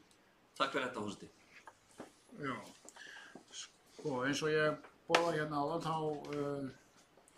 boðaði ég hér málsmeðferðartillögu sem að lítur á því að málunni sem slíku verði vísað í bæjarráð og þar verður það tekið bara frá byrjun. Þannig að við göngum til atkvæði þessa málsmeðferðartillögu. Þessi samþykkja tillögu forseta er beinir upp hönd. Það eru 9 hendur á lofti, þannig að það er samþykkt með 9 atkvæðum. Síðan er annað mál sem er líka flokkað undir almenn erindi. Það er kosning í nefndir og ráð. Kosning í öldungaráð stendur hér og við munum það nú að við vorum nú að kjósa í öldungaráð hér á síðasta fundi. En það er tvennt sem þarf að gera á þessum fundi og það er í fyrsta lagi breyting og síðan viðbót. Og ég ætla bara að lesa það hérna á sæti mínu. Það var lagt til og samþykkt á síðasta fundi að Kolbrún Ýr Oddgeirsdóttir yrði varamaður í öldungaráði en í stað hennar kemur Katrín Sif Oddgeirsdóttir. Síðan eins og okkur einhver minni til vantaði varamann frá heilsugæslu Mosfellsumdæmis og það er komið nafn á varamannum, það verður Sigurlaug S. Einarsdóttir. Við höfum lýst eftir aðrum tillögum. Það kemur ekki, þá skulum við afgreiða formlega þeir sem samþykkja þessi nöfn og þá er öldungaráðið fullskipað. Þá er aðeins eftir ágætu bæjarfulltrúar hér nokkra fundargerðir sem eru aðeins til umræðu, ekki til samþykktar og við byrjum á afgreiðslufundi byggingafulltrúa frá númer 361, þarna 22. mars. Það kveður sig engin hljóðs þá fundargerð og þá er hún lögð fram. Það voru reyndar 2. Já, hún er reyndar ekki rétt röð, 361 og svo 360. Það var haldinn fundur númer, við tökum þá afgreiðslufund byggingafulltrúa númer 360 núna. Það er ekki rétt röð. Þeir sem að vilja tjá sig þá fundargerð eru beinir rétt upp hönd, þar voru 8 mál á dagskrá. Kveður sig engin hljóðs þá fundargerð, þá er hún lögð fram. Þá er það Samband Íslenskra sveitarfélaga, það var fundargerð fundur númer 869 og við laustum þessa fundargerð. Það kveður sig engin hljóðs og þá er hún lögð fram. Þá er það strætó, það er fundur í strætó, fundur númer 301. Ekki verður laustum þá fundargerð. Það kveður sig engin hljóðs og þá er sú fundargerð lögð fram. Að lokum er fundur nummer 44 hjá heilbrigðisnefnd Kjósarsvæðis. Það verður laustum þá fundargerð, það kveður sig engin hljóðs og þá er sú fundargerð lögð fram. Þetta var mál nummer 15 og fleira liggur ekki fyrir þessum fundi og ég þakka bæjarfulltrúum fundarsetum og segi fundið slitið.